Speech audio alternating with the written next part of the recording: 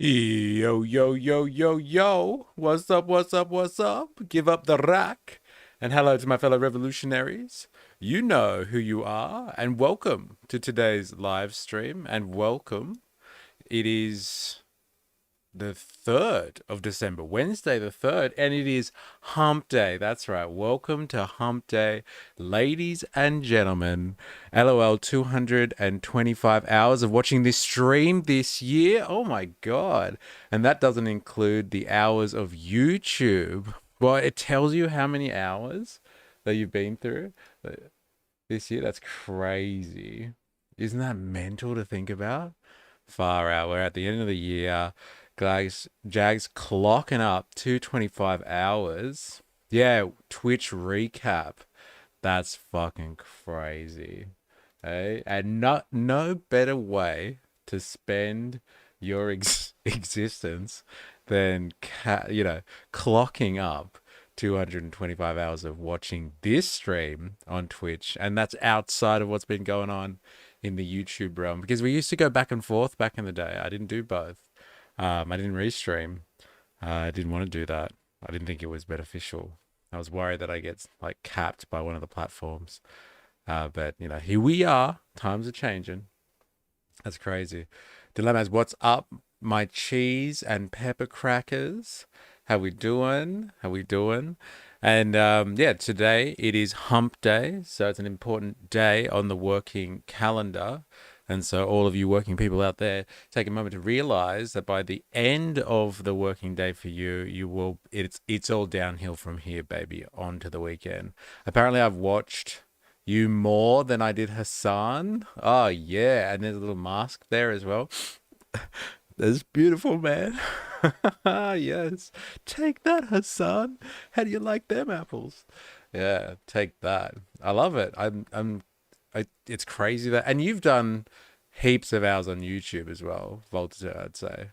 Actually, I don't know if people have preferences and all that jazz, but it does seem like there's a few people that prefer the Twitch world than the land of YouTube and the big tech bros. Let's be honest, this Twitch is owned by Bezos. That's as big as you get when it comes to the tech bros. Fucking Titan, gargantuan tech bro he is. Yeah, so it is Hump Day. So take a time to realize that, halfway through your working week, it's important, I think, to realize these little things where we can get them. We take these small wins where we can get them, and we appreciate things.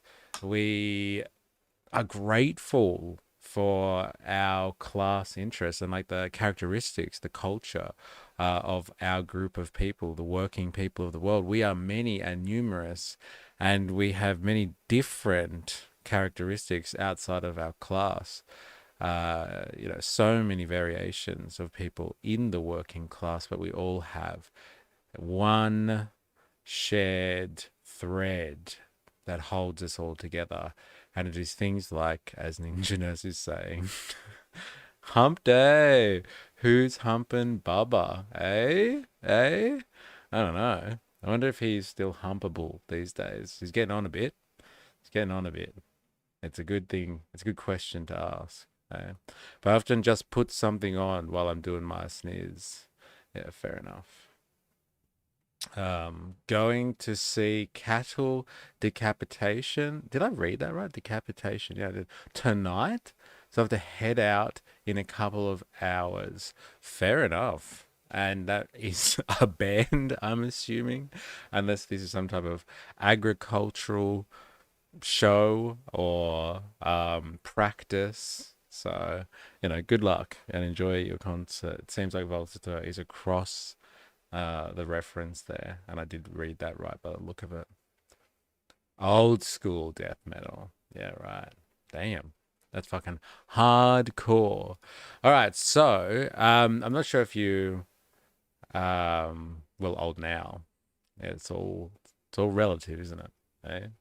Now, I'm not sure if you have been on Discord recently, but 4AS has put something up there that I'm going to read out, and like you can see it kind of as I'm reading it. It's just there next to me. I think it's an important reminder of what we do in this stream. I'm not sure if you have been kind of following on recent events, but there has been kind of some back and forth. There's been some argy bargy going on in the stream chat recently, and I just want to make sure that people that are coming here to to spend time with other working people are not taking things personally, and everyone is kind of sharing in the struggle together, and it's various forms and expressions, and so like he's written something.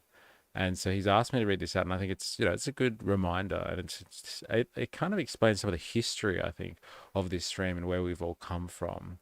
So like I'm gonna read something out, and you just pay attention, y'all. Based, the band's pretty good as well. All right, here it is. Mystery, I'd appreciate it if you read this out on the stream because I think it's really important. When chairman of the Chord, Mystery, and I put this little Discord, we deliberately left the rules of engagement blank. I do remember that. That was an interesting discussion.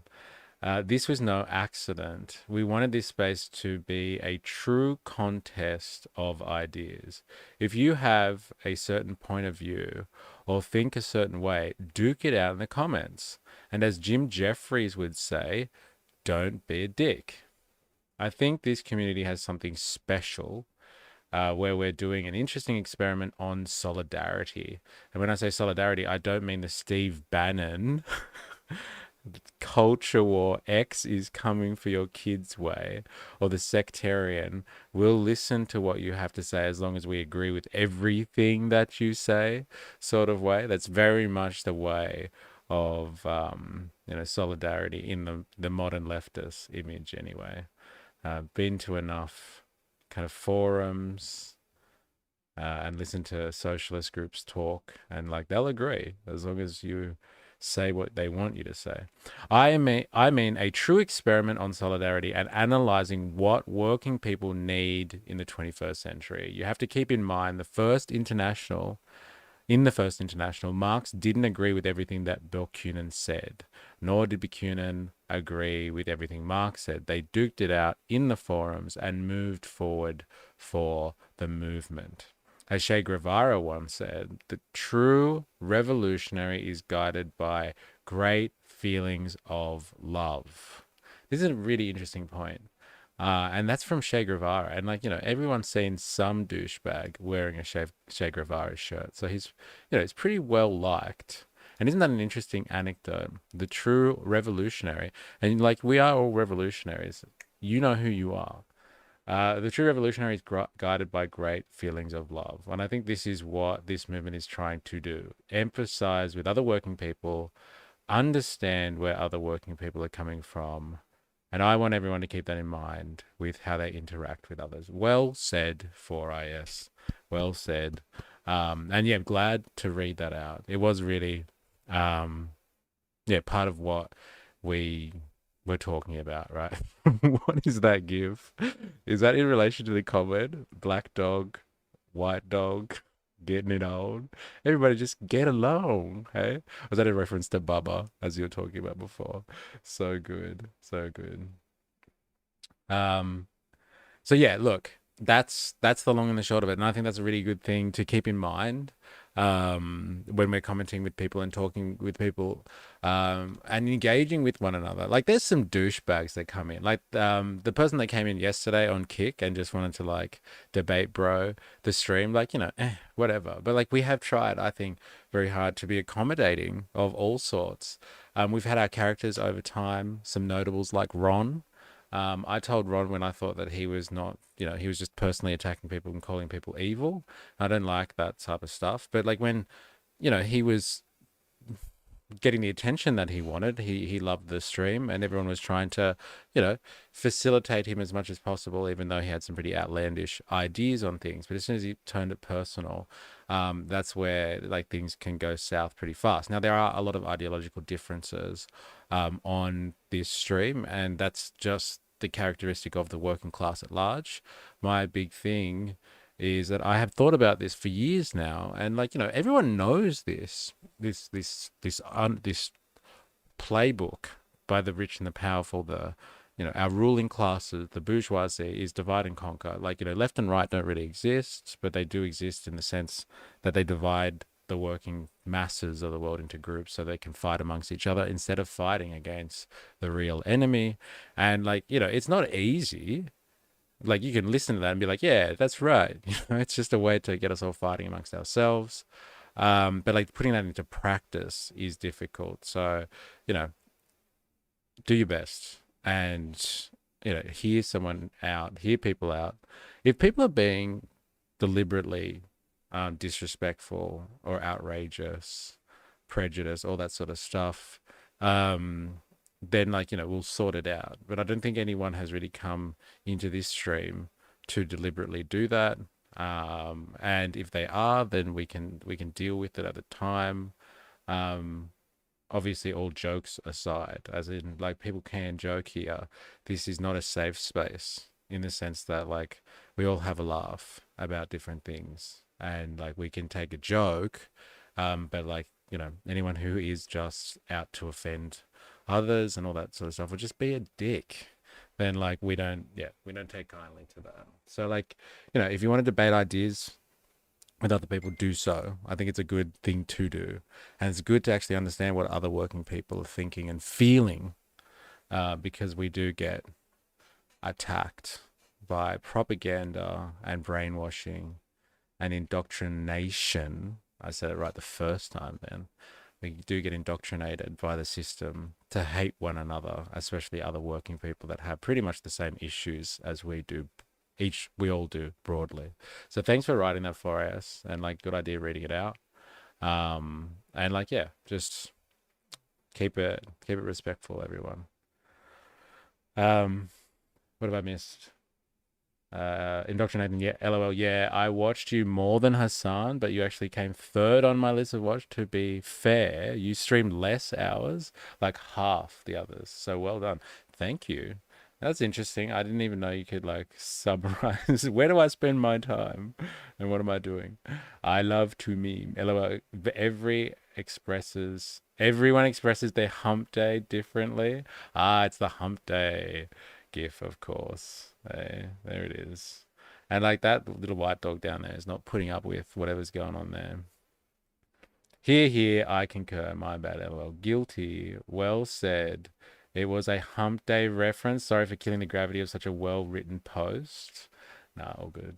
Unfortunately, I wrote MAGA on a Sky News clip once. Joking, I'm joking. I come for the clash of ideas and having my thinking sharpened. The Vatican rabbit hole has popped up a bit for me recently, while looking into satanic stuff in my free time. Someone came in to Discord recently, Yoshi. Yoshi seemed to have been here like last week or the week before, and Yoshi's dumped some Vatican propaganda into Discord. So maybe it's something that we need to do. We need to go down. I am what I eat. Satanic content on YouTube. Is that right? Yeah, we might have to go down another Vatican rabbit hole in honor of Yoshi this time, and in honor of the ghost of Ron who used to haunt this stream. If you want to behave like a CUNT, take it to the Instagram comments. Yeah, that's where the real battles go, the real personal battles go. So, like, yes, I agree. Take it to Instagram. I've had some good fucking conversations with like, supposed lefties, supposed Marxists in Instagram comment sections that lasted for days. Like you check back in every hour or so just to see what's said because it's just, just riles you up. Religious zealotry seems to be the order of the day. Well, yeah, strap yourself in. We might have to go to Yoshi's side of the woods, and see what the Vatican conspiracy theory stuff is all about. What do we share in common with white racist nationalists just because they are working class? Well, like the kind of the answers in the question, I guess it's working class stuff. So, look, I've read it out now, and I've made my little piece. So, I would hope that you would respect those wishes, and you could just understand what's going on. This is, as Fourier has put it, this is an experiment in solidarity, as opposed to anything else. And solidarity is not easy. And I think, you know, the left, if I can use that terminology, being the historic left, the movement which was the movement of the working class, was founded on a very basic structure, a very basic was yeah, built on a very basic foundation, and it was the idea of solidarity. And like working people throughout the ages have had varying degrees of sentiments, and like, varying degrees in the sense that, working people from 150 years ago, 200 years ago would probably be considered very racist, sexist, and all the things that we hold as like, virtues today, they would be anti a lot of those things. But like they were all, they had similar struggles to us. So if we can go back into history and learn from working people and their struggles, we can understand that there is some shared stuff between us. I'm not saying that, we need to go and break bread with Nazis. I'm not saying that at all. But like if I ever see, as you've described, white racist nationalist rhetoric here, like Nazi rhetoric, then like that sort of stuff will not be tolerated. So I haven't seen that yet, unless you can point where that is exactly on this stream. Then we'll take it as it comes. We have had people on here that have described themselves as groypers, and groypers, one of them comes in from Twitch and says things like "Hail Hitler," and while they're definitely not part of this movement because they obviously don't care too much for it, we've learned some interesting stuff from them, and we've tried to understand how they see the world. And like, for the most part, it's completely illogical. We've seen that Groper try to describe why he doesn't like Jewish people, and it was, full of problems in its thinking. And it's through that understanding of what those people are talking about that you can solidify your own thoughts, and you can draw, some conclusions on that, and everyone can see that it's not worth its time of day because you've given them a platform, they've said a couple of things, and it's pretty stupid. It's pretty dumb stuff, to be honest. And so, like, should we be discounted for allowing a groyper to say "Hail Hitler" in a stream on Twitch? No, I don't think so, because it was pretty clear after 20 minutes of talking to that person that it wasn't worth our time considering their ideas. So yeah. Okay, so what if including people in the conversation because they're working class pushes away every other working class people because of their discriminatory views? Well, that is the choice of you. That is the choice of you as individuals. If you believe that you can't be in the same forum as other people that have different views to you, again, as long as they're not being a dick, like if they're just saying stupid stuff to rile us up, I've kicked people out for doing that sort of stuff before. So if people are just saying things that you don't like and they're trying to explain themselves and you just don't like it, then, you're just going to have to leave yourself. If you can't stand being in the same room as somebody that's saying things that you don't agree with, then you will probably have to leave yourself. Now, I really would hope, that we could rise above that, and like duke it out. But like, I can't control whether people want to stick around for that sort of stuff or not. I can't control that. I can only hope that we can try to understand. Like when I going to something like the Put Australia First rally on the weekend, like there are some people there that I'm speaking to. I do not agree with their thoughts at all. But I'm really, really trying hard to establish, where the fuck did you get this idea from? Why are you thinking like this? what sparked this type of thought? And I can only think of like, and that's why we started with her. She was the first interview, but we started with her yesterday. The lady with the One Nation t-shirt and the hat on. Like, her whole basis for why she's anti-immigration is because that Bosnian dude that lived next door to her. And now she's classifying all migrants like that. In a different environment, I would have, questioned her on that, as in like debated her on that instead of just finding out why she what grievance she has against individual migrants. But like even her at the end of the day, after being asked multiple questions, she was kind of like, well, it's not just that. Like it really is like governance and like other things. And so like, she was even able to flesh out her own ideas. And so if we can provide a space where people can flesh out their own ideas and come to new conclusions as a result of talking to other working people and being like, oh fuck, they've got the same problems as I do. Holy shit. So just because they support, I don't know, Palestine and I don't, but like they're struggling like I am in this economy, like like that might be all it takes to find some solidarity.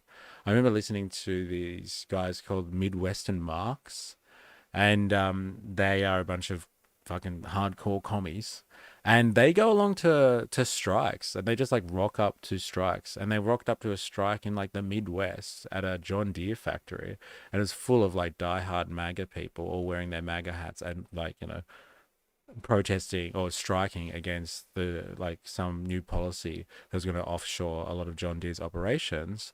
And like they rocked up and they're like, we're communists and we're here to support your strike. And then these MAGA people were pretty like, oh my God, there's commies here. What are you doing here? And then they just talked about working class stuff. And they were like, oh, wow, I didn't realize this was what commies are about, supporting the working class. So like stuff like that, you know, it can help. It can help. I'm not going to say it's going to fucking solve the world's problems, but like you never fucking know unless you go. Hey? So much of it's linked together. Aliens, demons, dinosaurs, giants, the Vatican. The Vatican is hiding the truth for us. Dog whistles are okay. Come on, you know what you want to say. It's me. It's definitely you, of course. Okay, so what if no, wait. I've already read that one. Okay, that sort of answers the question. Maybe he's just a fan of regional African politics. It's kind of like real life people we care about believe in bigoted stuff, but our similarities are what binds us, hoping to spread empathy. Yeah, there's a lot of people in, my family that have some, questionable thoughts on how the world works. But like I haven't given up on them yet, if you know what I mean. HH answer does tell me where you draw the line. Fair. Um, these groups thrive on conflict. Once we stop fighting each other, watch them fight amongst themselves. Look at what's happening in Candace Owens and Turning Point America. Yeah, that's interesting. I didn't see the fracturing coming in the MAGA movement so quickly. It's interesting sign because, what, 9 months ago, they were solid as fuck.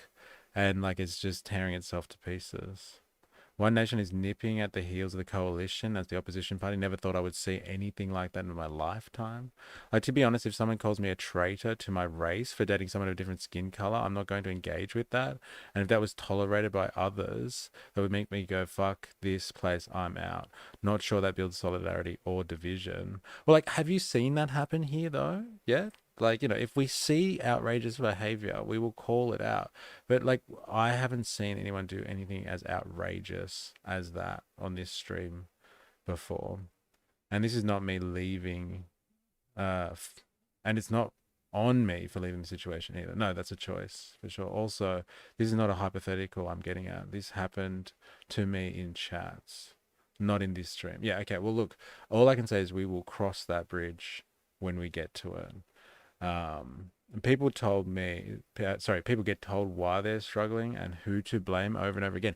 Yes, can create a blindfold, ignoring all other factors like immigration. Yes, I think that was a theme that I have noticed in multiple events now is people are told what to think about why they are in a shit situation and they buy it and they buy it hard.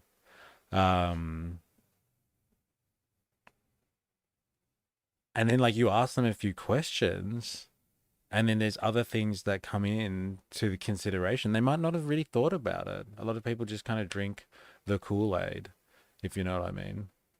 And, you know, like just pushing them away for the sake of it is not going to help them consider or reconsider their thought processes. That's all. All this Vatican stuff is the evangelicals starting a religious war against the Catholics. The battle begins with propaganda. Oh, fuck. Apparently, you know, social media is riddled with it. I really don't give a fuck what they have to say. It's what they stand for that's offensive. They're the same fucks that would line you and your fam against a wall when it all goes down. Yeah, well, um, let's hope it never gets to that. But the division of the working class, I would say, and like I think history supports this, the division of the working class into fighting camps, and instead of being able to um, come together in the face of the system that we are in at the moment, the capitalist system that we're in at the moment, turns into, hey, you were against me. Now I'm going to put you up against the wall. When one wins and the other loses. But these are just fracturing in the working class that leads up to people being put up against the wall. If there was ever a point at which, and you know, I don't know if we'll ever get there again, like the hope is there, but the working class was close to doing stuff like this 150 years ago, 100 years ago now. The working class was really close to being able to unify against the common enemy, which was the capitalist class. And they were pretty close to setting up, you know, real workers' societies. In like, I'm talking about in the most advanced communist countries, capitalist countries, obviously, not places that had to go through the whole industrial revolution from the scratch. They got really close, and then they got fractured, and then they, you know, things got real bad, real fast.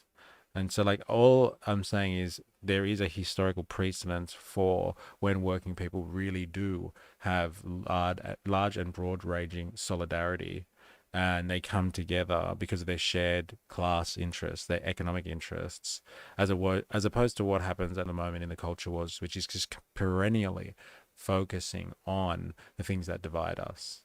I think there is merit to trying your hardest to put the division, the things that you disagree with, putting that to the side and trying to find the things that we all share in common, the struggle that we share in common. I think there's a lot to say for that. Um, Especially after, you know, decades now of neoliberal onslaught. I think there's a lot to say to it. Ninja Nurse, yeah, I'm starting to see it more often as well, starting to seep into more right-wing spaces. It's like the cabal has a big red button labeled "Activate the Culture Wars." Then the heat gets a bit too much. All it took for Thatcher to get the police to betray their working class brothers was a 40K a year pay rise. Trump's paying us 100K plus a year with 50K sign up bonus. I think we need to be careful saying people who are working class are on our side. Well, again, that's not the type of attitude that is assisting. Um, and you know, there's plenty of disagreement there too. Like I know there's people in this chat that don't believe in my thoughts about the capabilities of the police, and you know, we can agree to disagree on that one. But like, you know, if that's worth splitting over and walking away, then so be it. I don't trust religious institutions. The Vatican has sins they have to answer for, but there is no way I'm going to trust those evangelical zealots speaking in tongues. But like, see, I love bacon. There it is. Hey, there it is.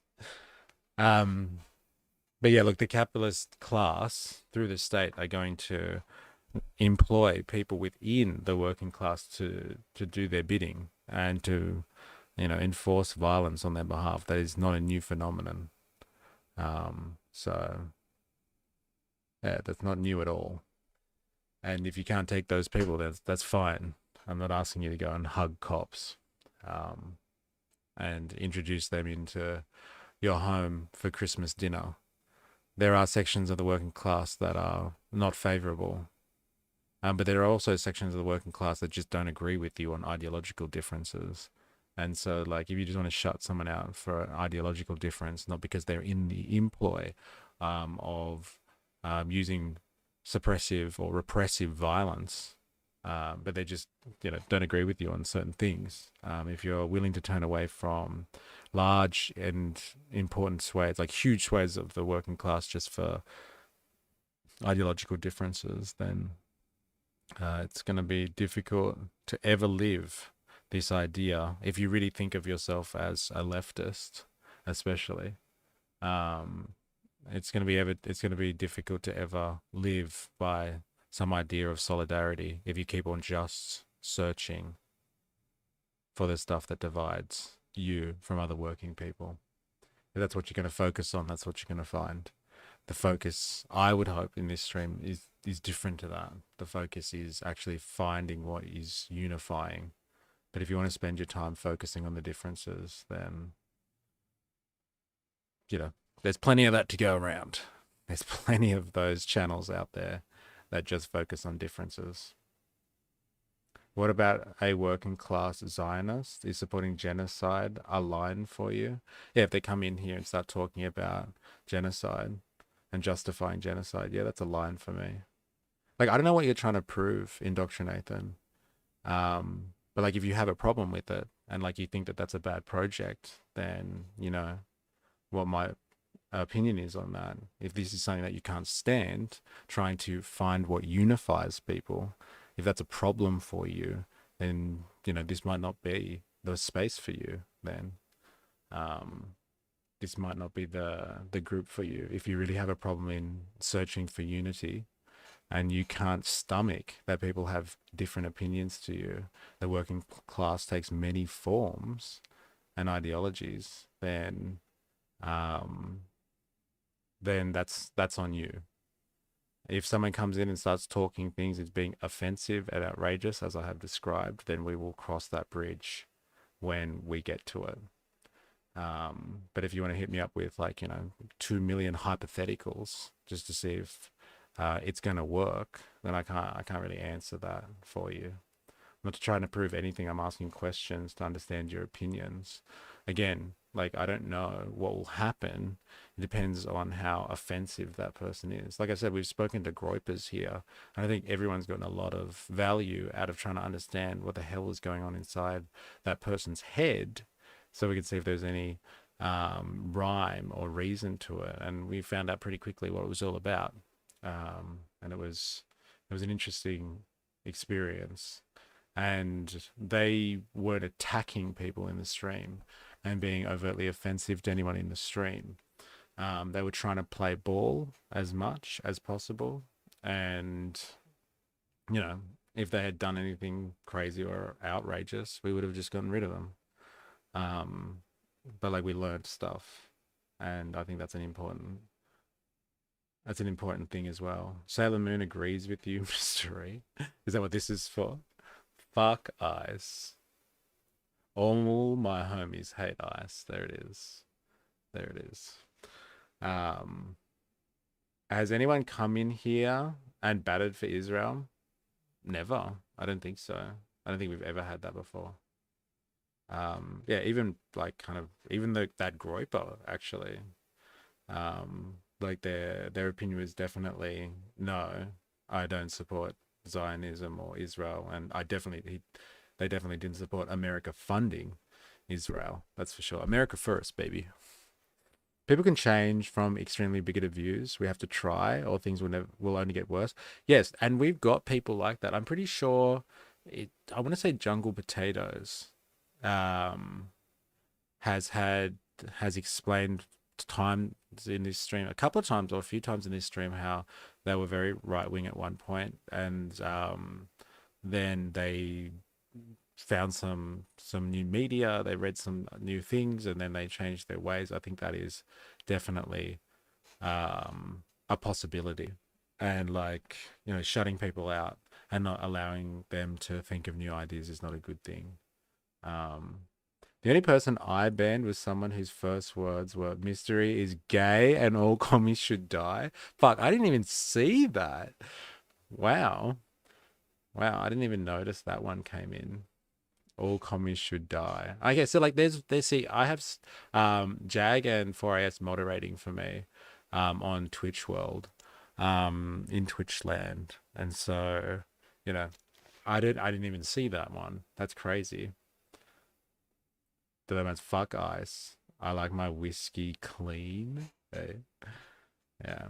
They usually have access to commercial TV if they want to bat for Israel. The fastest way to get on TV is to defend Israel. Yeah, essentially the fastest way to get on the fucking ABC as well. My God. So anyway, um, it's a good post by 4AS, and I think it's important. Unsubbed, I'm not interested in the way they think or what they say. I don't need to evaluate superficial racist nationalists. It's surface shit. Best of luck. Good luck to you. And I hope it all goes well um, in whatever it is you're trying to achieve. Good luck. Um, and yeah, I think it's a good post by 4AS, and like it's a good ideal to have. Um, Trying to focus on solidarity. I think solidarity is something that has, yeah, been stamped out of the working class, and I think on purpose, by the bourgeoisie over a long period of time. I think neoliberalism, especially, has really shattered the working class. Like people don't even know what working class means anymore. Like you ask like 20 different people what working class means, and like they'll all have a separate answer for you. Like it's somebody who works in construction or in a mine or something like that, or I don't know, someone who works in a factory, or someone who gets paid a certain amount, or somebody dresses in a certain way, or somebody lives in a certain area. And I think yeah, neoliberalism has really done a number on that, and you know somehow trying to claw back class consciousness is the biggest thing we could ever do, I think. Um, Honestly, trying to get back like class conscious, I think class consciousness is the biggest thing. The closest like we've ever come to like revolutions against capitalism is when people were class conscious, and like it's just decimated at the moment. I wasn't right or left or political till my son was born. Then I made the choice to seek the truth. And now I'm here. All my views aren't from inherited bias, but looking at the facts of the matter. Like, sorry if this seems pointed, but this is streaming. Get used to it. I'm not even the worst of what you'll get if you keep doing it. Like, consider me putting questions to you that will come up by people who know you less and have less charitable to you.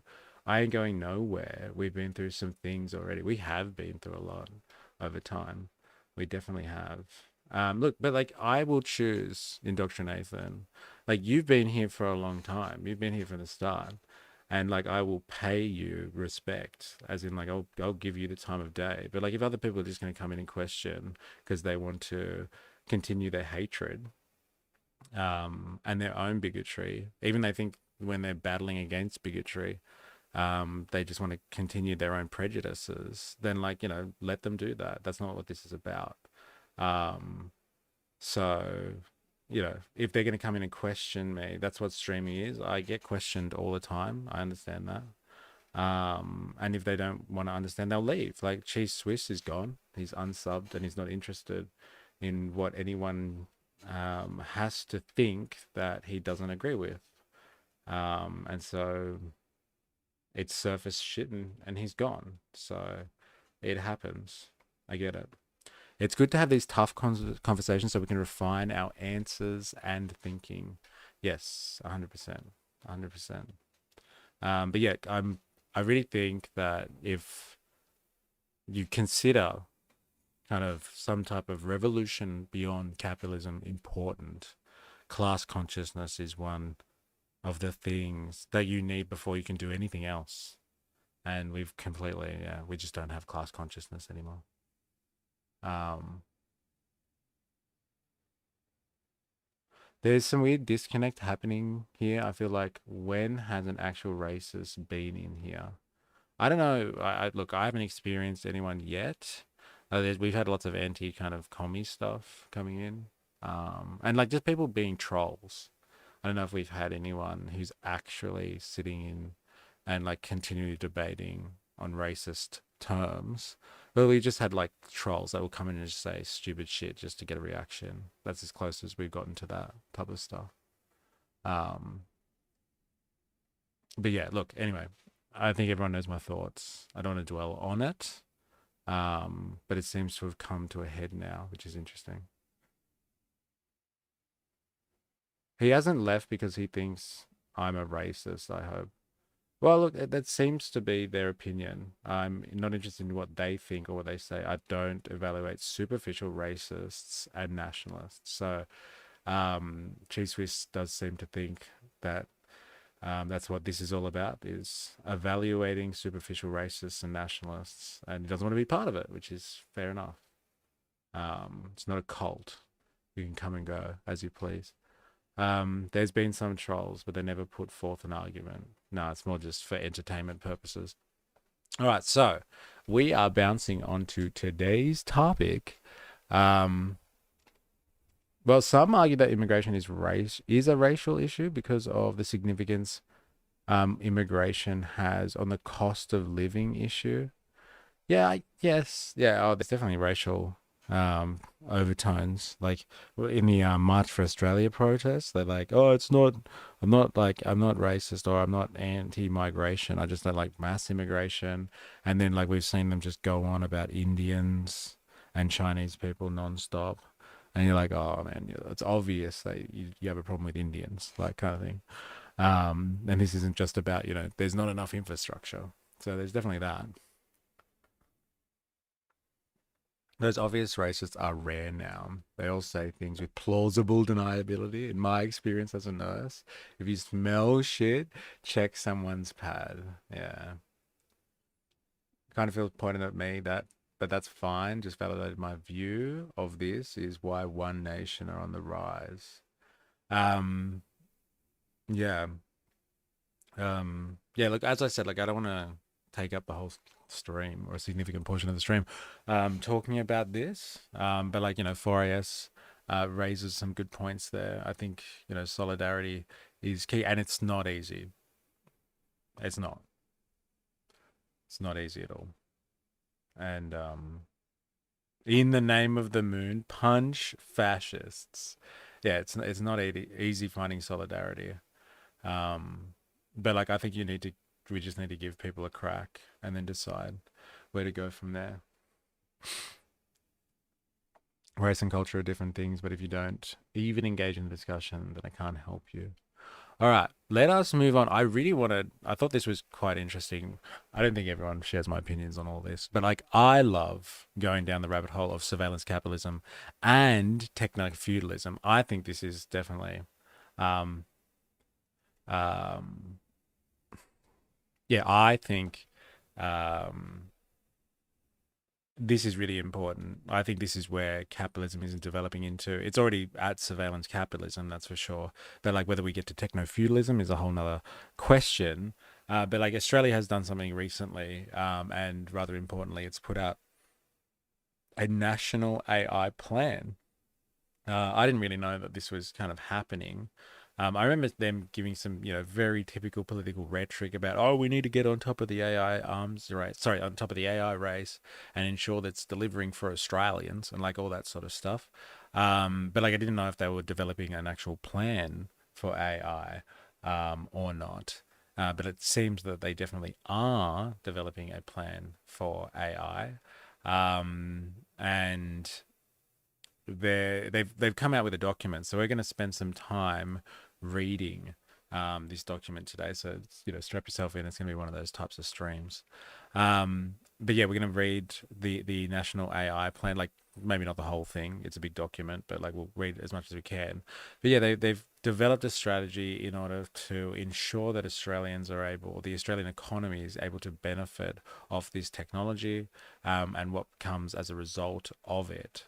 Um, And so let's get an understanding of that because, this could have significant impact on the economy. I think it's mostly just like empty kind of rhetoric because people are kind of scared about AI. But what I think is very interesting is the business community has reached out to the government.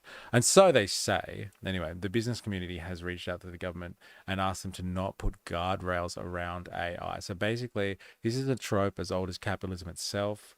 Whoever's interested, whatever capitalist investors are interested in AI in Australia are kind of like, look, we need this to work. Can you not overregulate AI, please? Can you not do anything that's going to hurt Australia's chances of like benefiting from the AI boom that's happening at the moment?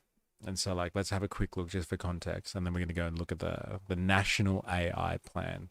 This is important. Again, like, there's surveillance capitalists, there's potential techno feudalists all around, and they would be shaping government decision and policy about where to put regulation and constraints on the our national direction for AI.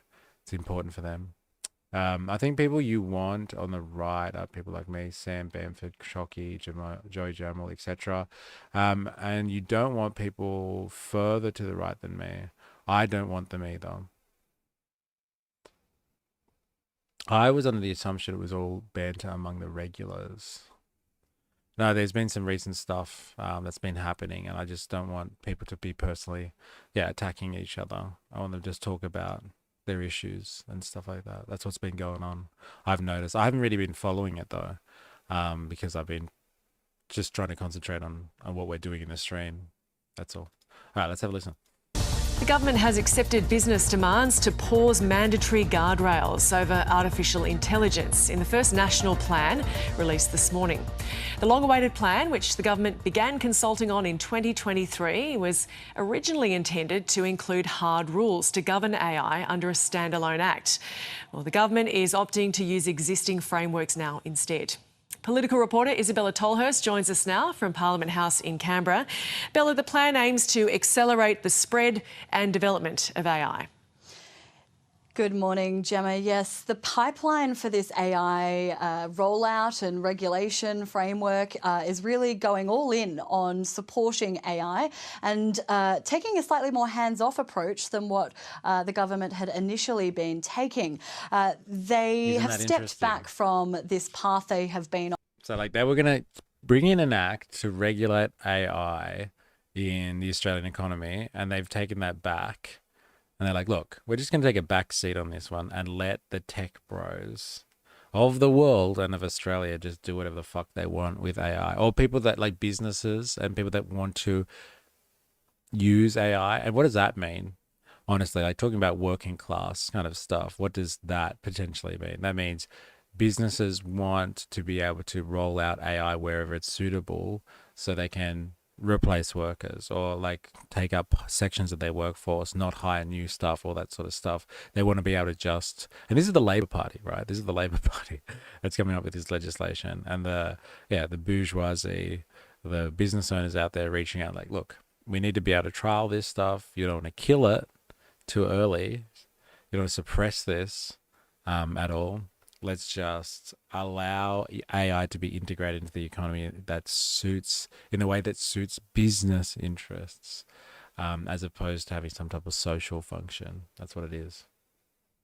If you're referring to what I said some would argue, highlighting a popular perspective. Some would have, in some spaces, not necessarily what I believe. I would that what I said in ways sometimes very deliberately, especially when simplifying things. I'd like to know how our government plans to provide energy for anything AI related, considering nuke plants are planned to be built next to data centers just for the extra power needed. Yeah, it'd be interesting actually how we're going to keep powering things. But like it's just not on the same scale as the US, that's for sure. on for about 2 years in their research and consultation on how they were going to regulate AI. They initially were going to have 10 mandatory guardrails in place to help protect and regulate artificial intelligence. They've walked back from that now, and instead they're relying on existing frameworks and technologies, relying on regulators' existing experience to inform how they go about regulating AI. Now, what does all of this mean?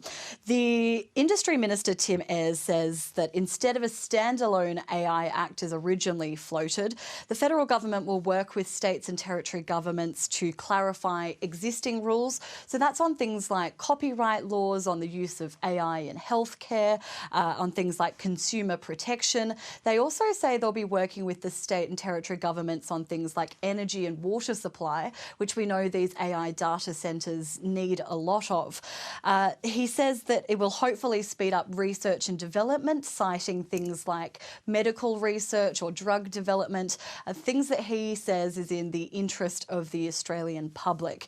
Keeping an eye on things will be a $30 million AI Safety Institute that is being developed, which will keep an eye over the sector and report back to industry and government if there need to be stronger regulations in place in certain areas. Now, Greens Senator David Shoebridge has been very critical of the government's plan this morning, saying that it just plays into the hands of big US tech companies, that it leaves creatives hung out to dry on copyright laws, and that the use of AI algorithms on social media is driving an increase in extremist views through social media. But Industry Minister Tim Ayres has stood by his policy, by his plan. He says that it's about harnessing economic opportunity. Here's what he had to say. It is directed towards three national interest priorities. Firstly, making sure that Australia captures the opportunity, the economic opportunity, the productivity opportunity, making sure that we're making AI technology here, as well as taking the best of artificial intelligence technology into Australia to do important national interest things. Isabella, why? Important national interest things. Like, what does that even mean? Seriously. There's so much empty rhetoric. I'm not having a lot of, just thinking about reading this AI national plan that we've got here. Like, it's just going to be all empty government rhetoric kind of stuff. There's going to be no real plan. It's just going to be like, we need to do AI in the interest of, national things. Why the focus on economic opportunity over guardrails? Well, AI is a growing industry. It's something that we are increasingly using in our everyday lives, whether it's ChatGPT or OpenAI. Australians interacting with and using AI more and more, and the Australian government wants to get on board with that. They don't want to be left behind as the world moves along on this AI train, I suppose, bandwagon. It's also a huge attractor for investment. So Australia is already the second largest destination for investment in data centres, bringing in $10 billion last year. The demand for skilled workers in AI has also tripled over the past decade. So this is a rising industry that Australia wants to get behind, otherwise they'll be left behind on it, really. They also say that protections in place around things like deepfakes and nudify apps, those guardrails in place to help protect against some of the dangers of AI and those concerns. But certainly the government will have to keep looking at this plan and updating it as AI develops and changes so quickly to see whether this relatively hands-off approach that it's now taking is going to be suitable as AI develops. Gemma? Isabella Tolhurst there at Parliament House. Thank you. And thanks for telling us fucking nothing. Like, do you actually understand anything about the national AI plan now? Like, apart from the fact that they were going to go ham and bring in legislation to control AI, and now they're not going to do that? And like, you had the minister speaking about it. Like, what did you learn from that? Like pretty much nothing. LOL, regulating AI, like how they want to regulate under 16 ban and all the kids just move to apps not included. Do our leaders all have to act like clueless boomers all the time? The amount of energy and water used needed for these plants often increasing the cost to surrounding households. Yes. Have we watched multiple things in like multiple documentaries, I guess you'd say, about like places in the US. Like Georgia was one of them where they've come in and like all the energy prices have gone up. The local environment has just suffered. Like people get absolutely crippled by dust that comes from these mega centers and blows onto their properties. And they take up all the drinking water. Remember that one we saw in Texas? And like the local council was like, oh, we just wanted, to get all the money coming in from the relaxed taxes that we were going to draw from this data center. Now we don't have any fucking clean drinking water. Dilemma is what? Who would have thought suppressing people's views would lead to them becoming more radical? Such a revelation. We've also, we were kids once. Unless there is some major complex control over outgoing and incoming data, kids will find a way around it. Going underground creates more dangerous environments. It also does is it kind of diversifies as well. So like if the kids won't go on Instagram or whatever because they can't, there'll be some other platforms that are popping up that they'll be able to get on top of, and then they'll become, new markets basically. Black markets, as you're saying, they're underground. But like there'll be other services that get a bit of sunshine now. You get a bit of attention because the big ones are being watched. Dilemma as it does my head, and if you want to go full renewable with no nuclear, sure, okay, it just means we have no manufacturing. Then to promote renewables, then want AI development. The best speech is free speech, especially if you don't agree. The internet has smashed the paradigm. All right, let us. Should we watch? No, I don't want to watch another one. I'm going to go into the document now. Let's actually have a look.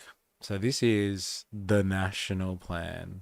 Like, that's right. You've seen it here, ladies and gentlemen. I wonder if it's just full of like, bureaucratic rhetoric. I wonder if that's the case. Oh man.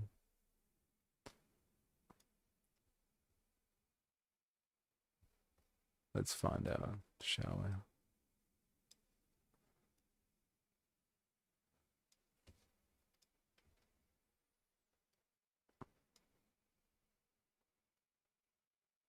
Oh, okay, that's pretty good actually. All right, let's do that.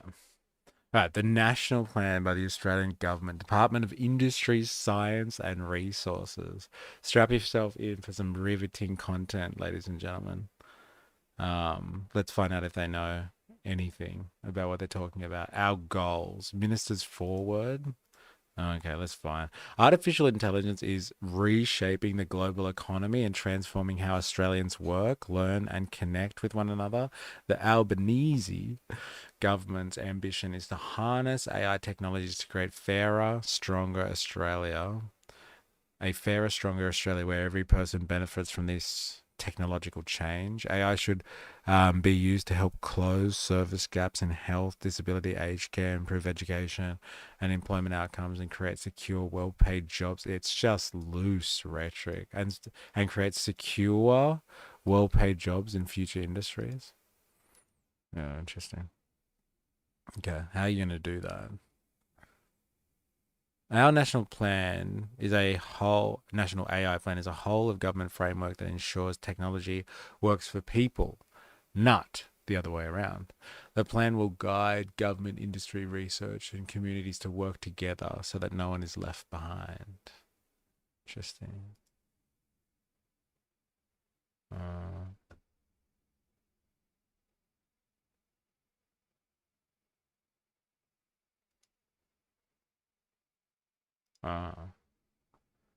Interesting.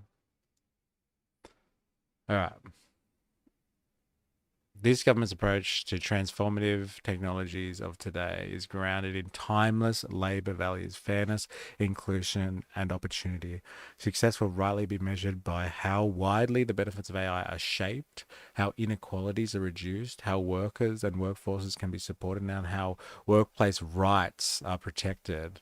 I wonder if that's something that they're going to be really focusing on a lot. Because that's the big thing that people are just terrified about with AI is like, hello, is it going to take my job?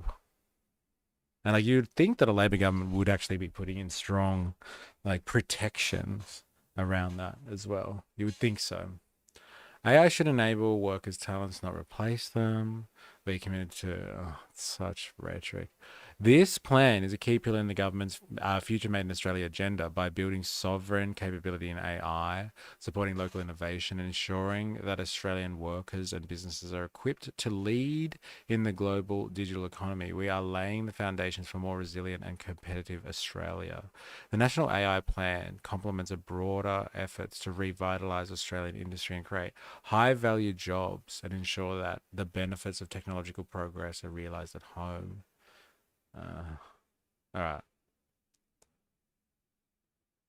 Australia is an active and influential player in the global AI ecosystem. That's a big lie. Like, I don't know about you guys, but really, is Australia such a big player in the global AI ecosystem? Consistently punching above our weight in research and innovation. Okay. Fair enough. Let's see where we go with that. Australia ranks highly in AI use by consumers. After adjusting for population size, Australia ranks third globally in the use of Claude, a popular AI tool developed by leading technology company Anthropic. Hey, there you go. And they've got sources too. Apple et al. 2025. Australians use Claude more than a lot of other people. That's interesting. Labor will put in protection for government jobs, but how will you power it, Mr. Prime Minister? Show me the data. Australia attracted 10 billion in data center investment during 2024, making it the second largest destination globally that year for this asset class after the United States. Knight Frank are doing this report. Very interesting.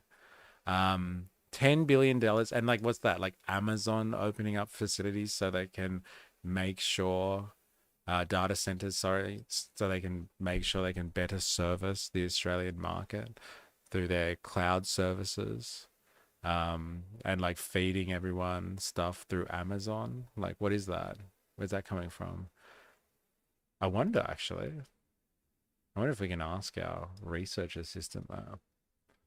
Let's ask AI about AI, shall we?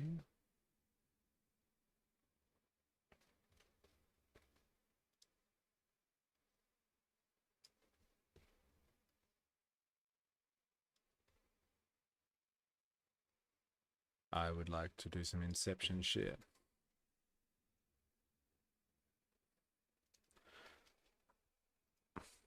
Are you able to clarify what companies were developing data centers in Australia in 2024? Like, it's such government rhetoric. Like, government, like, I've spent enough time in government to be like, oh yeah, we attracted $10 billion of investments. More like, look, these people were here anyway, and it's not really $10 billion of investment, as in like people are trying to spruik up the Australian economy. They're trying to do business here, and they need that infrastructure. In 2024, the major story was Blackstone with CPP Investments completed the acquisition of AirTrunk, paying over $24 billion. This is widely reported as the largest data center globally.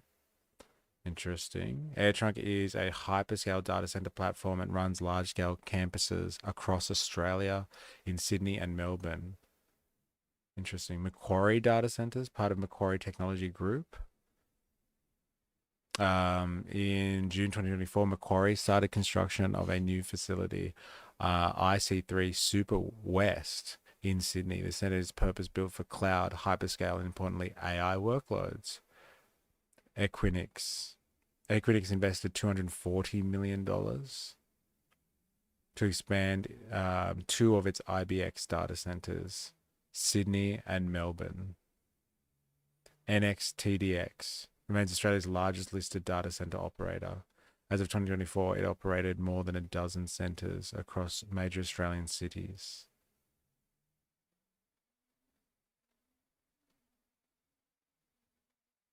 International players, Equinix, hyperscalers. I wonder if these...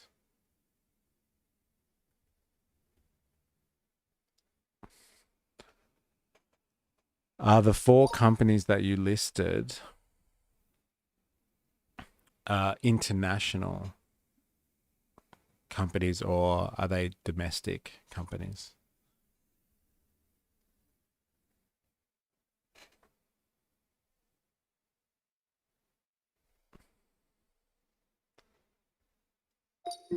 Macquarie Data Centres, Australian owned, part of Macquarie Technology Group, headquartered in Sydney.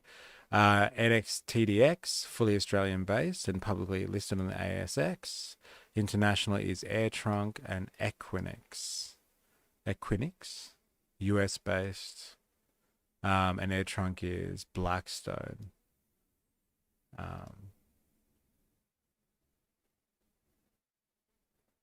Interesting. AirTrunk is founded in Australia, but now owned globally. Interesting. All right.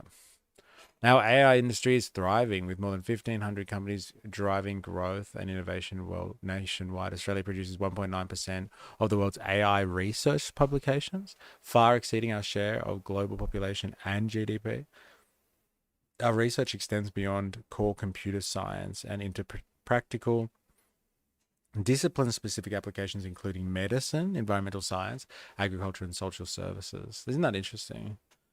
In 2024, Australia attracted $700 million in private investment in AI firms, reflecting increasing momentum in developing and deploying Australian AI solutions. Demand for AI-skilled workers has tripled since 2015, underscoring Australia's position as a hub for cutting-edge technology and talent. AI is already shaping our economy and society, presenting both opportunities and challenges. Realizing the full benefits of AI will not happen by chance. It requires deliberate, coordinated action to seize the potential of AI while managing its risks. Interesting. Okay, our goals. Here it is. Okay, it's 3 goals. Capturing the opportunity. We are fostering investment in world-class digital and physical infrastructure, supporting local capability and attracting global partnerships. By expanding high-speed connectivity, attracting investment in advanced data centers, and backing our researchers and businesses, we aim to lead in AI innovation and applications. It would be nice if we just had fucking, the NBN finished off. That would be nice. If we actually had fiber optics, like across the nation, as opposed to the haphazard way that we unleashed this, a decade or more ago. Spreading the benefits, our goal is to ensure all Australians, regardless of background or location, share the advantages of AI. We are supporting small and medium enterprises, regional communities, and groups at risk of digital exclusion. Australian workers must share fairly in the potential productivity benefits of AI. Keeping Australians safe, we are committed to robust legal, regulatory, and ethical frameworks that protect rights and build trust. Australia has punched above its weight when it comes to R&D. Yeah, massively. So I think they're just backing that. Like, Australia has had quite the research and innovation kind of sectors in the past, based on the fact that we've got, pretty educated population. And so, that's where our contribution is in research and development, as opposed to actually owning the means of production. It's like R&D kind of stuff. We produce something, we write a paper, other people take those ideas and turn it into value, because they actually have the technological mean and they have it at scale, like the US would. potentially China. The government's role. Okay, as the steward of the national AI plan, the government will provide national leadership and coordination to shape the direction of AI development, adoption, and governance to ensure Australia has the right policies, infrastructure, skill, and capabilities to lead the AI innovation, establish the right settings to attract domestic and global investment in collaboration with the state and territories governments, promote responsible practices to ensure Australians and organisations have the confidence to adopt AI, coordinate action with unions, businesses, and civil society to improve workers' standards of living, protect jobs, and ensure the benefits of AI are equitably distributed across Australian society. Partner with industry, unions, and tech sector to equip Australians with the skills, training, and credentials needed to develop and use AI technologies.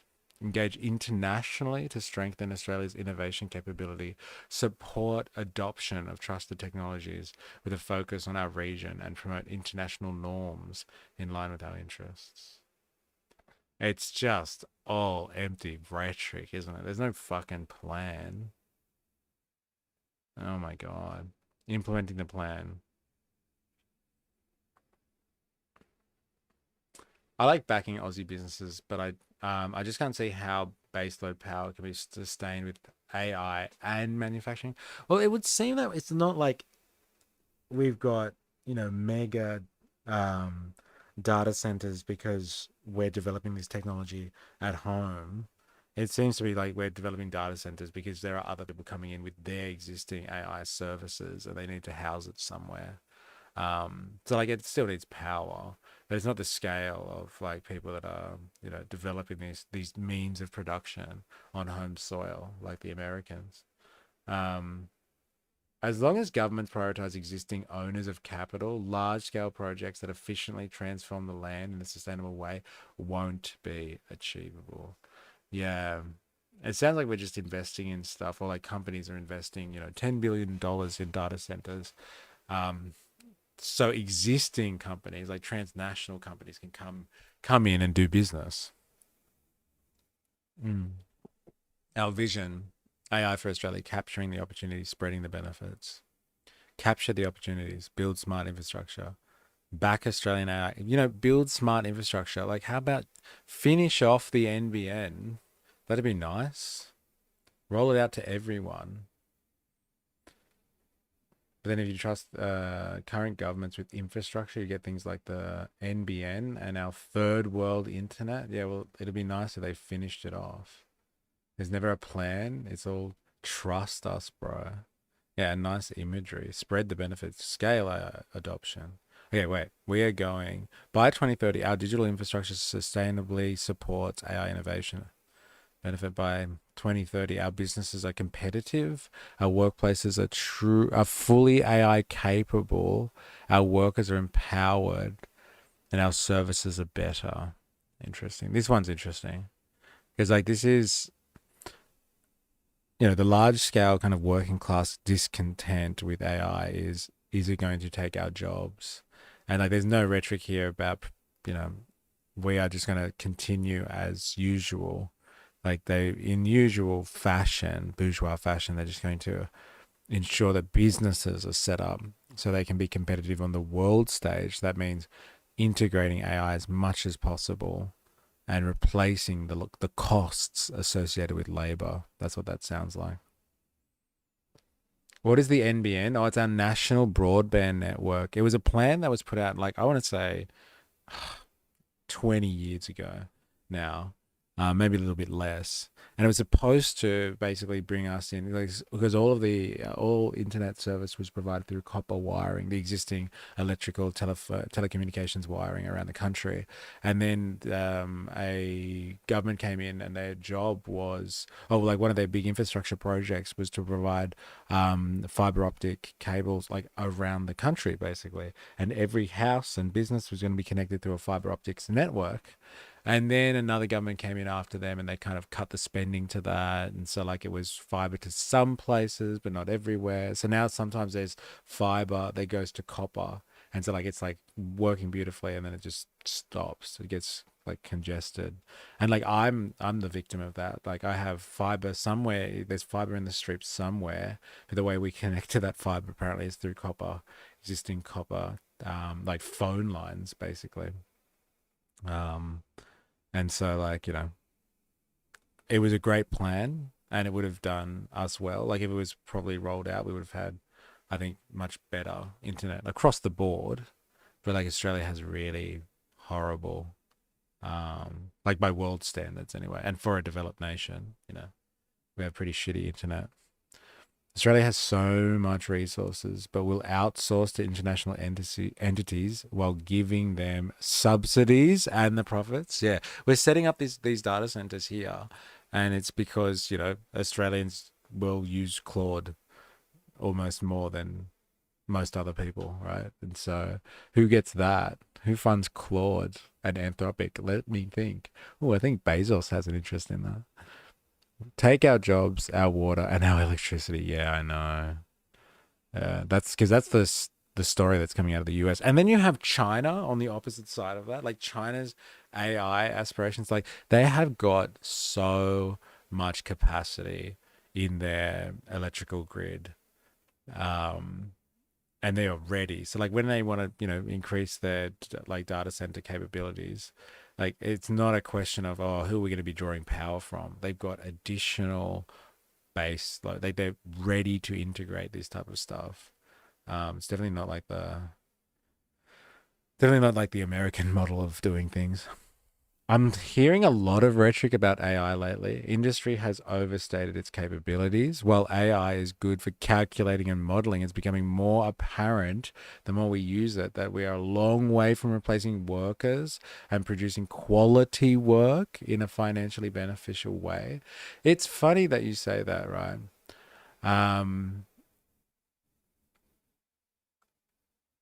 It's what has happened, I feel like, anyway, is that because of venture capitalists, you probably heard this term and it fucking pisses me off. They're just capitalists, but they call themselves venture capitalists because they use their monetary power to invest in startups and projects that potentially will turn into what they call a unicorn.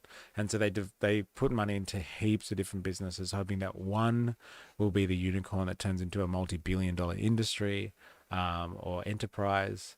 And what's happened is they've put billions of dollars into things like OpenAI and Anthropic.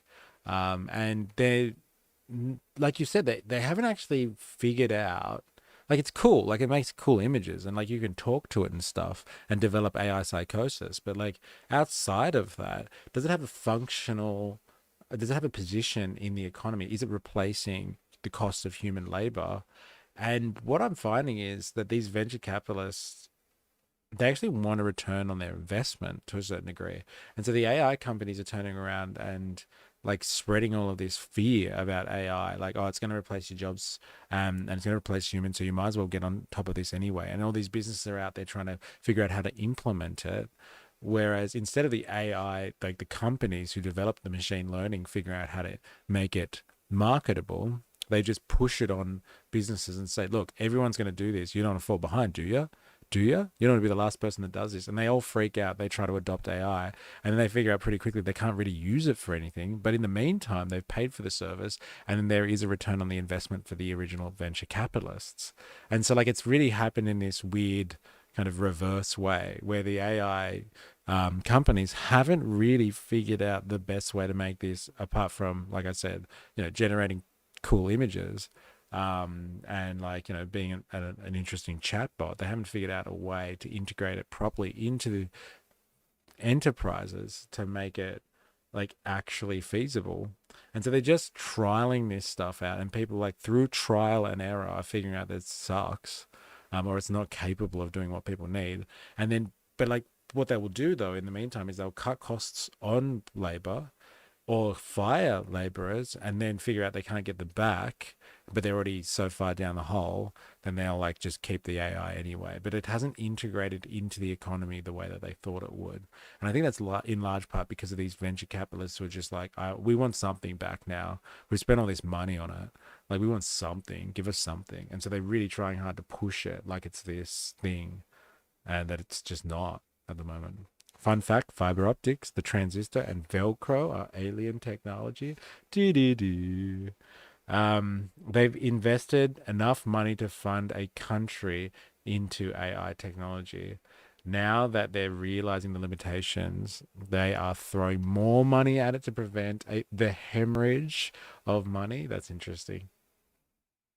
Uber's one of those unicorns. Doesn't make a profit, but someone thinks it will blow up. It's crazy, isn't it? And what an infrastructure. Like, it's pretty crazy. It's pretty universal, right? And like, they're still just waiting. One day, it's going to make everything, it'll make it all worth it. With every major issue that happens, governments and the media never delve into these issues. And everything you see and hear is surface level. The best use scenario for AI at present is really good proofreader before publishing your documents and calculating data. Yeah, it crunches data well. It works well as like chatbots for like basic stuff, basic, service issues, support functions, basic customer service level stuff. It does like kind of basic kind of data entry, basic entry level work in certain industries. Like, it's good in the legal profession. Like, it can troll through a lot of information really quickly and spit out cases. But it does, like, there have been instances all over the place where it has kind of done the whole hallucination thing, and like, just screwed things up in a legal sense. But that's the type of, work that they're looking at here. And it's not like this big thing that has kind of been the disruptor that they thought it was going to be, and like displacing, tens of millions of people across the globe, like kind of overnight. But like, I think that's part of the hype. Like, they deliberately hyped it up so businesses would be scared, and like governments come out with papers like this that say fucking nothing, that say really nothing, but they're just like, oh, we're ready to improve public services and not miss out on the economic opportunities. And like, but what are they? How are you integrating it? Specifically, how are you integrating it into the economy? They are trying to make the population more tolerable to the heavy consequences that are to come. Yeah, I think there's a lot of that as well. Like, there is going to be a shift in the way that this like work is done and labor is integrated into the economy, because labor will now be competing with new technological developments, being AI. And so like, over a period of, the next 20 years, there's going to be significant changes in the labor force. And so yes, people are being normalized now. They'll be like, oh yeah, I remember 10 years ago and they're talking about this, like, kind of thing. I guess this is what was coming. And everyone gets like desensitized to it. My work looked into AI packing machines. Still cheaper to pay a northern suburbs bogan to pack sheets. LOL. Isn't that interesting? There's this big section in Marx's Das Kapital Volume 1 where he kind of speaks about how capital will, although it develops the means of production, it revolutionizes the means of production, as he would like to put it. There is still a huge cost to that type of capital investment. So he refers to it as fixed capital, capital like, machines basically, and like technology that can automate processes, like automate human activity, whether that's physical human activity or mental labor. It has huge upfront capital costs, and the capitalists, even though the technology is available, don't think that they're just going to buy the latest tech to get rid of their workforces, because a lot of the time labor is cheaper. Human labor is much cheaper. And like, it's kind of disposable in a way as well. And he uses this example of the shipbuilding on the Thames. And like, they had technology to pull the ships in from the Thames, like into the dockyard where they were working on the ships, but they kind of didn't want to invest in these big mechanized systems that could pull ships in and off, in and out of the dockyard. And so instead they just like hired cheap laborers to like, literally pull ships on these massive ropes into the dockyards. And it was really dangerous work, and a lot of people would get injured and crushed and all this sort of stuff. But it was so much cheaper by using human labor. And so, he describes the phenomenon, which I'm sure we're all aware of anyway. Like, look at what happens in kind of places where there is a lot of clothing manufacture that happens still. in like Southeast Asian countries, in China traditionally, not so much these days, but like we could have developed, or the capitalist class could have easily invested and developed technology where, the clothing production could be pretty much done without human input at all, right? You could develop sophisticated enough machinery. We have the engineering capability to develop machinery that could just make clothes without human input. But it's still cheaper just to have a sweatshop full of people just sitting there in front of a fucking sewing machine and like putting clothes together, stitching clothes together. China outsourcing to North Korea. Yeah, it's probably still cheaper for China to like go and get North Korean labor in a sweatshop style arrangement, and get them just to put the clothes together. Then, pay German engineers to design technology for them, and they've spent, millions of dollars on that technology to, churn out the same amount of shirts probably that a whole bunch of North Koreans could just done for a fraction of the cost. Yeah, so what Jag is referring to there is we watched a documentary about life in North Korea, like, I don't know, 6 months ago. And one of the things was they have like these sweatshops in certain parts of North Korea. And like the laborers are producing clothes, and they're like producing, I'm pretty sure they were producing like Western clothes, right? They were like Western brands, I thought. And they're like stitching them all together in like, huge volumes, and like these armies of North Korean workers are just like pumping out these clothes. And, they're doing it in the name of kind of, North Korea and the workers' state and all that sort of stuff.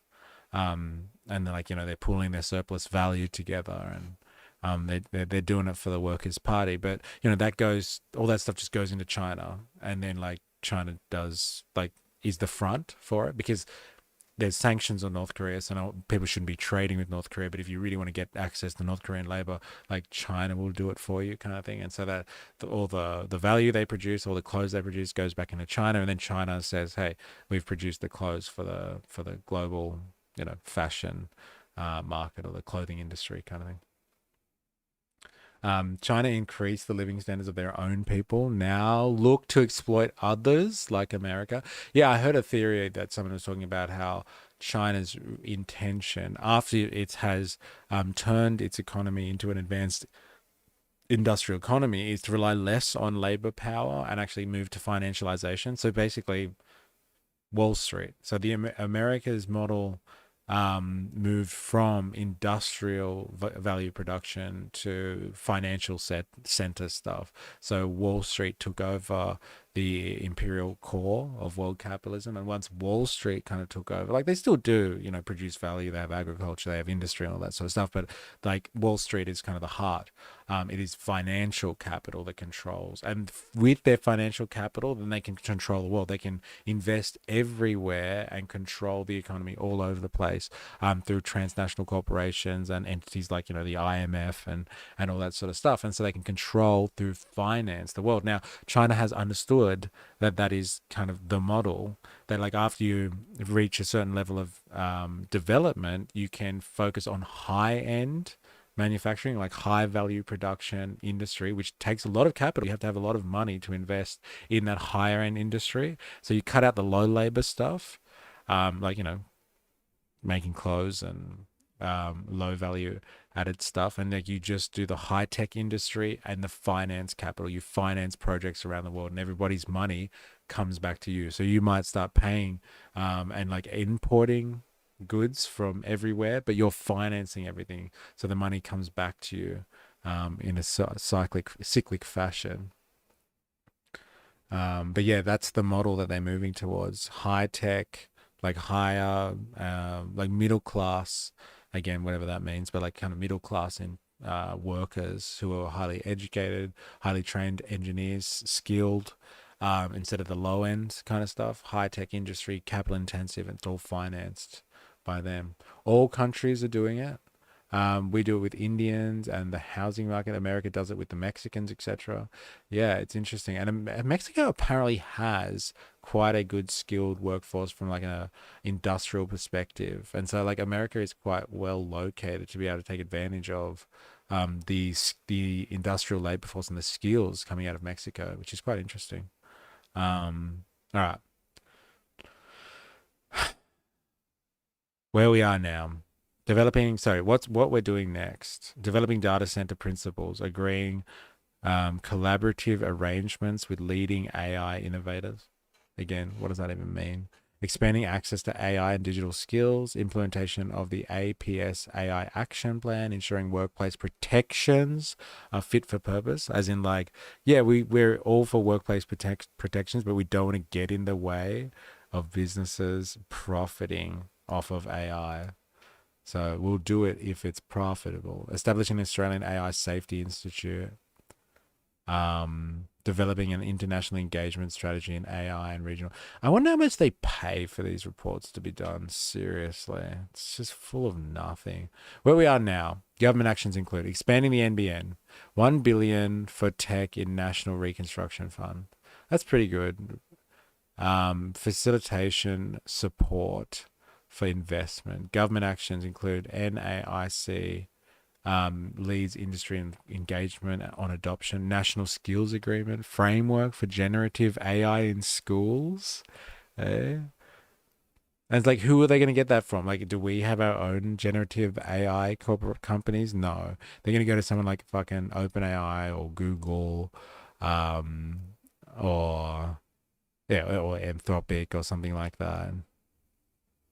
They're going to go to Grok and be like, hey, can you help us with our generative AI needs in the school environment? That'll be interesting. Government actions include reducing online harms, guidance for AI adoption, international committees, e.g., the Bletchley, whatever that is. All right, expanding the NBN. I'd like to know about this. I haven't heard about this. Let's have a look how they're expanding the NBN.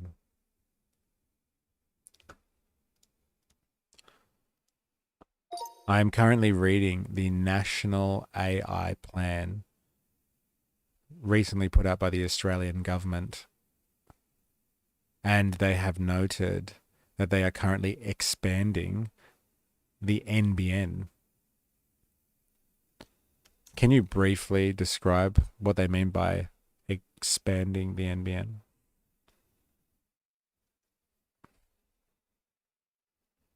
Yay, easy to indoctrinate the educational system to the tech overlords. Yeah, I know, right? Like that's the thing. Like if you really want to compete in this new surveillance capitalist world as a nation, like which is what Australia is trying to, put pressure on the tech bros with one hand, like with something like the under 16s social media ban.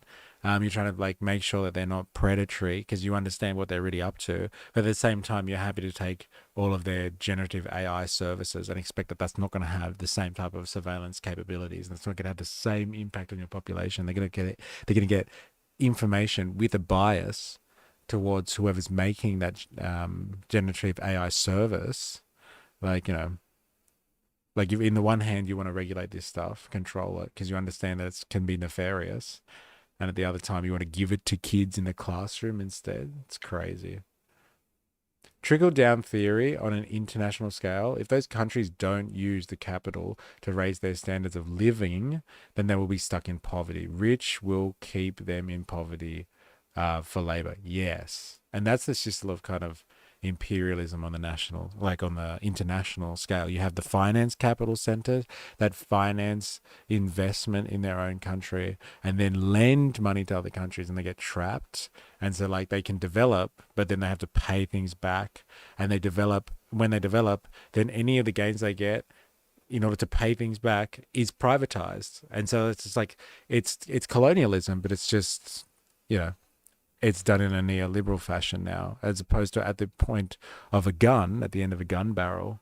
It's done through like free trade agreements and illegal and lawfare, as they say. Dilemmas: Western countries have pulled the ladder out from developing nations by demonizing coal, etc. Now that society used coal to push innovation, they don't want the third world catching up. It's an interesting point. I've heard people talk about this before, that like developing countries actually need to get access to like coal and stuff like that so they can industrialize. And if they don't have their own energy what's the word, like sufficiency, self-sufficiency, then they won't be able to industrialize. Mexico does a lot of auto manufacture. Yeah, easy to indoctrinate the educational system to the tech overlords. Control masked as security. Interesting. Financial colonialism. Yeah, it's an interesting concept, isn't it?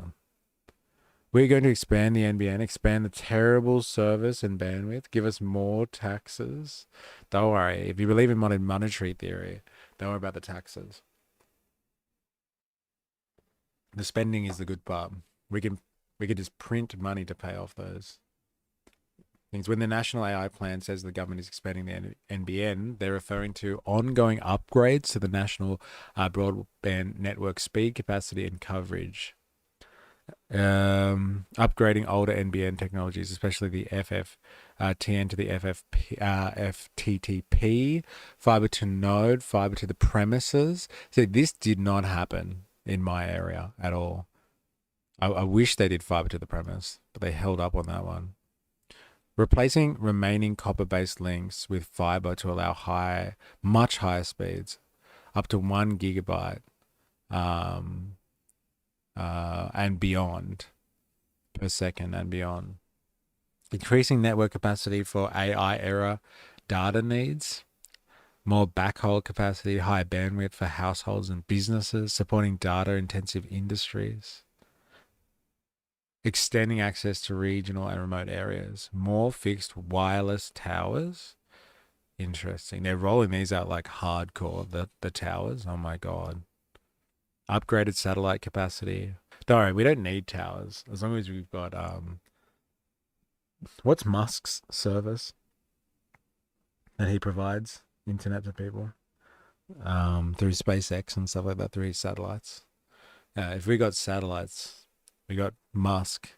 We don't need the wireless towers. Starlink. Thank you. Yes. Yes. And Starlink went down a few months ago as well. And like people were freaking out.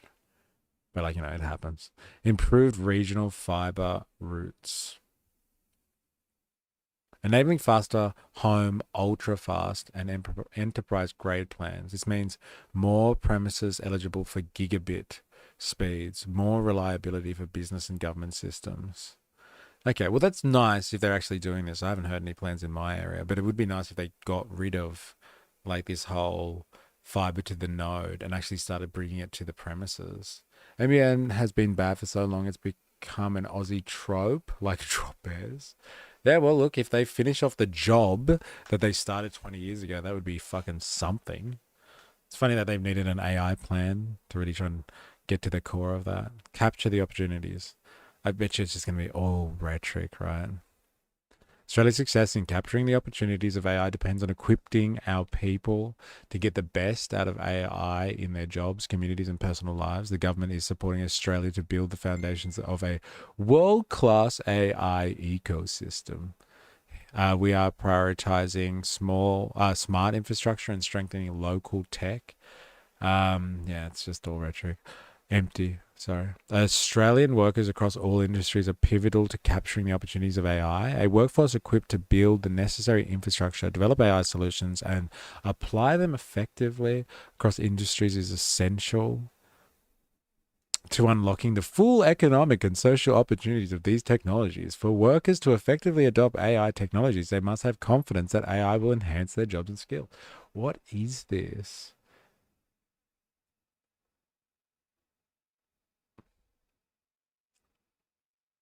Smart infrastructure is essential not only to build local capability, but also secure Australia's position in the region. Australia is a leading destination for data center investment in the Indo-Pacific.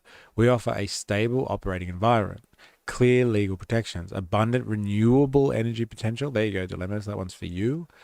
Hey, there are renewable options. And Australia's got an abundance of space in order to be able to provide renewable options. But like, here it is. Australia is a stable. So in the Indo-Pacific region, when someone's looking to do a data center, they're like, we need somewhere stable. So it's like what? New Zealand, Australia, stable, liberal, democratic societies, Western ones too. And they have a robust legal system, clear legal protections. They got energy and they got land to put data centers on. And then they'll use what, like undersea cables to connect us with the rest of the Pacific. And so we're going to become like a data hub, a data center hub. Always what it will do and not how. Yeah, I know, right? It's never how. Where's the how in here? Between 2023 and 2025, companies announced plans to make investments in Australia data centers that could scale up to more than 100 billion. Both international and domestic data center operations have been investing heavily to expand Australian capacity. Investor enthusiasm is high. As Frank Knight reported in 2024, Australia ranks second globally after the US as data center investment destination. Yeah, what? And like, are they comparing to that to what was happening in China in the same year? I think not. Interesting. Two components are critical to support AI at scale: high quality computing power, compute infrastructure, and robust digital connectivity. Compute infrastructure provides the processing power required to run advanced AI models and data intensive applications, ensuring development and deployment can happen domestically. The second component is the digital backbone. It includes high speed networks, fiber optic connectivity, and resilient telecommunication systems. That's what we do need in this country. Like, I'm sure the infrastructure will be there to service these data centers, but like, the rest of the population needs it as well. Australia is connected to the global internet primarily through 15 international submarine cables. Australia plays an important role in connecting other states to the Indo-Pacific region to the international network. Remember when we watched on we've watched on these streams those maps of the world and the undersea cables and all that sort of stuff, and like how Australia is connected to everything. Investment in undersea cable network is continuing, with Google announcing investments to build 2 further cables. And what's interesting about that, it's not just states that are building the undersea cables that connect the entire world to one another through the World Wide Web, but like companies are doing it more, like Google, Amazon. They're dropping their own cables down. They're connecting. These are, corporations that are connecting the world now through their own means of production. It's not even a state by state thing anymore. The corporations are doing it. Our commitment to AI infrastructure, expanding the NBN, upgrading the national broadband network to deliver fast, reliable, low Earth orbit satellites, and expanded mobile coverage are all supporting greater access to AI services. What, we're launching satellites? Hey, it's not just Filipino call center workers. They got them coming in to do cheap manual labor too. Hello. Just here to watch a trash fire. Hey, going. Welcome. Yeah. Yeah, it's just not call center workers. They're doing cheap manual labor too. Well, everyone's going to be replaced by AI soon. And when I say soon, I mean potentially over the next 20 years. Cybersecurity and secure critical infrastructure, coordinating cross-government efforts led by the Department of Home Affairs to uplift cybersecurity. See, it's just, there's nothing. Data centers. We are positioning Australia as a leading destination for data center investment while ensuring growth is sustainable and secure. The government is developing a set of national data center principles in partnership with states and territories to clarify what it looks like for investment in data centers to align with Australia's national overall interest. Okay, this is interesting because this is what is happening in the US. So if you remember in the big beautiful bill, there was a weird section in there that was restricting the rights of the states to regulate AI. And so basically the federal level legislation was saying that no state has the power to introduce any regulation over AI. So the AI companies could go in and, or like the big tech companies, let's say, could go in and build AI related infrastructure wherever they want and ignore or not be subjected to additional state oversight or control. And the federal government took over that. So what we're hearing here, by the sounds of it, is because like a lot of development and infrastructure or enterprise is dealt with at the state level. If it's a significant form of development in Australia, it's done by the states, and the federal government might have a plan for it or some overarching documents and stuff like that. But for the most part, that is like approved by the state and regulated by the state. But it seems like the federal government here is like they're laying down data center principles to clarify what it looks like for investment in data centers to align with Australia's overall national interests. So I don't think you could do this at a state level. Like you'd need a national plan for this. These principles will set clear expectations for sustainability and other factors, including bringing new renewable energy online and adopting efficient cooling technologies. Where investments align with the data center principles, the government is exploring opportunities to coordinate data center approval processes with states and territories as part of our broader efforts to make it easier to develop major transformational projects and invest in Australia. The government is exploring opportunities to coordinate data center approval processes with states. I wonder if they're going to take the reins completely. SA, uranium supplies a large block of America's energy, but we can't have it. Yeah, well. Do you want a nuclear reactor near you? That's the $1 million question, isn't it? Mates, a panel beater, and they are hiring directly from the Philippines. Really? Wow. Like to do what? Like the online services? Or you mean they're just bringing in workers? That's crazy. Yeah, he also said a bunch of their licenses revoked because of dodgy qualifications just being handed out. I think they were Sudanese or Nigerian, to be honest. Yeah, I saw companies in NZ do that too with panel beaters. I was working in an area and some companies were flying people out to give them jobs, only to find that some workers weren't even trained. Ended up costing them more because of the flights. Should have hired local. What they're doing, they're literally bringing workers in. That's crazy. Yeah, definitely hire local, but I don't know how many white boys and Western raised guys would have beat metal in a work shed. That's interesting.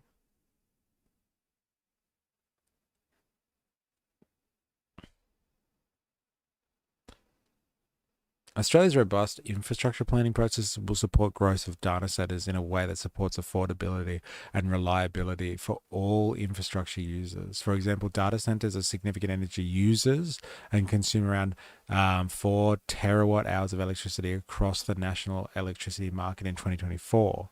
About 2% of grid supplied power. Australia's energy market operator is monitoring data center demand and accounting for electricity demand from these users to triple by 2030.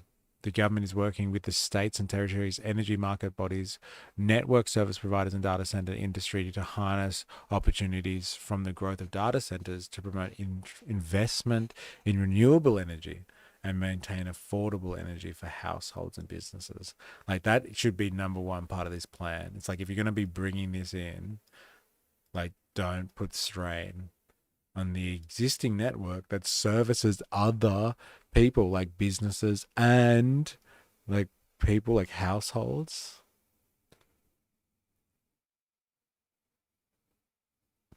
Interesting.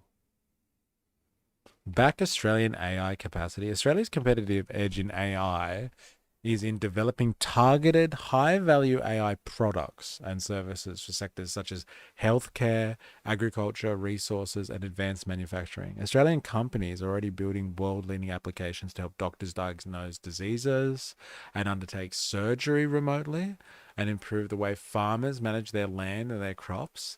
I've seen a pretty interesting documentary about that. They've got like these like I don't know, like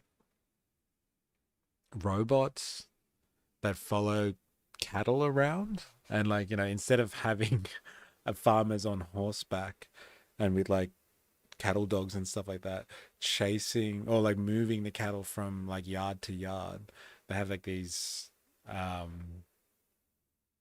all-terrain kind of robots that like move the cattle around and like carry bales of hay behind them to encourage the cows to move from field to field and stuff like that. And they're trying to integrate like AI. Like this word AI is just like new technology, basically. They're trying to get new technology into managing land and crops and stuff like that. It's interesting.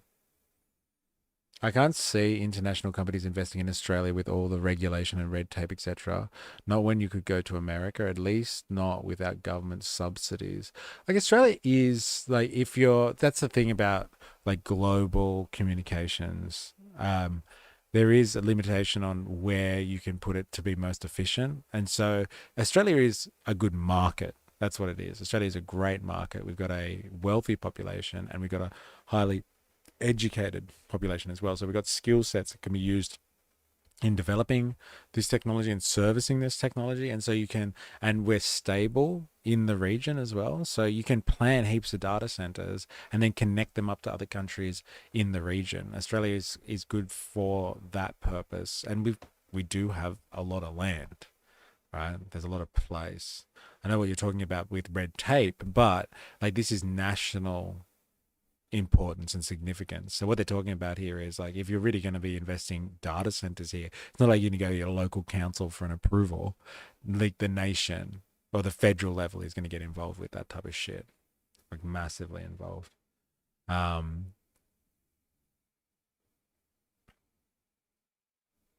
government is also considering the role of Australian developed models within this landscape. Locally developed models may provide benefits such as reflecting unique cultural context or language supporting innovation. So it's really specific stuff. This is research and development. It's not like creating the Australian version of OpenAI or something like that. Got to go bang my head. Catch y'all tomorrow. See you later. Enjoy. Enjoyed cattle decapitation. Good luck with that. Hope you enjoy. The government's saying they are doing it for the farmers while also screwing over the farmers. Yeah, well, they'll save them with the tech, right? Australia is investing in AI. The government is backing this ambition with more than 460 million in existing funding already available or committed to AI and related initiatives. The National AI Plan brings this investment together in a cohesive strategy to maximize benefits and manage risks for all Australians. The funding includes over 362 million in targeted grants from the Australian Research Council, Medical Research Future Fund, National Health and Medical Research Council, and Cooperative Research Centre. There's your subsidies. There's your subsidies. Australian bodies that are just giving out, grants to people to develop stuff.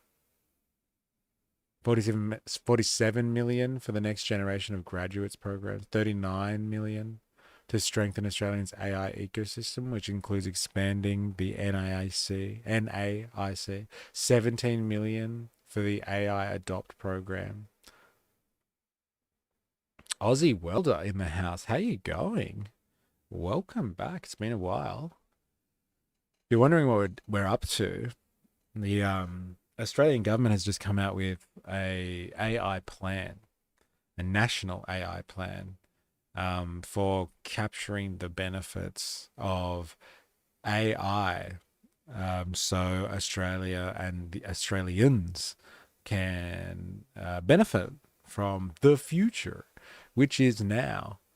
And like we're going actually through that document to see if there's any substance. I'm not sure if you've been in enough streams, but like a large part of what we have been doing over the last 9 months now is kind of investigating the new level of capital, or the new stage of capitalism.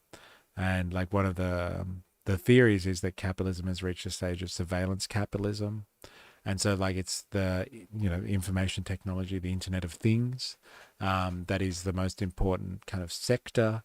And that's the way that capitalism functions now, through surveilling the population through new technologies. Hello, here we go. Government is dumping dollars into the fancy search engine bubble too. Yeah, that's pretty much it. And so like we're trying to see what the plan is. Like, okay, so like they've got some pretty nice rhetoric, right? Oh, it's the national AI plan. We're gonna plan for AI. And like what does that actually mean? And so far it's just been like, we're gonna capture this for the economy. We're gonna make sure that we capitalize on this and we're gonna make sure we do that. But there's no real substance to what they're doing. They're just talking about at the moment like where they're gonna how they're gonna funnel as like the money from the government into various bodies and institutes who will then funnel that money onto businesses, I guess, for R&D. It's so funny because like so many people have this perception of capitalism and free markets where, it's just these business owners, these entrepreneurs out there that are just, at the grindstone, making all of these incredible technological developments because of their sheer determination and their will and the innovation that comes from being in a competitive market environment. And then, like, when you think about it, AI in Australia is completely backed by $460 million of subsidies given out via grants through Australian institutions that are just given on to, these entrepreneurs and these businesses to help support them while they develop technology. Without the government subsidizing the market system wouldn't really exist very well. Ha ha ha, free market, but we want government money to do it though. Like, and that's the thing. It's like Silicon Valley itself. We researched Silicon Valley like a good 6 months ago now. When the birth of Silicon Valley was basically the government kept going to the university sector, specifically Stanford, and was like, we need you to develop this technology. Can you hurry up, please? And they're like, fuck, leave us alone. We're a university. Here's our graduates. And then they set their graduates up in Silicon Valley and were like, you guys, can you just start businesses? Because the government really wants there to be new technology. And when I say government, it was particularly the military. The military wanted technology and they needed the university system to develop it. They wanted to just do university stuff and research. And so all of the graduates were just flying out of Stanford University and places like that and going straight into Silicon Valley, starting up businesses. And the government, like military, particular, the military, various military departments were the ones that were servicing Silicon Valley. They were just pumping government money into Silicon Valley because they wanted them to produce technology that they could use in like weaponry, let's say. And so for the longest time, of its development until more recently, Silicon Valley was just basically where the government went to spend money so it could get new technologies to use for its war machine. So this idea that the free market just kind of exists and like all of the innovation that we have out there is because of, somebody pulled themselves up by their bootstraps and developed this technology because of sheer will and determination. There was heaps of propping up by the government in order to get there. Just think, if we didn't waste 360 billion on subs, we would have the money for actual infrastructure, no matter how short-sighted, LOL. Yeah, could you imagine if we didn't waste that money? What would we have bought there? Just here to watch a trash fire. Free market, but every nation supports companies in banking, agriculture, communication, infrastructure, etc. industry. LOL. Yeah, I know, right? So like, I'm all for subsidizing sections of the free market, but like don't exist in this fantasy world where you think like a neoliberal mindset where you think that the free market does everything. Like I think it was Dilemmas that was pointing out yesterday that Wi-Fi technology came from Australian scientific research, specifically, not even Australian business sector. It was like the CSIRO or something like that. They developed that, and because it was developed scientifically by like a government agency, that wasn't something that they were like, oh, we better patent this so we can profit off it. And because it was like free use, it was open sourced technology, I guess you could say.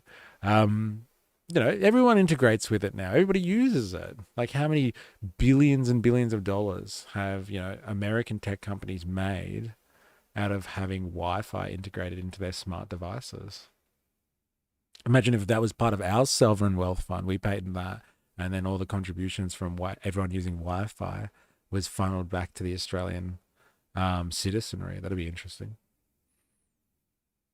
I wonder if this has some connection to Miles lumping 3 defense departments into one. What, like all the AI stuff? Yeah, I wonder. Yeah, it's pretty much every industry. LOL. Yeah, it's pretty much. These investments are complemented by broader technology investments that can support AI and related technology development, including a further 1 billion commitment for critical technologies in the national interest, such as AI, under the National Reconstruction Fund, and 950 million registered by businesses for activities associated with AI under the Research and Development Tax Incentive Program across 2022 to 2023 and 23 to 24 income years.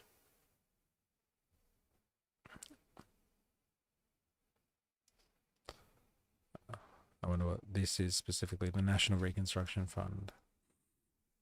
Where did I put it? Oh, there it is.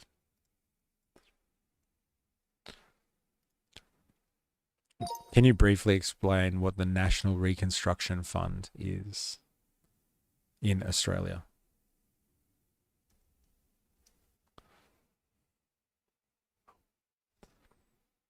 I can get on board with subsidies, but the minister pushing the project should have at least some experience in the area he's supposed to be in charge of. Sounds like you're a technocracy kind of guy, as opposed to democracy. Like, democracy is just a popularity contest, right? And people get in charge of different portfolios or ministries because, they know the right people and they're friends with the right leaders. They might not have any experience in that area, but a technocrat is someone who's supposed to be an expert in a particular area, and that's why they make the decisions, because they're an expert. National Reconstruction Fund is an Australian government investment program created to rebuild and modernise Australia's industrial and manufacturing capability. A $15 billion financing fund that invests in Australian industries through loans, equity, buying a stake in the project. That's interesting. And guarantees. It's not a grant program. The money is meant to be invested and returned. Oh, okay. So how do you get access to that? I wonder. Oh, let's ask. How do you get access to these loans? How do you get access to these loans? Hypothetically.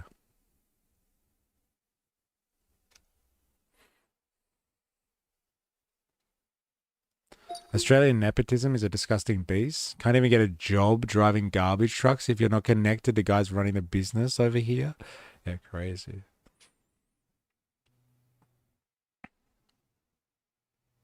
I think that's just like a natural tendency as well in, markets, but like in societies generally. But yeah, definitely a market system. It's not what you know, they say. It's who you know. The NRF is run by an independent body called the NRF Corporation, similar to the Clean Energy Finance Corporation. It funds commercially viable projects that fall within the 7 priority areas. To access financing, the project typically has to go through these steps. Develop a commercially viable project proposal. Your project must clearly fit into the NRF priority sectors such as clean energy tech, advanced manufacturing, defense capability, medical tech, value-added resources, agriculture tech, enabling tech, AI, robotics, quantum and semiconductors. You need business case showing demand for the product, commercial returns, jobs created in Australia, contribution to national capability, environmental benefits, if any. Submit an expression of interest, EOI, a high-level project summary, corporate details, the funding amount you're seeking, and outline of the technology capability involved. Interesting.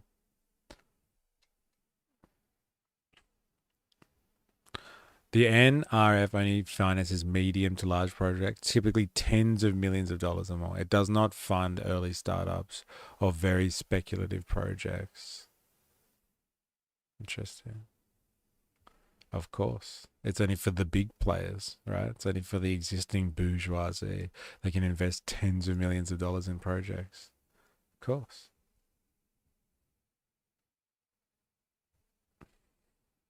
I don't know if I'd call putting an ex-ADF person in charge of the Defense Department as technocracy. That's just common sense, but like it is. Because democracy is the thing that has gotten you someone in a ministry that doesn't have the experience, but putting someone that used to be in the Australian Defence Force in charge of the Defence Department is technically is technocracy. I know it's funny because like it's logical, but like that is getting towards what we call technocracy.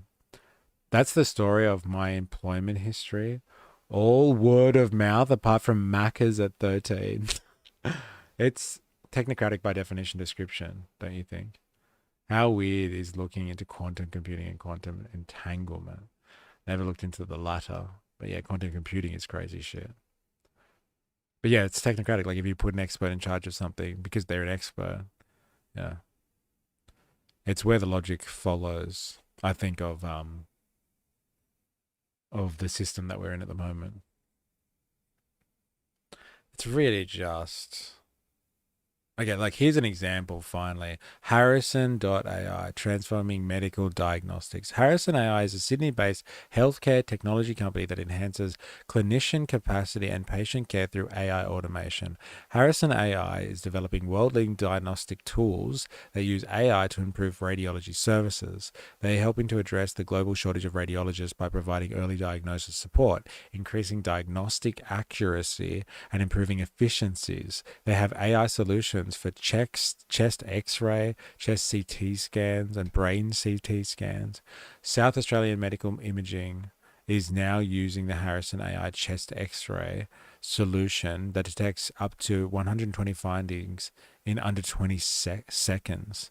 Sammy has rolled out the solution across all locations to enhance the accuracy, expertise, and efficiency of their radiologists. In January 2025, the National Reconstruction Fund Corporation, which is what we just read about, made a $32 million equity investment in Harrison AI. So let's figure out what the fuck that means. How does the Australian citizen get money back on that equity investment? Hypothetically, how does the Australian citizen get money back on the equity from an investment like this?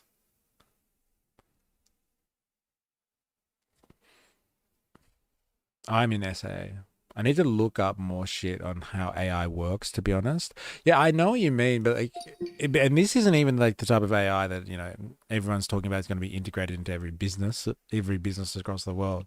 Like that's really like chatbots and generative AI. What they're talking about here is like using AI, like machine learning, basically. So it looks at heaps and heaps of data and it predicts trends, or it's able to isolate trends and then give feedback when it sees trends that like a human couldn't. Like maybe if you were someone that spent 30 years looking at the same fucking MRIs and you've just seen thousands and thousands or countless versions of them, you can just pick up on things and like produce a radiology report because like you've just seen this 1,000 times or 1,000,000 times over 30 years. But like machine learning, you just give it every single,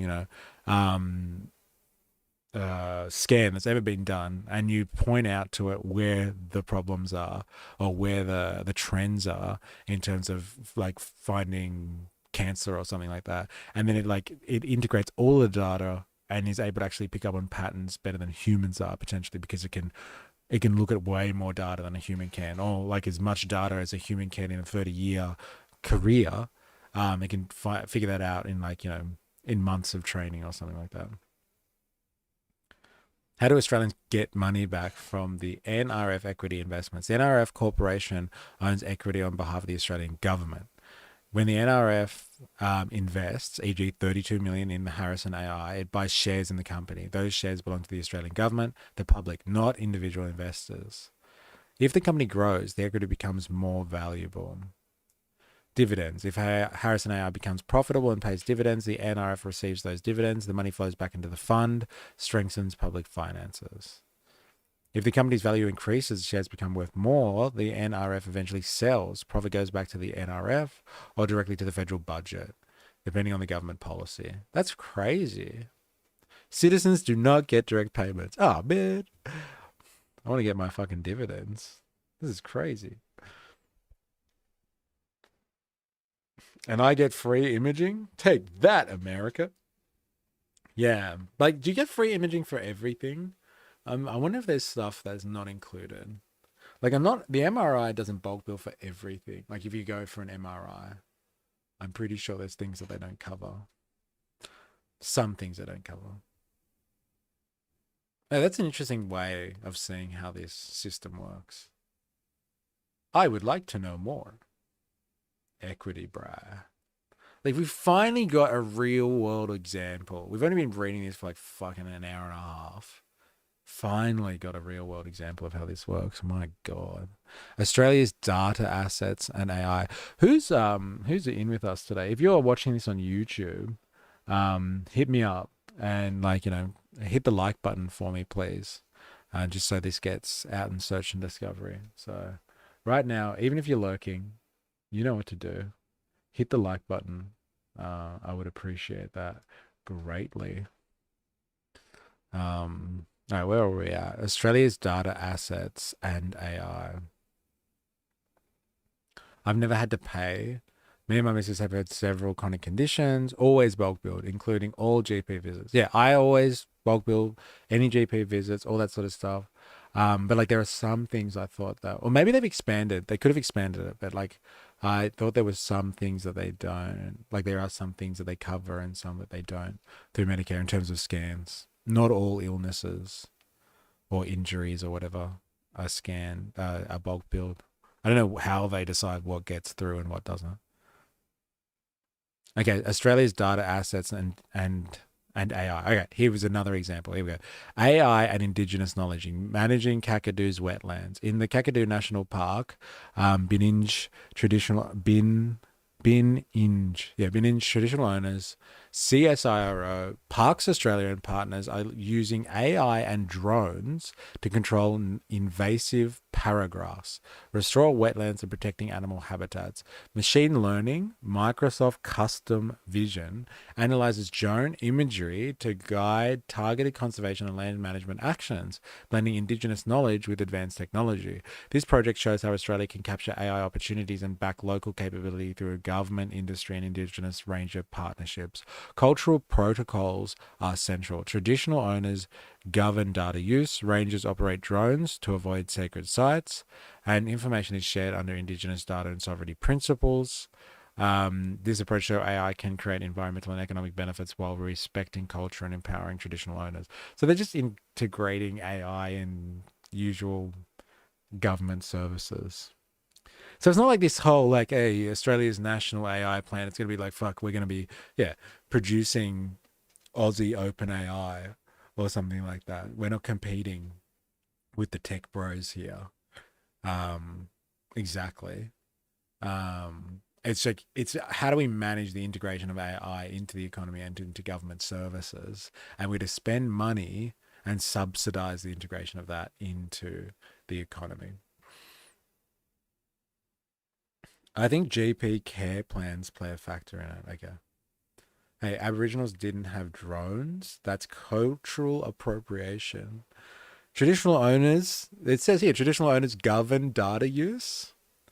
So they've definitely culturally appropriated the use of data. All right. Action 3, attract investment. Well, it sounds like they've been doing that. Australia is already attracting large investment in AI, showing growing investor confidence in our market. 2024 alone, 700 million in private investment flowed into AI firms. Again, I think in terms of like AI infrastructure, like data centers, cables, undersea cables, and like us being a hub to then transport our information throughout the Pacific region, and the fact that we've got, strategic importance for the Americans, right? us being connected and connected well is important for the war against China. China. Supporting future AI investment, facilitating investment. Here's where it gets really like bourgeois, right? Okay, we need to make sure we have capital coming in, foreign capital flying in to the country to build up these AI projects as fast as possible. Our balanced approach will secure Australia's place as a trusted partner in the global AI landscape. To this end, the government is already facilitating investment in AI projects through the investor front door, actively working with states and territories to identify and address barriers to approvals that would impact AI investment, particularly in relation to data centers. So basically, where, states and territories have environmental legislation that would slow down the process of being able to produce these massive data centers, we smash down the local regulation and roll out the red carpet for these developers. The investor front door, as well as the major project facilitation agency, is available to actively work with proponents to enable private investment that is nationally significant. Once it gets that national significance tag on it, then it will bypass all local regulation. It is like the American strategy at the moment. Like, everyone's so keen on AI, it has to be done at the national level, or a federal level in our case, right? Has to be done there. So like, there's no pesky, democratic organizations like local populations coming in and being like, no, we don't want this in our backyard. We have rules here. We don't want this data center. Well, tough. This is a global issue. Don't get in the way of it. Promoting AI investment. Australia, Austrade is attracting foreign direct investment to support the development of Australia's AI ecosystem. This includes investment to support development of innovative industry applications of AI in Australia and addressing gaps in Australia's digital infrastructure footprint. Building on actions 1 to 3. What's next? The National AI Plan is closely aligned with the Future Made for Australia agenda. Investment in new data centres and other digital infrastructure will help secure Australia's place in a rapidly changing world. Rhetoric. Spreading the benefits. Small and medium enterprises are the backbone of Australia's economy, supporting innovation, creating jobs, and contributing significantly to national productivity. Supporting SMEs to adopt AI is essential to ensure they remain competitive, efficient, well-positioned to seize emerging market. It's just rhetoric. Give me something.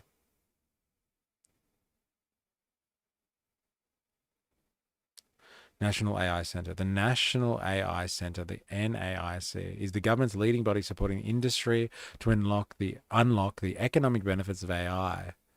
The National AI Centre provides tailored guidance and direct engagement to help SMEs, non-for-profits, and social enterprises and First Nations businesses adopt AI responsibly. The government has invested $17 million in the AI Adopt program, which provides tailored assistance for SMEs implementing AI. So like, you can go to the government. Again, this is that free market, just where all that free market bullshit just comes fucking crashing down. If you just want to integrate AI into your small to medium business, you can go and ask for some assistance from the AI Adopt program. There's $17 million on offer. How much money can you get to adopt AI? Make a case, see if they'll give you some money, and they'll pay for part of the implementation for you. It's crazy. That's how you stimulate the economy. Now, this is how you do capitalism. Like, obviously people would know my position on this, but like, this is how you help the market system go. If you need to encourage people to get on what is going to be significant, a change in the economy, a significant change in technology, like, then you provide incentives for people to adopt that technology and you offer it to the market instead of planning for it, which would be the way that China would do it or a planned economy would do it. You just say, here's $17 million. Anyone interested? Anyone? If you act now, you can get in. Anyone? Building AI capacity in the non-for-profit sector. Hey, here we have another example. The Info Exchange Digital Transformation Hub and AI Learning Center community was developed to accelerate the safe and responsible adoption of AI in the non-for-profit sector. The platform is supported by cross-sector partners, including the National AI Center, philanthropic funders, corporate partners, and government. So far, it has helped over 20,000 non-for-profits on their digital transformation and AI journey. Platform services include training, development of policies, roadmaps, AI certifications for staff and volunteers. Non-for-profits receive hands-on support through their expert bar and advisory services to create tailored AI action plans and solutions that advance their mission and impact. The AI learning community has recorded an average of 70% increase in confidence and 30% increase in skills by training participants.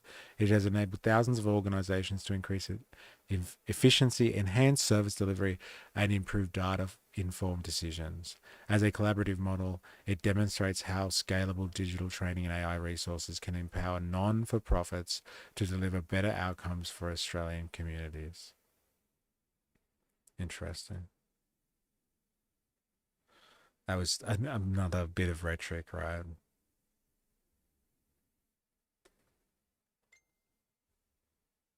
Last thing we need is data centers. Our power grid struggles now. Well, they did cover it. They did say, Aussie Water, they were saying before that, they're working on ensuring that AI developments meet a certain set of principles, and the principles are energy security, and that energy security is backed by renewable technologies. Well, where are my reparations? At least in the upcoming census, I can claim Aboriginal with no proof of it. LOL. Is that true? And what's that? Did I miss something? What is that in relation to? Or are you just speaking about something separately? Support and train Australians. Okay, building an AI-ready workforce. Here we go. To build an inclusive AI-ready workforce, the government will work to help Australians gain the skills needed to thrive in an AI-enabled economy. Employers should support workers to access training and skills development in AI technologies. Guided by Jobs and Skills Australia's Generative AI Capacity Study, August 2025, actions led by government and the Jobs and Skills Councils, alongside unions and employers, will support this effort. The Department of Education and Department of Employment and Workplace Relations will also explore ways to equip learners with the skills and credentials to participate in an AI-driven workforce and ensure a strong pipeline of AI-ready school leavers and graduates. Interesting. I wonder if they just do that by what they were saying before. They allow generative AI to be used in schools so people understand how to use ChatGPT and Grok so they're ready to go into the workforce. Although I've been hearing they're working on stable power grid for over 20 years and it's going to be different this time. It's going to be different this time, right? Anyone? About the drones for traditional owners. Yeah, no proof required. Yeah, interesting. It's just like, oh, we're gonna do this. We're gonna make sure everybody's ready. It's like, but like, how do you make sure workers in your economy are ready for, I don't know, AI integration and like in the workforce? It's like, we'll make sure they're ready, but how, damn it? Workers and unions must have a strong voice in how AI is adopted across workplaces. The government will work with unions and industry representatives to ensure workplaces introduce AI technologies transparently, safely, and in ways that allow workers to share the benefits. This includes embedding foundational digital literacy and ensuring the workplace's relations are setting promote fair, balanced, and collaborative environments. Like collaborative, could we fit balanced, fair? I've spent so much of my life reading government reports and being like, I don't think they're saying anything. And I'm telling you, they would have spent a lot of money getting a contractor to do this. They wouldn't even been government employees that would have worked, developed this document. I bet you they would have they would have had to sign off on it, but some consultant would have written this and charged thousands and thousands of dollars for it. This effort will include focus on enabling an AI ready workforce. Come on, man. There's no real substance in this. Every Australian can benefit from AI. A focus on inclusion will make sure all Australians, including First Nations people, women, people with a disability, regional communities, can benefit from future economic growth. In line with the National Agreement on Closing the Gap, the government is committed to carrying out actions in this plan, including support to train Australians in genuine partnership with First Nations communities.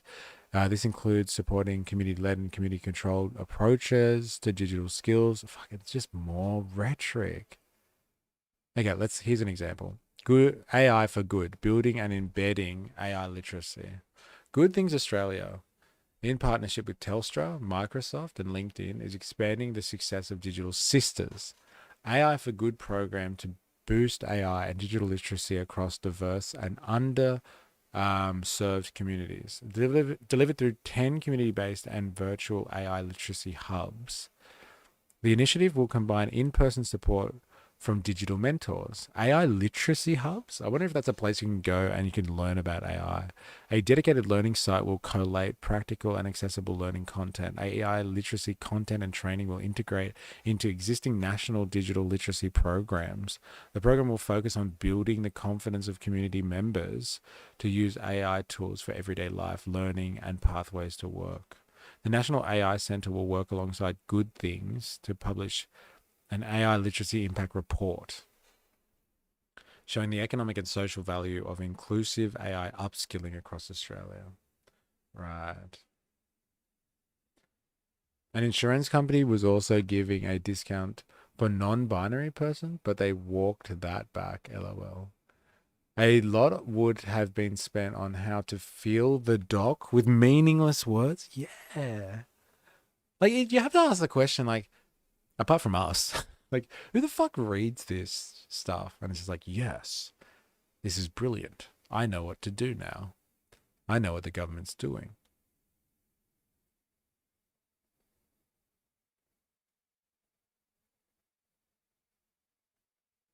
Improve public services. Example, AI in the Australian government. The Department of Finance created Gov AI to allow APS staff to work more productively and efficiently.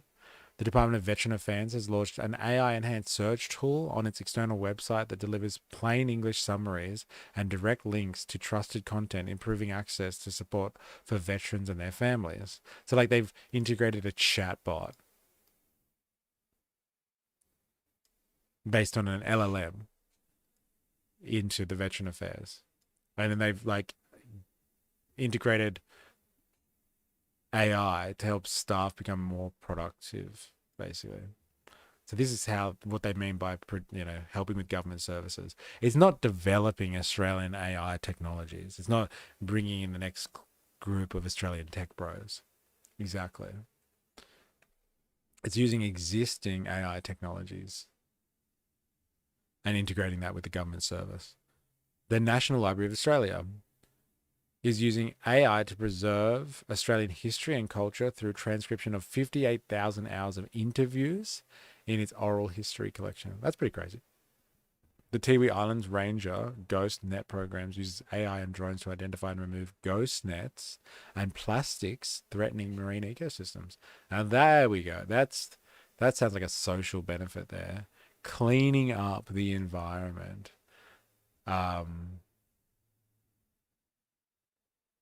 cleaning up the environment, like getting rid of plastics and nets, using AI to be able to help do that effectively. That's a cool application. Keep Australia safe. This is really interesting how this is in here. Government's regulatory approach to AI will continue to build on Australia's robust existing legal and regulatory frameworks, ensuring that established laws remain the foundation of addressing and mitigating AI-related risks. What are the AI-related risks? Mitigating harms. Mitigating the potential harms of AI is essential to maintaining trust. Like, what do they mean by the harms of AI?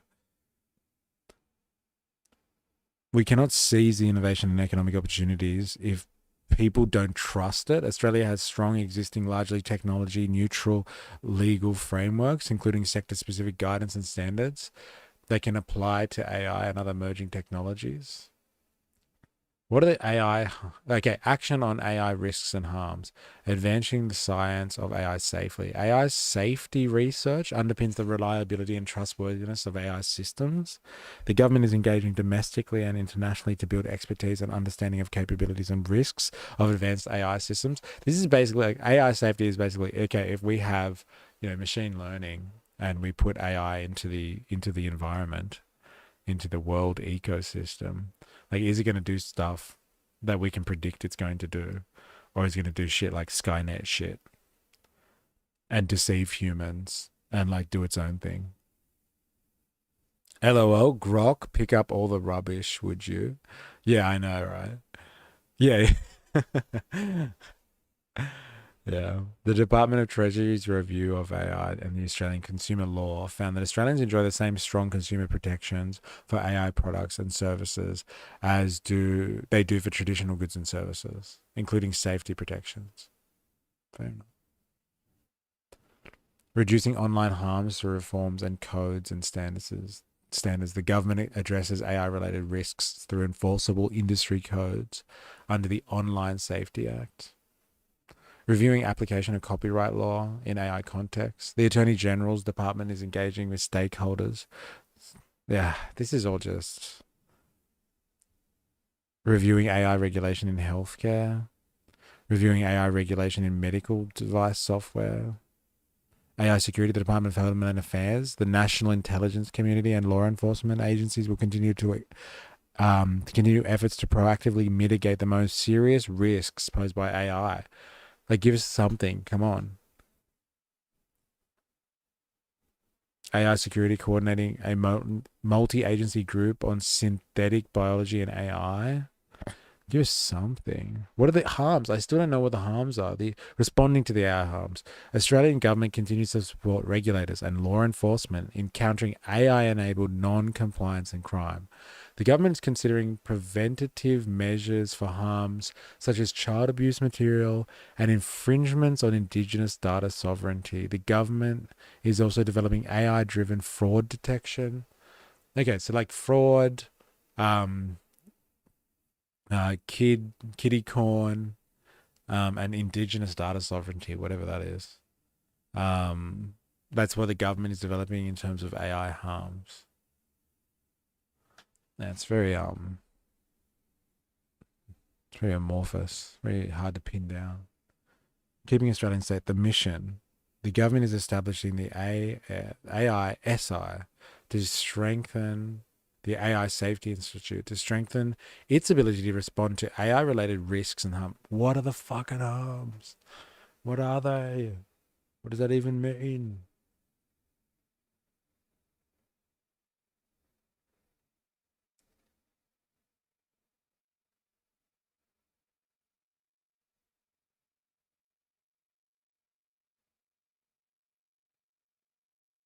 Huh.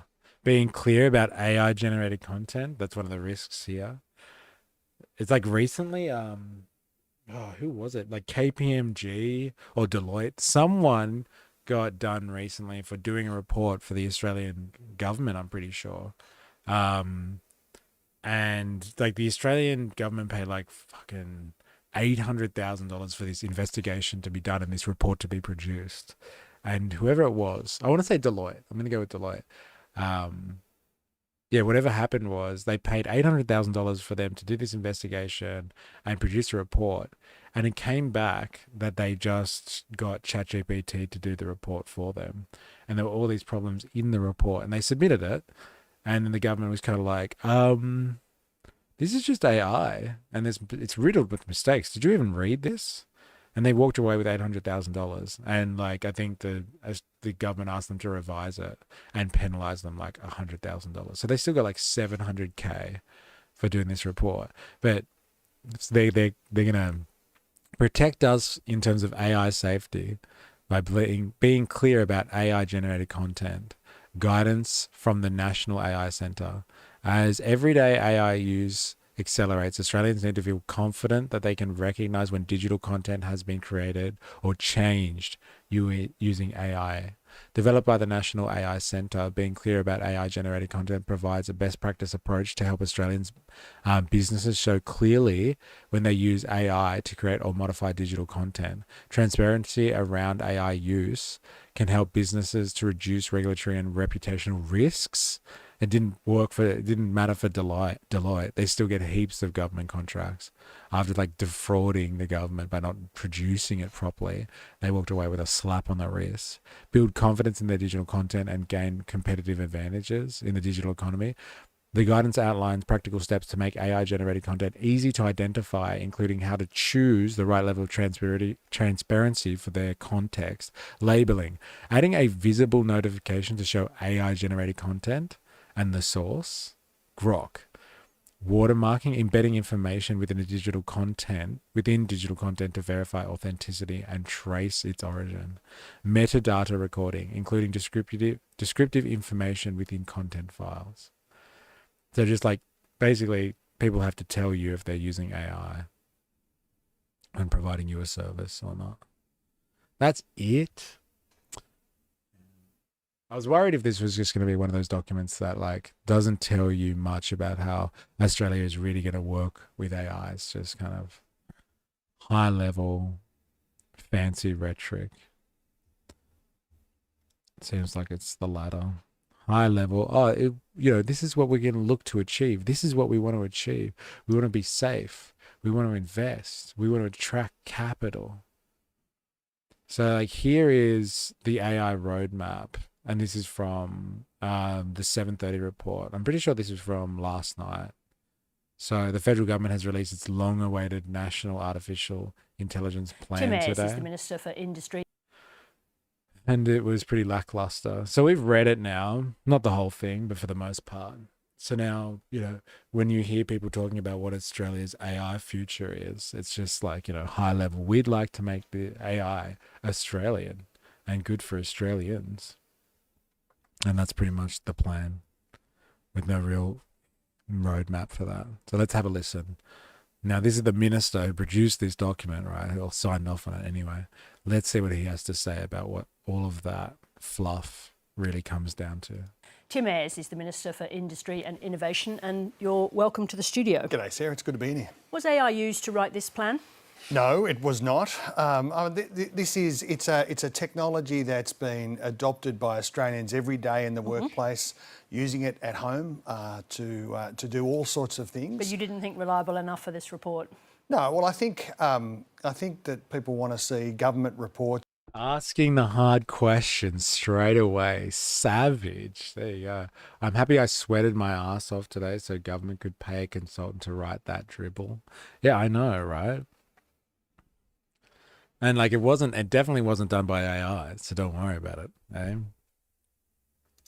Government plans authored by human beings who take responsibility for big political decisions and big policy calls, like the approach that we've taken here. Do you anticipate that will... Plan. Political decision.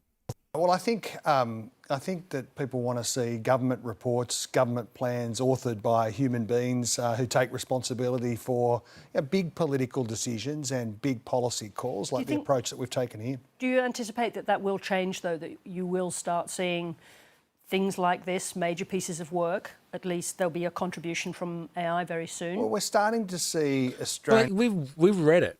Like the level of the language there, the fluff. Like 90% of that document was fluff. And like AI could do that fluff in seconds.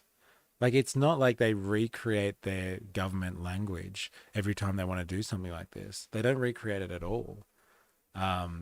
They could AI could do this better and so much faster than any government ever, because there's nothing in there that's like, oh, this is what we're promising to do and this is how we're going to do it. It's kind of like, we really need to do stuff like this, we really need to do stuff like that. Wouldn't it be lovely if we all did this? AI can do that for days. That's what AI is the best at. Wait till you read actual legislation. Can just be vague as this. Yes. And that's what our society is really all about, right? vague legislation so teams of lawyers can duke it out and waste everybody's money in the process. Don't worry, most of that sweat went to Gina for her tax breaks, mate. Yeah, that's right. Remember that. I'd rather it be AI. It wouldn't cost as much. And said, well, look, remember that example I gave you about Deloitte?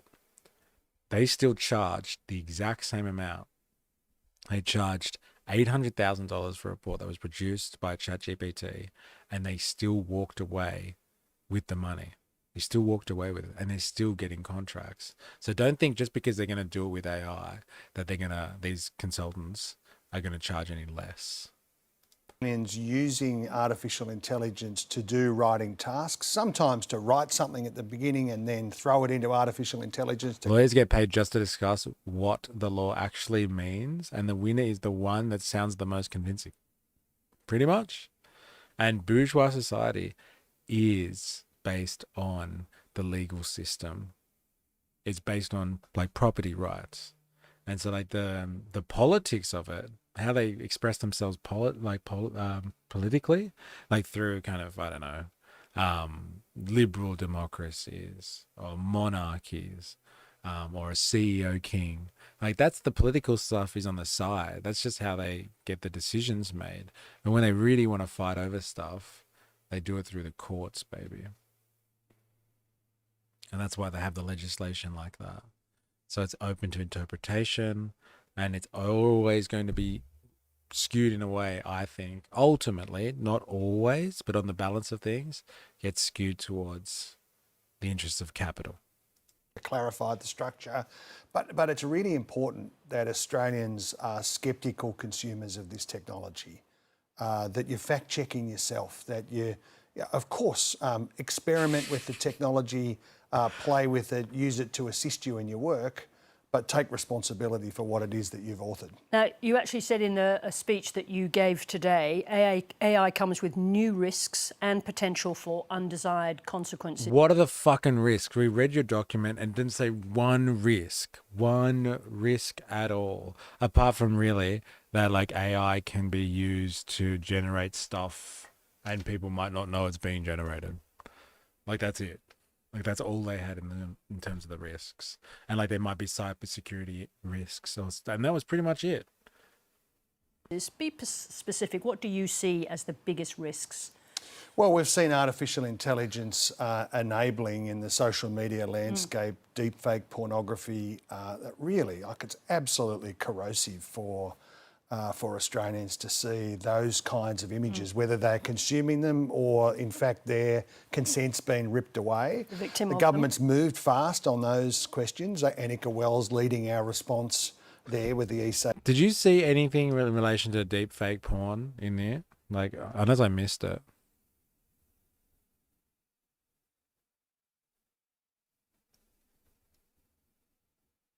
Here we go. We got a deep fake here. Reducing online harm through reforms. The government addresses AI-related risks through enforcing industry codes under the Online Safety Act. It's through another act. And by criminalising non-consensual deepfake material. Further restrictions on nudify apps and reforms to tackle algorithmic bias are also being considered. This is through other acts. It's not this AI, the National AI Plan. It's already been there. There's nothing new here. This isn't a plan. It's just pointing to existing legislation. Seems to go to everyone but me at this point. Hey, me too, brother. Last law over here I was reading, they were creating a small council that gets to overwrite previous laws / regulation. Their reasoning was to ensure good policies get through. Damn. That's interesting, isn't it? And when they say good policies in the interest of capital. LOL, we will insist on watermarks for all AI and we'll do nothing if they don't. Yes, that's pretty much it. We demand watermarks and somebody to tick the box to say this is AI generated content. That's what's come out of the National AI Plan. I'm really disappointed because, you know, AI could be like they've talked about the subsidies and all that sort of stuff, and they're going to encourage the industry.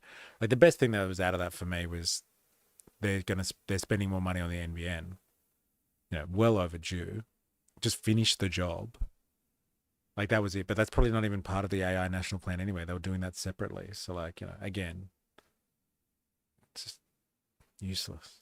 Safety Commissioner, but their consent's been ripped away. The government's moved fast on those questions. Annika Wells leading our response there with the e-Safety Commissioner.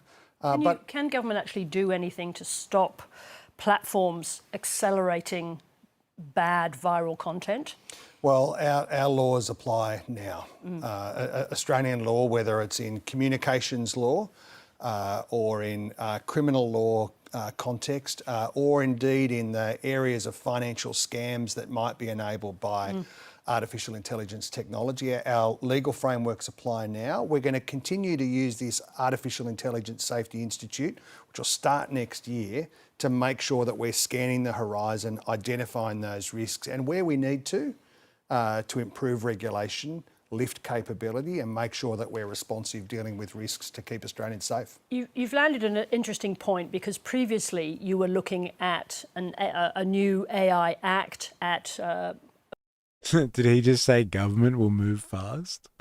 Fair income. Hey, believe it, because they're going to be propelled by AI. Much tougher guardrails around how AI companies should operate in Australia. What persuaded you that it was safe enough for Australians to do without that European-style control? I think this is the safest option for Australia.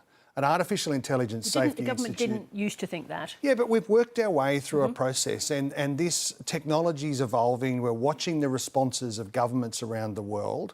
The Artificial Intelligence Safety Institute is an important part of the process, which is about lifting government capability and making sure that we're keeping Australians safe, while we're focused on capturing the economic opportunity here and spreading the benefits, not just here where we are in Sydney CBD, but making sure Australians in our suburbs and our regional areas are experiencing the benefits of this technology. It puts a lot of onus on that institute. Will it have actual powers or just be advisory? Well, we've got it set up. It'll start operating in early 2026. We'll build that capability carefully.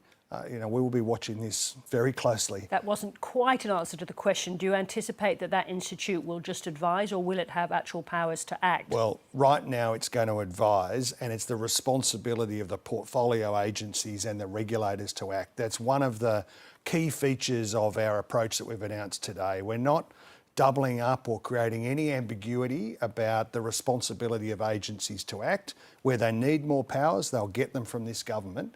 We're focused as well on the economic opportunity. I look at my area of science, for example, the capacity for us to... Even he's wondering if what he's saying makes sense. Yes.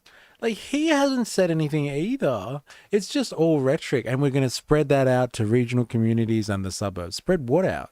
Spread what out? The benefits of AI. What the fuck does that mean? I don't know if this is really a plan. I think it's just a document so they can say that they've done something, right? Will they? Right now? LOL. Yeah, spread it out. Get all that nice AI stuff, and start massaging it into the suburbs. Like, get that value. Yeah, start rubbing it in there. Yeah, AI. Like, what does this even mean? To enable Australian research and development in areas like pharmaceuticals, drug design. Okay, so this is the closest we got to some substance here. They're just like, Australians, because of the way our economy is structured, we've got an educated populace, and we've got people in R&D, and AI is assisting in research and development in the sciences at the moment. So we've got a lot of people that are involved in that. And so AI is having an impact there. And so we can help encourage through subsidies or grants or, equity investments. So in like actually investing to get some type of return on particular projects because we already have people that have the skills and the capabilities anyway. They're already doing this work.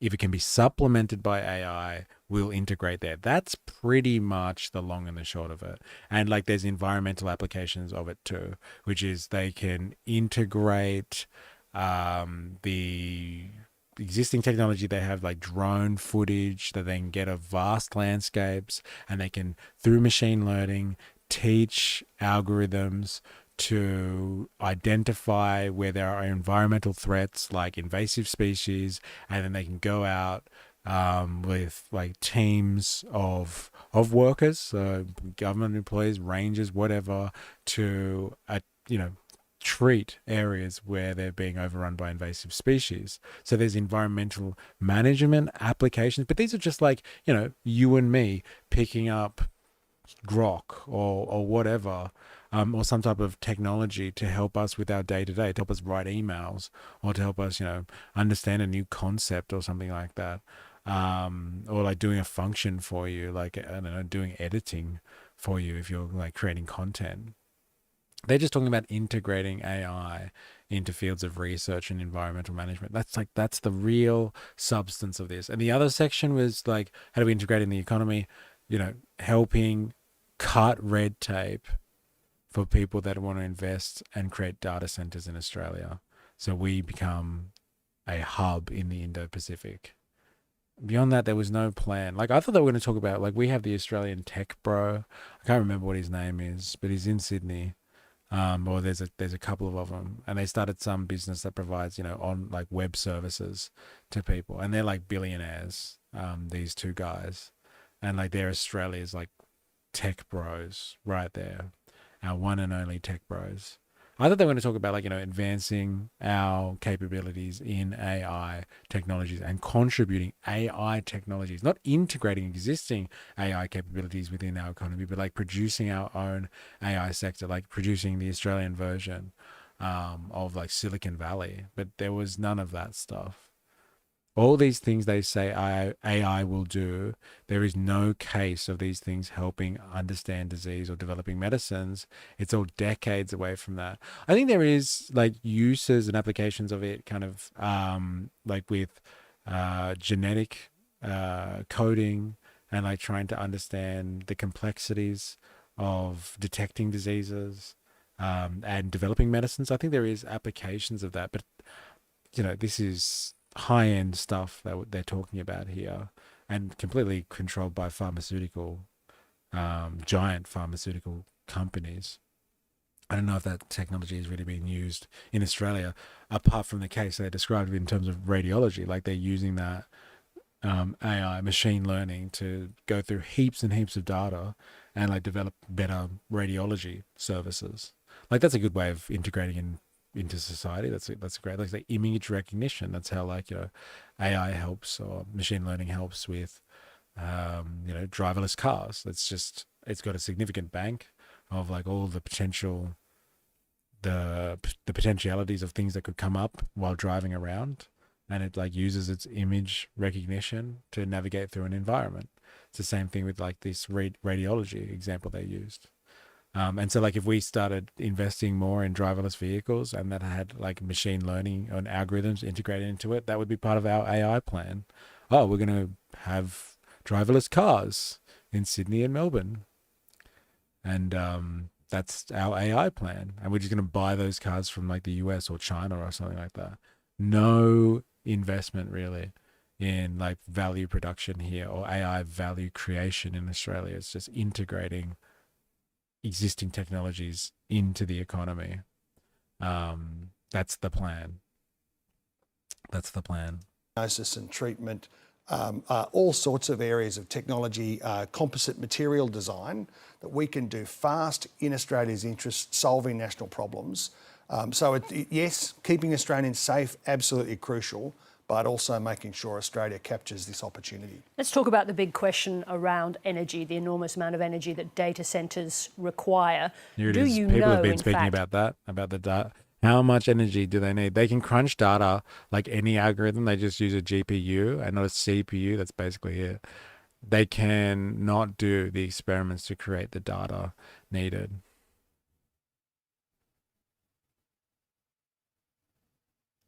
how much energy will be required for the number of data centres that you hope to see built in Australia?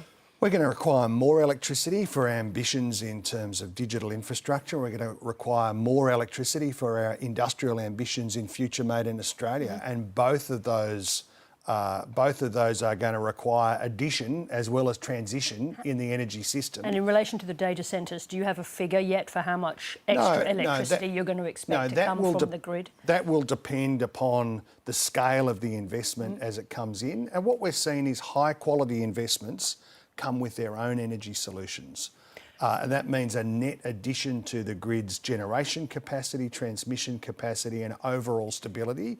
That's what we want to see, high quality investments in Australia. We'll have more to say jointly with the states and territories about our data centre principles. But as you can imagine, it will go to energy security questions and some of the water security questions that revolve around data centres. Will you be expecting major companies who invest in data centres in Australia to also pay for the generation of their own energy that they will use? That's exactly the kind of principle that we want to advance with the states. And look, today... So is that going to, just to be clear, is that going to be part of the plan that those big companies like Microsoft, Amazon, they will be required to supply their own energy? That's absolutely part of the discussion. You see Microsoft's investment in Australia today underpinning an enormous solar energy generation capacity north of Albury, like a real project, the Walla Walla project, underpinned, paid for to a large extent by Microsoft's data centre investments. That's the kind of quality investment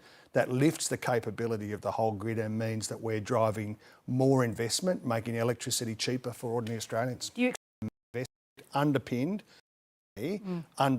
an enormous solar energy generation capacity north of Albury, like a real project, the Walla Walla project, underpinned, paid for to a large extent by Microsoft's data centre investments. That's the kind of quality investment that lifts the capability of the whole grid and means that we're driving more investment, making electricity cheaper for ordinary Australians. Do you expect... So Microsoft builds data center and then pays for solar farm to power the data center's energy requirements.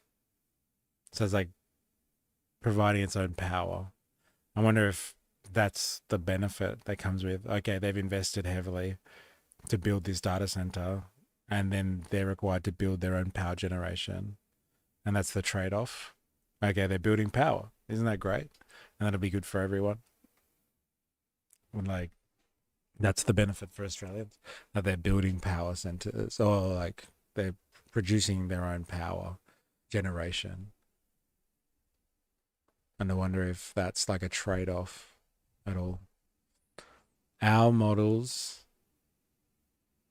Wait, did I read that? They cannot do the experiments to create the data needed. Our models using our data has given us the exact results that we wanted. How lucky. Seeing the power blackout in Parliament while Bowen was talking about power, the gods are angry. He gave us all this coal to burn and we still send kids to mine cobalt in the Congo during the day and suck the grid dry at night. Yeah. A problem in the short term, though, because you want data centres to be built. We know that there's going to be pressure on the grid. Before all of that new energy comes online, are these data centres going to cause problems to the renewables rollout and the availability of energy to Australians? Well, it requires careful planning and ambition for the electricity sector. We are coming off the back of a decade where nothing happened in the electricity sector. Generation capability left. There was disinvestment in the sector. We're rapidly, led by Chris Bowen, rebuilding a modern electricity capability for Australia. We want to see these things happen in parallel in a carefully planned way. We want to see it in the manufacturing sector that I've got responsibility for too. More electrification means lowering Australia's emissions. More investment in Australian manufacturing in the outer suburbs and the regions means more electricity generation. All of this comes together. Let me just ask you a question about copyright. We've had some discussions about copyright on this program. So the government has rejected the broad exemptions to copyright that the tech industry wanted from Australia. What protections can we expect to see for journalists and creatives in Australia? Well, there's absolutely clear commitment from this government. There'll be no weakening of copyright law or copyright protections.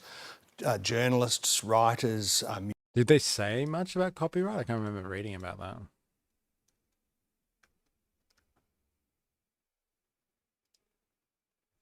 Reviewing application of copyright law in AI context. The Attorney General's Department is engaging with stakeholders through the Copyright and AI Reference Group to consult on possible updates to Australia's copyright laws as they relate to AI. The government has provided certainty to Australian creators and media workers by ruling out a text and data mining exception in Australian copyright law.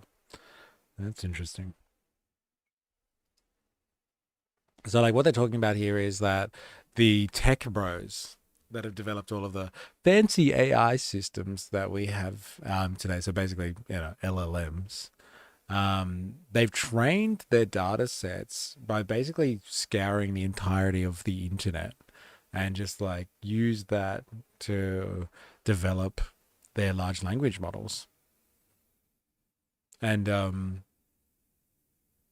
there's certain groups, cohorts, organizations, individuals out there that understand that they got access to information that was copyrighted and used that to train their systems, and now their systems are generating content. They're generative AI applications. They're generating content that wasn't there before, but it's because it's learned from copyrighted material. Now, this is a philosophical argument, I think, more than anything. But like, let's just say you listen to heavy metal music your whole life, and then you started making your own heavy metal. You're obviously going to be influenced by all the music that you've been listening to, and you will create music that is in response to all of the stuff that you've digested.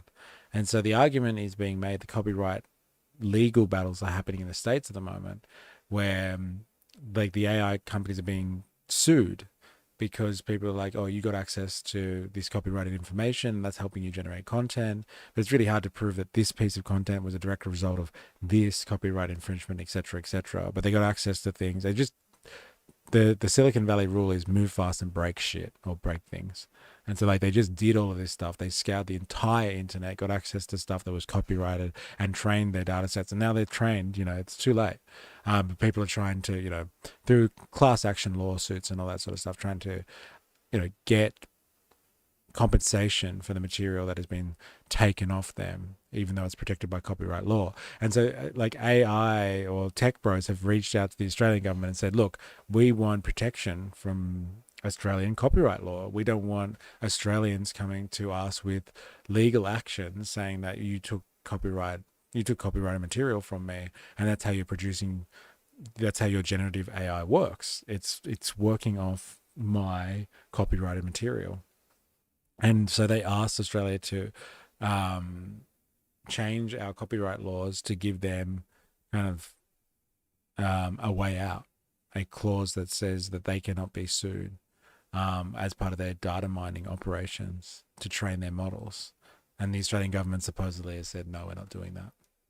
Supposedly, to protect Australians. Musicians, they are so important to the way that Australia sees itself, in constructing a resilient national culture.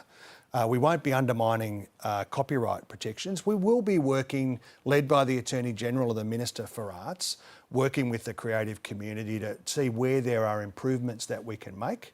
Our unique copyright system has collection agencies and all sorts of features. I want to see them work in this new environment for artists. That'll be some comfort to the creators of Australia. Tim Ayres, thank you very much indeed for coming in today. That was a big fat nothing burger as well. Like, I didn't get anything from that interview. It's like, we're just going to get the AI, we're just going to spread it out over the suburbs and the regions. Like, what the fuck does that mean?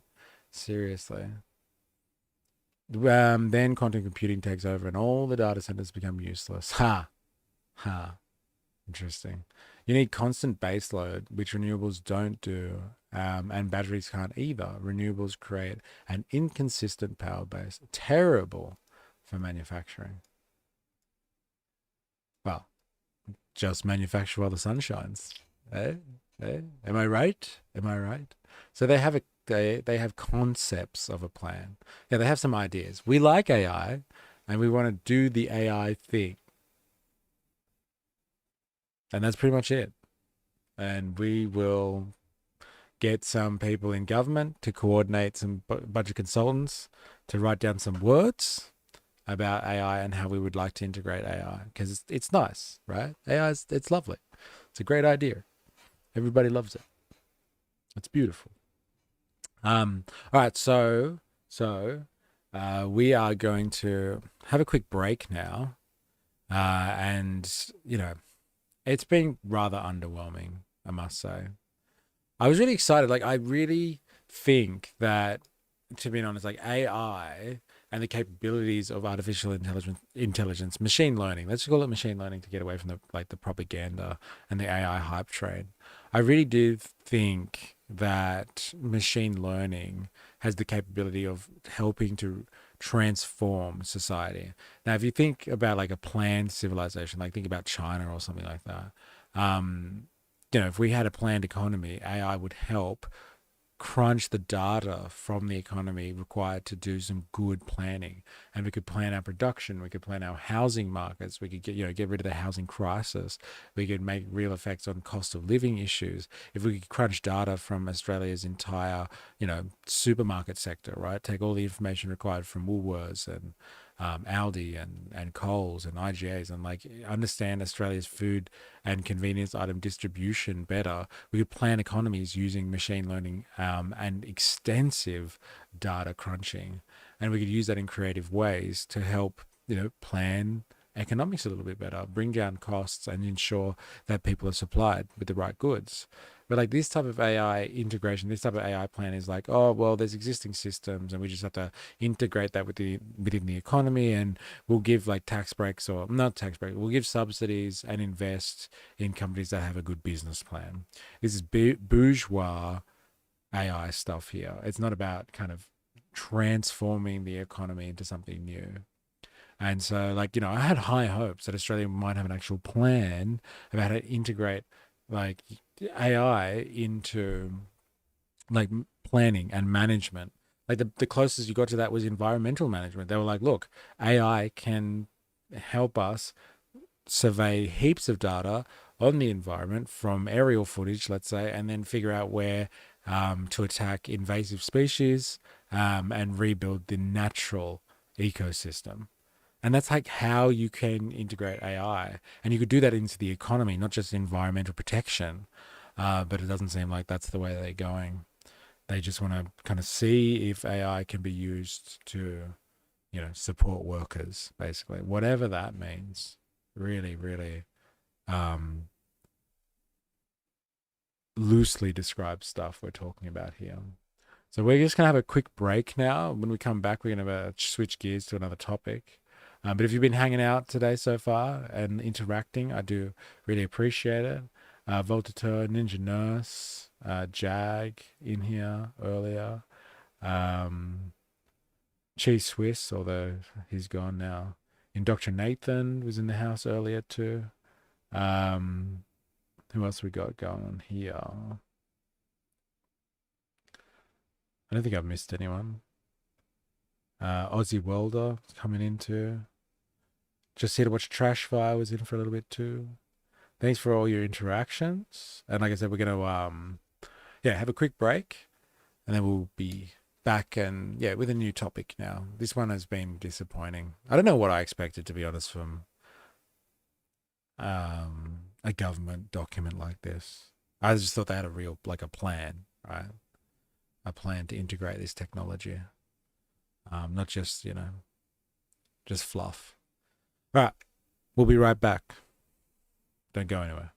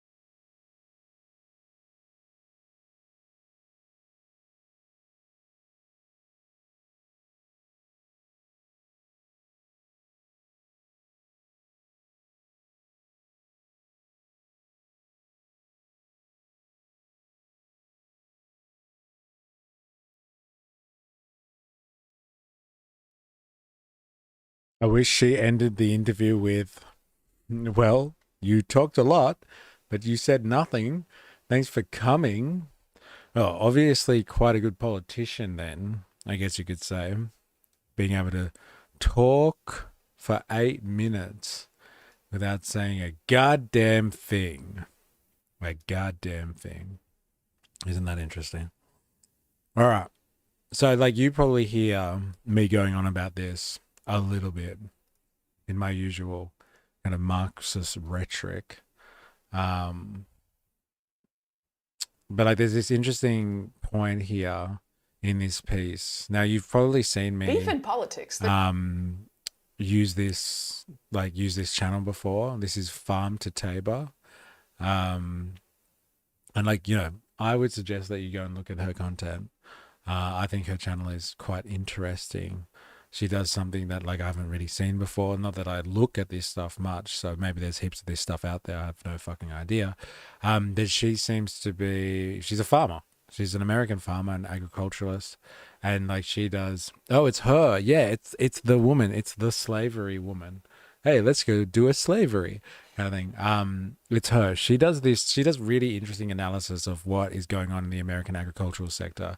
And like that's a big and prime sector of like capitalistic endeavor generally. And it's like traditional capitalistic endeavor, right? You have land and you hire workers and then you get, you conglomerate them on your site to help you produce value, and their labor goes into producing surplus value for you. Now, she's done an interesting video. I haven't finished it yet, so I thought like let's finish it together. But like she's basically talking about how kind of there's a conglomeration, there's a cartel, let's call it. There's a cartel in the beef sector in the American agricultural industry. And there's like 4 players, like these massive corporations that control American beef kind of thing. There's heaps of ranches underneath that, like family-owned ranches and all that sort of stuff. But like there are 4 massive corporations that control kind of everything, or control massive sector, and they supply like big American chains, like these 4 cattle. What does she call them? Ranchers. She calls them. She calls them beef packers. The beef packers. That's what they call it. There's 4 beef packers that like supply McDonald's, for instance. So like that is massive market right there. You've got to supply a lot of beef if you're going to be the supplier to McDonald's in the US. Yeah, LOL, big beef. Yeah, yeah, big beef. That's what this piece is about. Yeah, the animal lobby is huge. Yeah, I know, right? Do you go between YouTube and Twitch, or are you like watching one and then you go to the other, or you watch like simultaneously watching both for the algorithm vaulted to playing the game? I like that. It's creative. Yeah, so like she's kind of talking about like the piece is called 3 Reasons Why Ranchers Keep Voting for Big Business. Now there is a kind of like I said, YouTube is being a problem. Oh, okay. So you just jump between. That's cool. Yeah, ranchers keep voting for big business. So what has happened in the States recently is there's been a lot of decisions, right, that the Trump administration has made that has kind of hurt farmers, I guess you would say. So like prime example being like what's happened with soy. So soy farmers in America have been smashed because they've decided to put tariffs up on China, and then so China isn't getting its soy from America anymore. It's gone to like Argentina and Brazil, I think, to get its soy instead. And so the American farmers are really pissed off. And so like the Trump administration doesn't always make the right decisions for American agriculture, but they keep on voting for, Republicans, and like they support people that, don't always represent their class interests or their group interests as farmers, and capitalist farmers, right? And so like, yeah, she kind of speaks about why this phenomenon is happening. And I thought it was really interesting. And then she gets to a point where she kind of explains something that I talk about a lot, how the capitalist class, it's not a unified group. The capitalists don't like, they don't even like each other. They fight with each other all the time in the courts, and like they'll try and steal business off each other, and they, try and steal profits off each other. But when they need to, they work with solidarity. And like we were talking about a solidarity a lot at the start of this stream today, but they will show a fair bit of solidarity when they understand that there is like, working people out there or legislation that will support workers, and that might come and take away their profits. The workers don't think of capitalism in the same way. We don't think about like, hey, there's decisions that are being made that are like benefiting somebody else. It's not benefiting us. It'd be nice if we all got together and like changed decisions, or like fought for decisions that helped all of us together. And then we can go back to our squabbling outside of that, but we need to find things that unify us so we can fight for the interests of working people. Now, she provides a really interesting example of in here how the capitalist class does this. Like you always hear people speaking about this. It's like, oh, well, the capitalist class is very conscious, and they always like act in like a shared interest. They act as a class, and you're like, yeah, okay, fine. But how do they do that? Like here's an interesting example of it. So watch this, and we'll stop and chat about it as we go. I only use YouTube. Twitch is always glitchy and buffering no matter what settings I use. Oh, okay. Because the ranchers get their money from big oil. I've seen land, man. You can't fool me. All right, let's do this. There's a lot going on there right now. We've got ranchers who are actually speaking. Beef in politics, there's a lot going on there right now. We've got ranchers who are actually speaking out against Trump, unlike soy farmers to this day are still kind of cowering the corner going, no, don't hit me again. Beef ranchers are actually getting in it. Trump is talking about bringing in beef from Argentina. We've got record high beef prices here in the US. What on earth is going on? A lot. There's a lot going on here. I thought it would be nice to take a moment to just sit down and unpack some of the things that are happening, because the hijinks and shenanigans that are going on in the beef industry right now are a perfect window into how the conservative and MAGA coalition works, its strengths, its weaknesses, and the ways that it can and cannot change going forward into the future. So let's dig into it. There's a few different things going on here that we gotta unpack to make sense of what's going on with beef. To start with, why are beef ranchers having such a different reaction to Trump's threats to their industry compared to especially, say, soy farmers who are not really putting up much of a fight at all? Why are beef ranchers so different? We'll talk about that. Second, we need to unpack why beef is so expensive right now in the US. There's the part that everybody knows about. That's monopoly power with the beef packers. But that's only part of it. We're going to get into some of the other reasons. Spoiler, cattle cycle. And then we need to talk about the obvious solution to this monopoly power problem, that is trust busting, and why nobody in the beef industry wants to do it. It's not just beef packers who are scared of trust busting. It's also companies like McDonald's that buy lots and lots of beef. They're suffering because of beef packers' monopoly power, but they don't want trust busting, for obvious reasons. I'm going to speak very carefully here. You'll hear ranchers talk a lot about how we need to do trust busting, but when you There you go. Straight off the bat, she's talking about trust busting. That's interesting. The US spends $38 billion every year subsidizing the meat and dairy industries. $38 billion. That's pretty crazy. For the US to live up to its climate commitments, it must stop subsidizing factory farming. Aussie beef sales went up 17% even with Trump's tariffs. Once again, we punch above our weight. There it is. $38 billion every year subsidizing the meat and dairy industry. Wow. And like, here's the stuff, like this is where I'm talking about the class interest stuff, okay? There's big beef in the US. And like, you could break them up a little bit through antitrust legislation, because they monopolize prices. That pushes up prices, and then that affects someone like McDonald's. And like, if they are warping prices as the supplier of beef to McDonald's doesn't like that, but McDonald's isn't going to turn around and be like, all right, that's it. Send in Lena Khan and the antitrust people through the Federal Trade Commission. Let's not do that. No way. No thank you. Because then someone might turn the antitrust legislation on McDonald's. And so like, they don't want to, this is a shared class interest. They understand where to fight each other and where not to fight each other. Only the working class was that well conscious, let's say. LOL, just watched everyone reaction to my post. Sad about cheese Swiss, but shit happens. Yeah, it is sad. I was hoping that like people could put aside differences as long as everyone's civil and respectful, but obviously that's not good enough for people. They want to oppose no matter what. Like it's not about building solidarity. It's about stamping out the enemy. They should just give that to us. We produce enough to feed 75 million. Isn't that crazy? That's a crazy fact. If true, 75 million? Eh? So we produce enough to feed our population 3 times over. Glad it clarified things about the movement. Yes. It definitely did. And I think it was like preaching to the converted for the most part, let's be honest.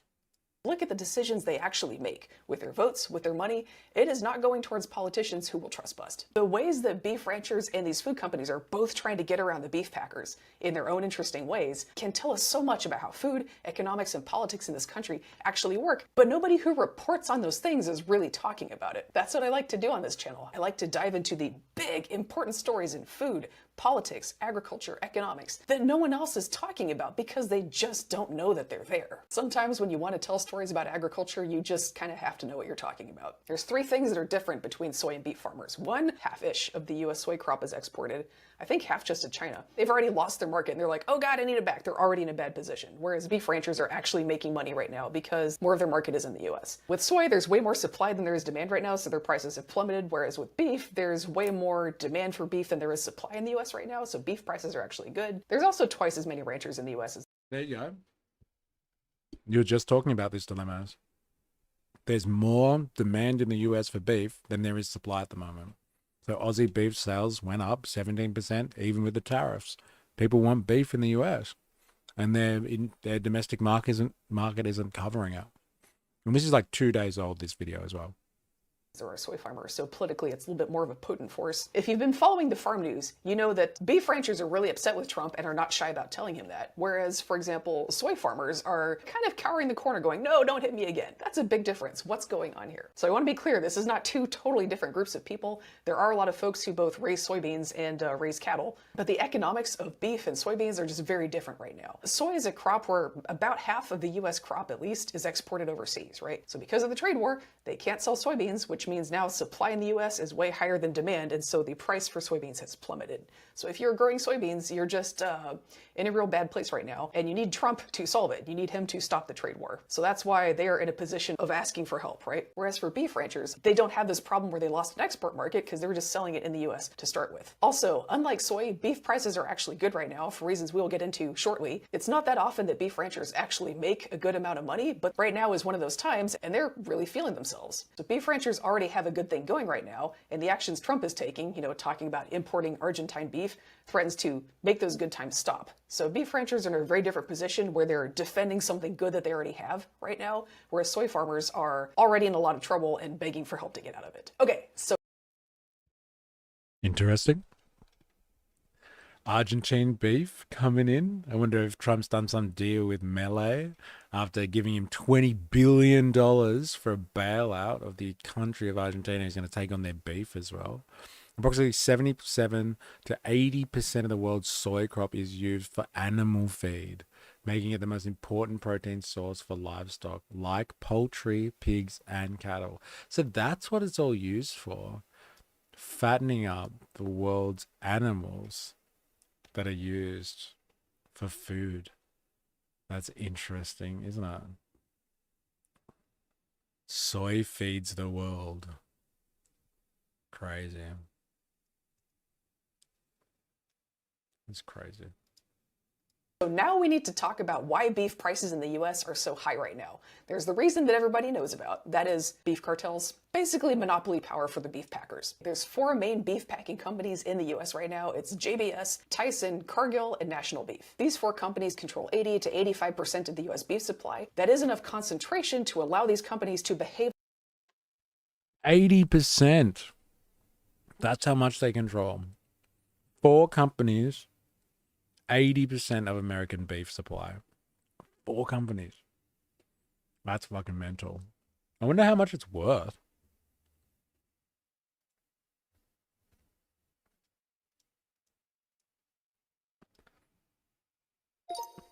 Approximately, how much is the American beef industry worth?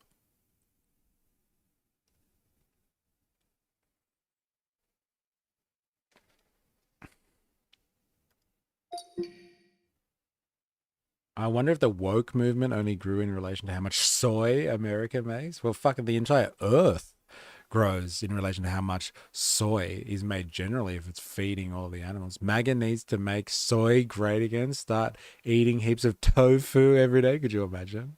Hey, everyone roll up your sleeves. There's an oversupply of soy. In order to help the farmers, everybody needs to start eating fucking tofu. Put down your Big Macs. Fuck yeah, that's great. Could you imagine? I think that's comment of the day right there. Comment of the day. Ding, ding, ding, ding, ding. Good question. Size of American beef industry depends a bit on how you define the industry. Yeah, okay. According to recent market analysis, the total US beef market, domestic consumption and meat products, was valued at USD $108 billion in 2024. So let's go with that. They own 80% of $100 billion. So the big four have got a 40. Sorry, the big four have got an $80 billion stake in the industry. Fucking mental.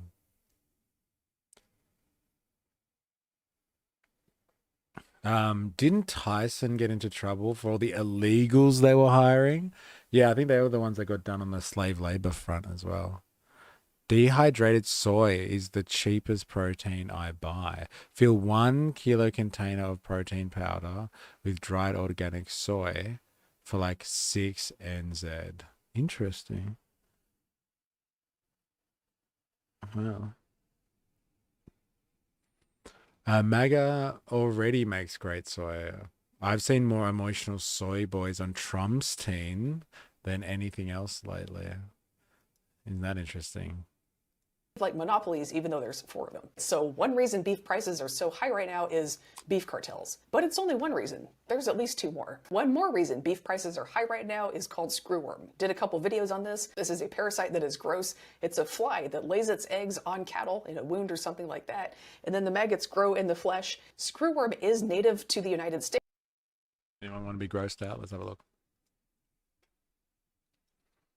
See, I wonder if this stuff was going to come to Australia, right? Screwworm. Because we've started... Oh, no, but we're bringing the beef. We're not bringing the cows here, I guess. We've recently opened our market to allow for American beef to come in. Look at that little thing.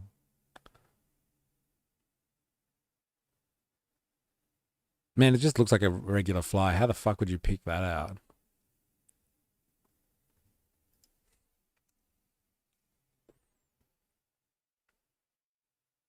Oh, poor thing. Fucking hell. Yeah, it just lays its eggs in flesh. I don't know if you guys have seen this before. And like you press the wound area and like lava just like comes out. So you're like being eaten alive. It's fucking mental.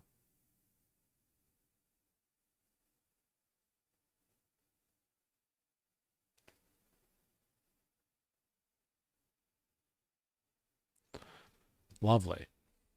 Lovely.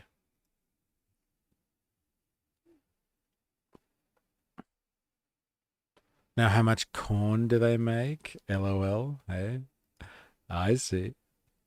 States, but it was eradicated because it caused a lot of problems for cattle and also people and pets. However, screwworm is making a comeback. Screwworm has made its way into Mexico, and to slow it down or keep it from reaching the US at all, the US has blocked shipping in cattle from Mexico or made it a lot harder to do that. It takes a long time, there's inspections, that's going to add to the costs. Now, usually when beef prices are high in the US, we solve a lot of that by bringing up cattle from Mexico, and that supply is basically cut off or really restricted right now. So that lack of additional supply that we usually have access to from Mexico is helping keep US beef prices high. By the way, if you're liking this video, if you feel like you're learning something, go ahead and give it a like, subscribe, a comment. Those things really do help the video get in front of more people and get the word out.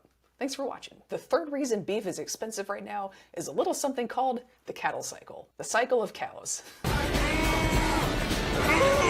So what is the cattle cycle? Well, the price of cattle, like you're about to send them to the slaughterhouse to turn into beef, the price of those cattle fluctuates up and down on about a 10 to 11, sometimes up to 15-year cycle. It's actually really predictable. We have charts showing it happening all the way back to at least the 1960s. So why does the beef cycle happen? Can we go back to that for a second?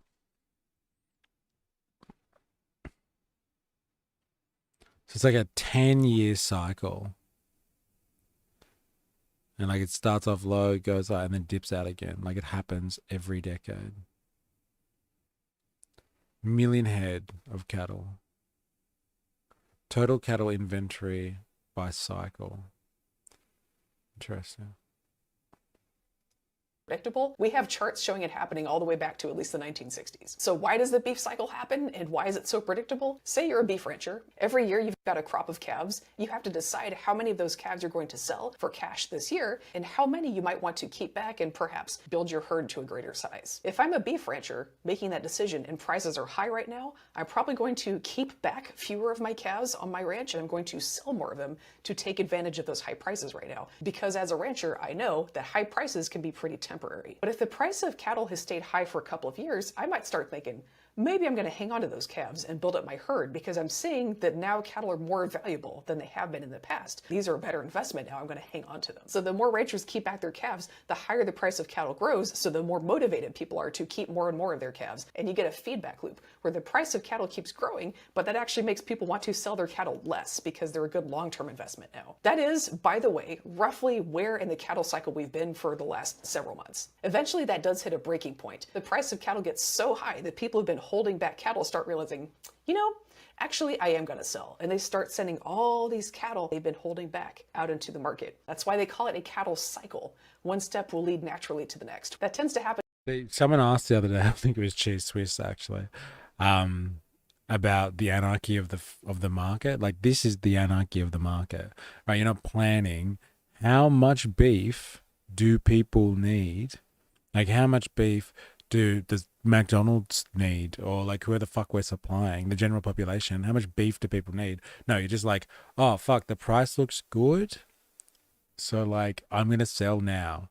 And like you sell a whole bunch of cows and then like it goes good for a while and you're like, oh, but I do need cows in the future, so I'm going to hold on. And then everyone starts holding on and then that shoots up the price even more. And then there's people like, oh, but the price is really, really good now, I'm just going to sell some more cows. And they get rid of a whole bunch of stock. And like that keeps like fluctuating and moving because there's just no real, it's just like fucking, look, the price is right, let's just go for that now.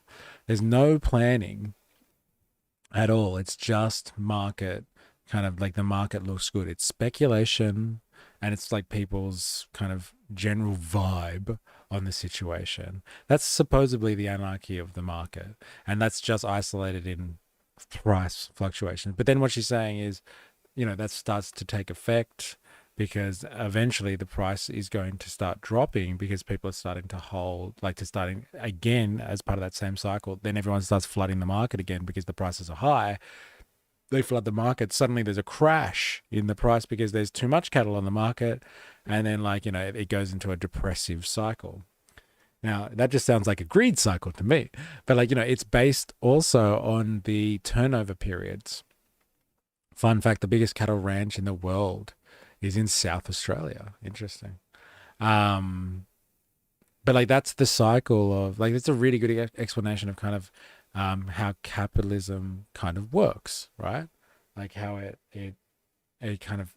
plays on what's happening in circulation. So you have the production cycle, so the producing and reproducing of cows, and then you have the circulation. So you send those cows into circulation, like onto the market. And like that is kind of regulated by whatever the circulation is doing at the time. If they're circulating fast, the cows, and they're getting a good price, then they're moving really fast. And then all of a sudden there's an oversupply and they starts to choke up a little bit and you're getting less of a return in that circulation. That is, like I said, that is just, it's just anarchy. It's just how people are feeling at the time. There's no real order to it, no real structure to that. It's just how people are perceiving things at the time and choosing whether to to play or not. Again, in a planned economic scenario, you wouldn't have that. Now, it's a really good case study to use, the agricultural setting, because cows do have life cycles. Like they have to be a certain age before they can breed, a certain age before they can be sent off to the slaughterhouse. They have to grow to a certain size, all that sort of stuff. There are dynamic limitations based on organic constraints. But like, something like technology, you can continually speed up a production line and like how good your machinery is in the production line to speed up the goods, and you can just make goods at an alarming and exponential rate. But you can't really do that with cows. Like we've been able to speed up largely how we do livestock agriculture, and we've been able to get different cycles over time. We've been able to increase the speed, but there is a limitation on what you can do with life forms, right? Like if you want to stick to like farming and agriculture, I think they're now producing through scientific methods. They're producing meat in labs, so like agriculture might be in trouble there, but like it's limited to the life cycles of organic creatures. But like most capitalism isn't restricted by that. Industrial capitalism is just restricted by the technology and the speed of the technology, not by life cycles. And so like this shows you, and like that's why you see these periodic shifts, and this is the cycles and the booms and the busts of capitalism, the contradictions of capitalism, because there is overproduction or oversupply based on overproduction, and then the market checks, and then prices fall, and then there's a fucking crisis. That's that thing she showed you before. It was, if you're ever wondering when like Marxists are going on about like, oh man, capitalism is crisis prone, it's because of shit like that. There is no planning. They overproduce something. They sell while the price is high, and they hold on when the price is low. And it's not based on planning to meet need. It's just simply about market forces, and that produces moments of crisis.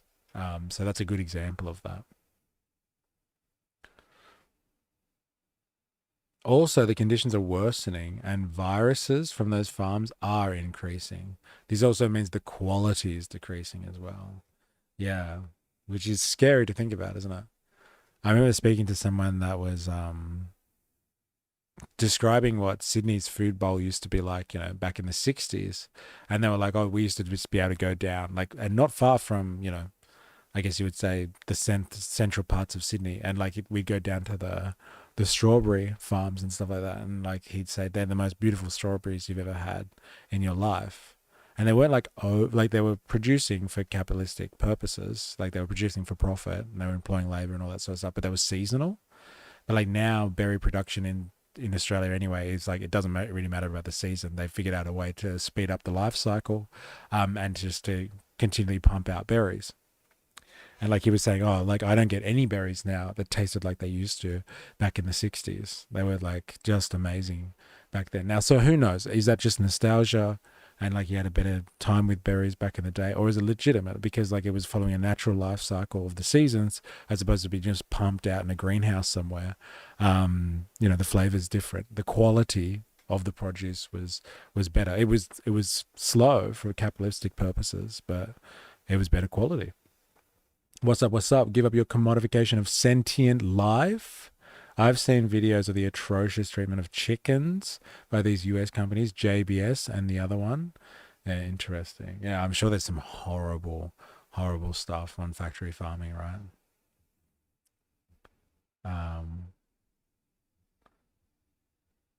Yeah. There's also been in the news. They've also been in the news for illegal dumping into rivers en masse. Ugh. Yeah. Somebody's poisoned the water hole.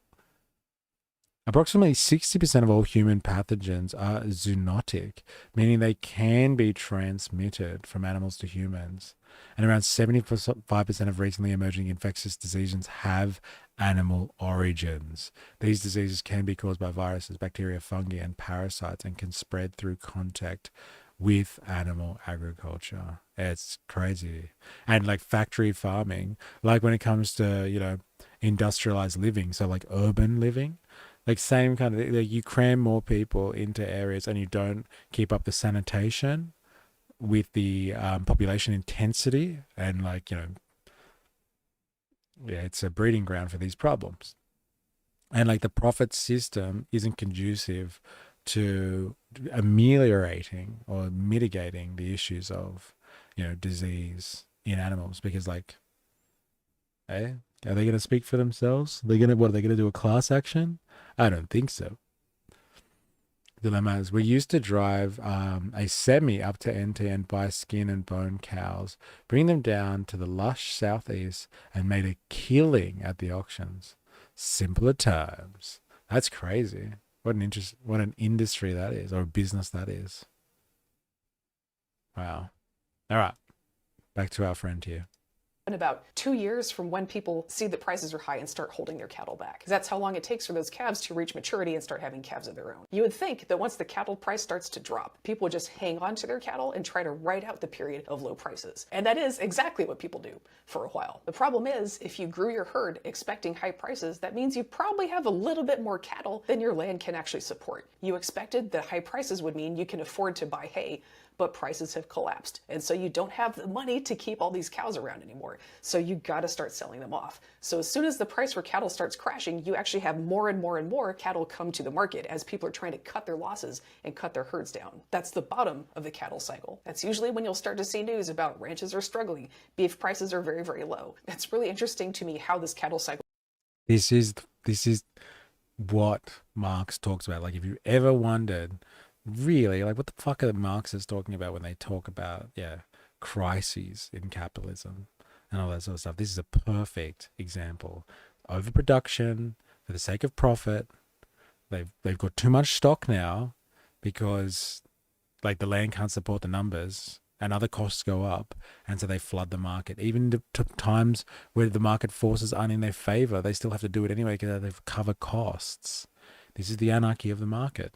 Right here, this is the crisis point in capitalistic production, or an example of it anyway. Keeps happening because everyone who's been in the beef industry for multiple generations knows what it is and that it's going to happen. But the incentives of the market are such that unless you really build your family business around not getting trapped in it, you will still get trapped in it. See, like, these people know that it happens and they don't plan for it. It's fucking crazy. And so that still keeps happening to a lot of people. Now, once the prices have been low for a couple of years, you'll have so many people who sold off so much of their herd or got out of ranching completely that the supply of cattle will drop and the price will start to creep back up. And that's the cattle cycle for you. This is the coercive laws of competition, another concept that Marx talks about. So, like, what happens then when the depression hits really hard? Some cattle ranchers just go out of business altogether. They can't even cover the costs of, like, bringing their herd down, and, like, they can't then continue their business in the bad times. So they're just like, fuck it, I'm out. And then another rancher comes along and buys their stock or like buys up their farm and then expands their operations. And so then you have the monopolizing effect in the competitive market. When there is a dip in the market, people go into crises. When people go into crises, they sell their business. The big fish eat the little fish. And then there's more and more market concentration, less competition as time goes on. It's a story as old as capitalism itself, apparently. These beef companies are very aware of the economics of their industry. They hire experts with deep expertise to calculate and predict the numbers to ensure the highest rates of profits. Yeah, and the rates of profit, one thing, but the mass of profit, like they make sure that they are predicting and cashing in at the right time, but they still can't, at least in the American example anyway, they still can't resist Even with all the experts and stuff, they understand the depression cycle is coming and they still overproduce. Back in the day, the US government was buying the surplus of dairy, then had a massive propaganda campaign to get their population to buy more dairy products. Some of those propaganda talking points are still used today. Well, how about the fucking Missouri? I'm pretty sure it's Missouri. Yeah, I'm pretty sure Missouri cheese cave. We've talked about that a few times. There's a cave in Missouri where they stock all the cheese. So the Reagan government, the Reagan administration took away tariffs on cheese. And so people were incentivized to buy cheeses from Europe. And like the cheese, yeah, that one. Yeah. And the cheese industry were pissed off at Reagan. And so he was like, look, the government will buy your excess cheese. And so they bought, like they continually buy cheese from American cheese producers. And just like there's a cave under the mountains in Missouri and it's like fully set up. It's all refrigerated and all this sort of stuff. And they just have all this cheese hanging out. Yeah, all this cheese just hanging out. I don't know what they do with it though. Not to mention during the good times, they go into big debt to expand like they forgot. It's a cycle. Yeah. The debt is interesting because they can expand production. They go into more debt and they do forget. It was called government cheese. Yeah.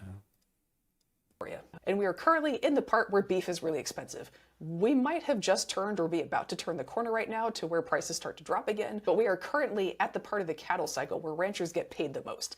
So they're feeling themselves right now. They're feeling like everything is working out for them, and why would you mess with that? So that's why beef ranchers are talking back at Trump. They're actually having a good time for once and don't want anybody to ruin it. All right, so we've got our big 3 reasons that beef is expensive right now, right? We've got our beef cartels. Screwworm means it's a lot tougher to tap into our traditional backup supply of cattle from Mexico. And we're at the top of the cattle cycle. Screwworm and the cattle cycle are just biology. They're just gonna take time. High prices that come from monopolies and cartels can be fixed by trust busting, and the federal government has the power to do that, but it won't. And this is where things get interesting. Now, the US government has announced here it is. Okay, this is the reason that I wanted to watch this.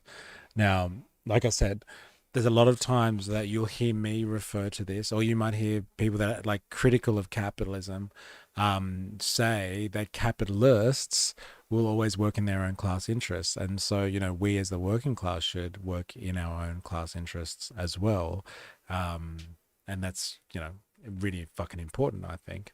We definitely need to work in our class interests. Anyway, this is a prime example of how the capitalist class, even when it doesn't suit them directly, it might cost them a little bit of money, they still will work together because they don't want to fucking upset the apple cart. They don't want to shake the tree. They will still just make concessions with one another because they understand that if they rock too hard and ask for regulation and break up of like trust and like antitrust laws to come in and regulators to come in, they might turn that stuff on them. They understand that it is in their shared interest not to fuck each other over, and like keep the gravy train going. They'll just figure out their differences between them without hurting their overall class interests. Listen to this situation here.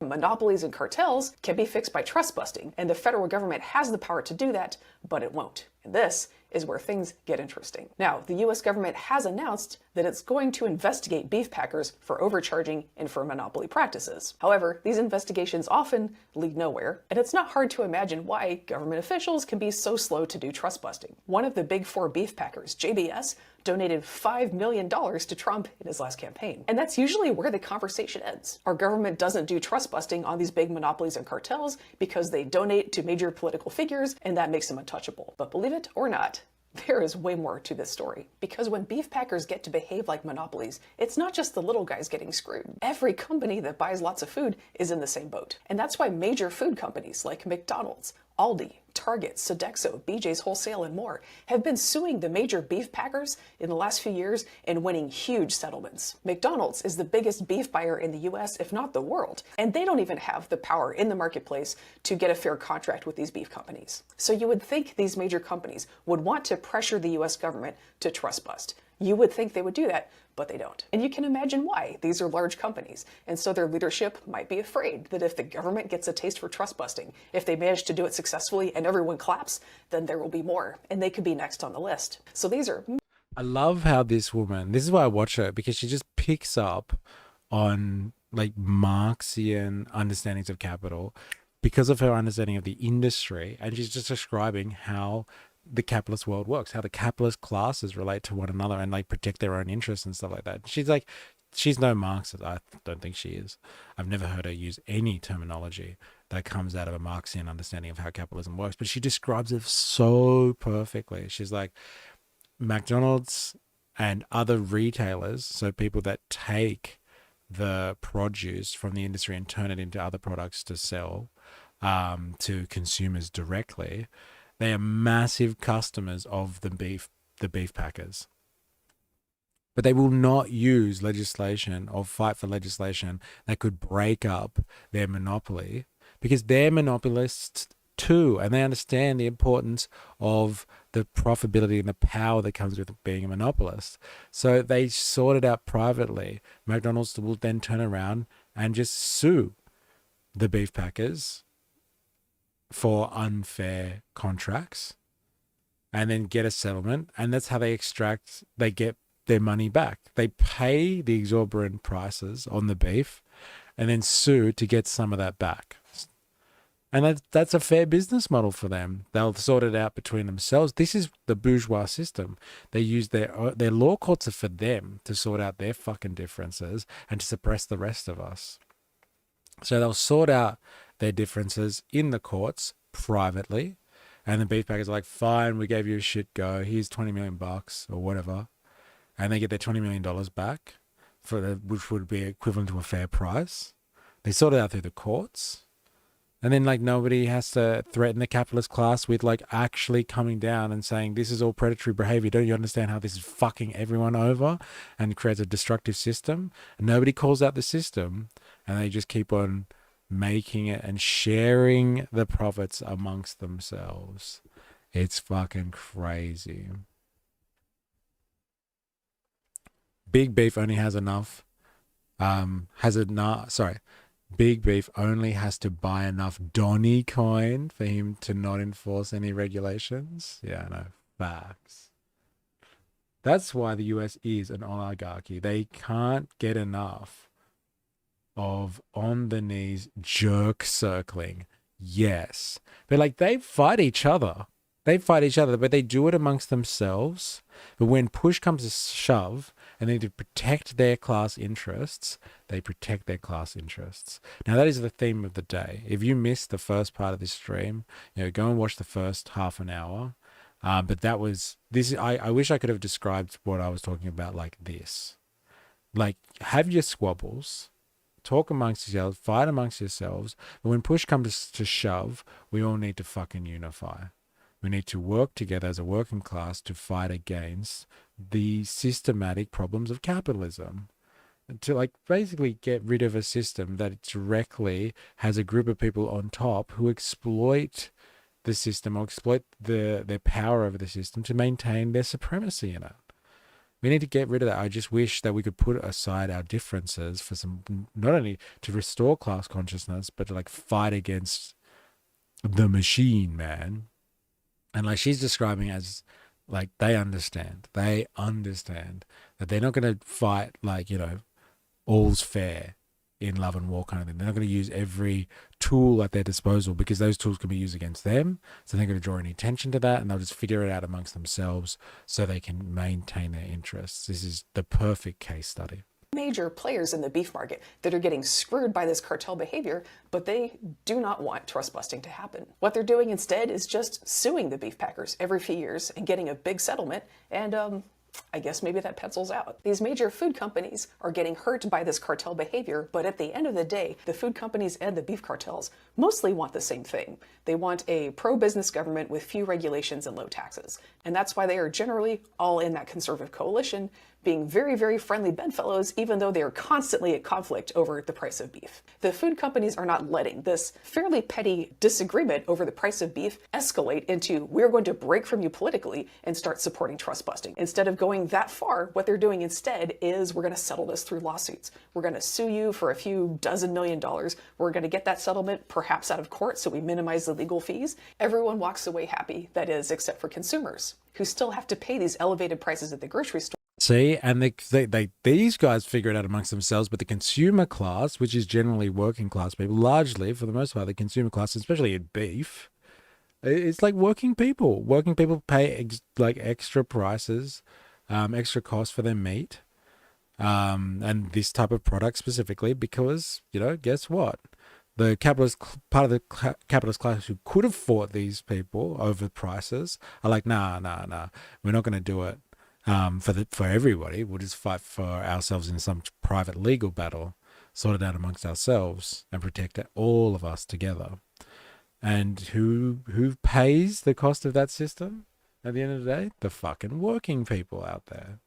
And we don't get paid back when the food companies win those lawsuits. Just the food companies. Same thing for ranchers. There are some ranching groups that have done lawsuits against the beef packers as well, but most ranchers are not getting payouts from that either. Now let's talk about ranchers' side of things and this whole dispute over control of the beef industry and who gets to set the prices and how. Ranchers have been making noise about what a problem it is to be up against beef cartels for decades. And I'm going to speak very carefully here. If you look at how ranchers talk about how we need to take on these cartels and where they actually put their political energy, their donations, and their votes, these are telling two very different stories. Lena Khan goes out with a bang. The failed Kroger-Albertsons merger offers the clearest proof yet the new antitrust movement is breaking through. Interesting. Lena Khan. Wow. Their political energy, their donations, and their votes, these are telling two. Either from the store or through taxes. Yes, through our taxes. The process is the punishment when it comes to us plebs in the court system. For companies with lawyers on retainer, it's a get out of jail free card. Yeah, the court system is not designed for us plebs.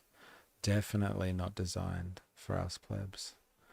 Two very different stories. And that's another thing we should get to the bottom of. Something you have to understand about ranching is poor people can't afford to do it. I know that flies in the face of everything we're told about ranchers. They're just poor, struggling little guys, but that is the reality. It really helps to have enough space for it and be able to afford a vet and all the food. And that'll give you an idea of the ballast in life it takes to financially be able to handle raising cattle. There have actually been a couple times recently in social media where a poor, struggling rancher was featured. And if you just watch what they're actually talking about, you can tell that guy is not poor at all. It was so crazy because he's talking in the 1 or 2 TikToks that went viral about how he lost a lot of money to Doge. He can't afford this and he doesn't know what he's going to do. And then a couple TikToks later, I have definitely sat down, ran some numbers on it. I figured out how we are going to overcome the obstacles that we have faced due to these executive orders being signed and the IRA funds being frozen. I will make it work. It will be a financial struggle for me for a while, but I will make it work. I will not lose this farm. What kind of person? What does it say? Juggling a full-time job and 3 kids while investing $80,000 in farm upgrades he expected to be reimbursed for. Holden, who voted for Trump, turned to TikTok to vent his anxieties. His story quickly went viral. You can just pick up $80,000 out of nowhere and invest in farm upgrades.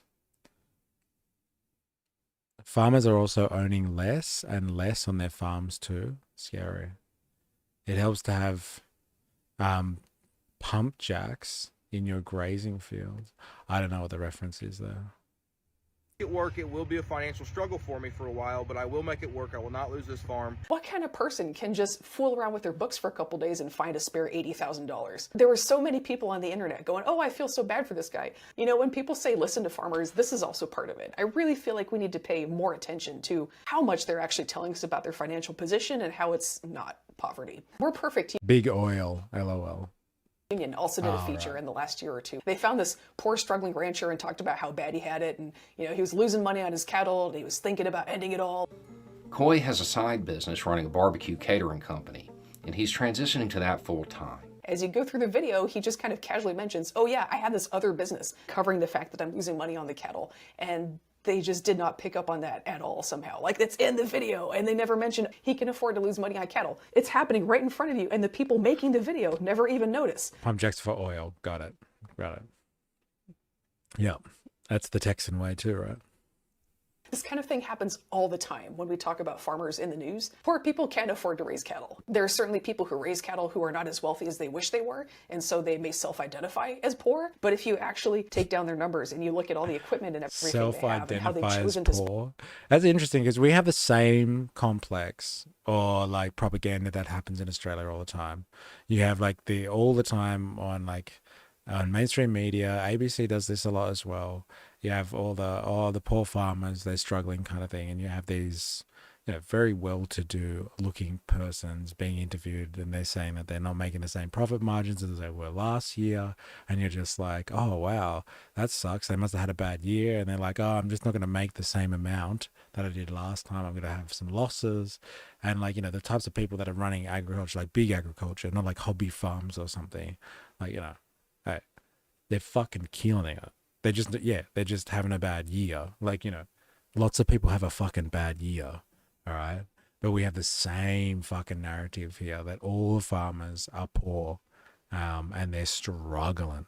And like without them, you know, there's no Australia kind of thing. So we've got to do what we can to help them out.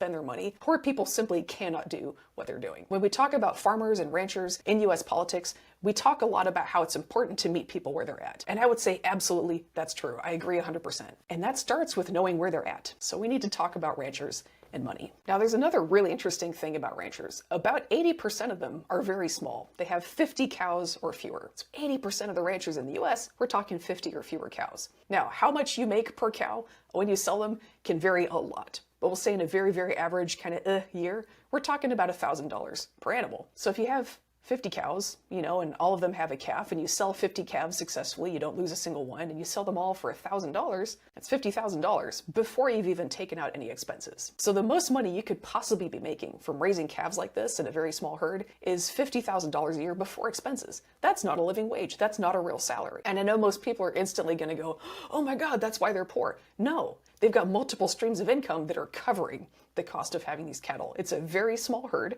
so you also can't lose too much money on it. That's the other perk of a small herd. So of course we ask ourselves, why are people out there raising cattle when they cannot possibly make a living doing it?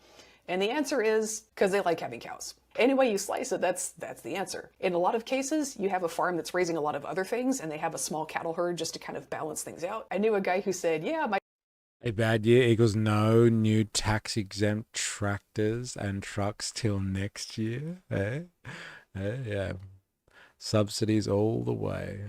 So much for the free market.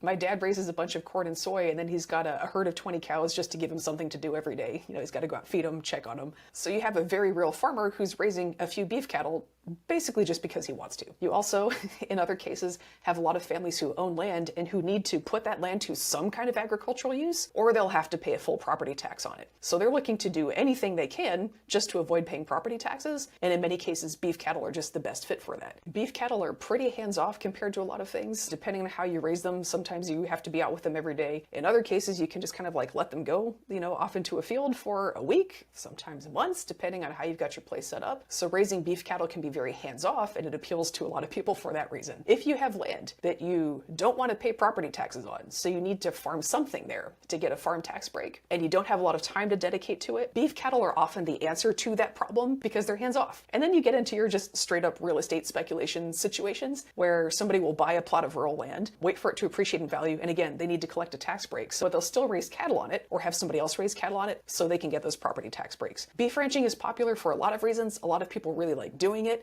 If you do have a larger operation, you can make money, but the sheer number of small beef ranches we have in the US cannot be explained just through folks trying to make a living by raising beef cattle. So just in general, beef ranchers do tend to be people of some means. They're more likely to own a business, they're more likely to own property, maybe a lot of property. That's why they tend to be into conservative politics as well. I've done whole videos on this, we don't need to get into it right now, but the important thing to know here is that it's not traditional social values that brings them to conservatism, it's just business values. Conservative politics promise farmers and ranchers something that progressives can never offer. What? It's not traditional social conservative values. It's business values. That's why they're conservative. What the fuck? This is the revelation of the afternoon, ladies and gentlemen. Strap yourselves in.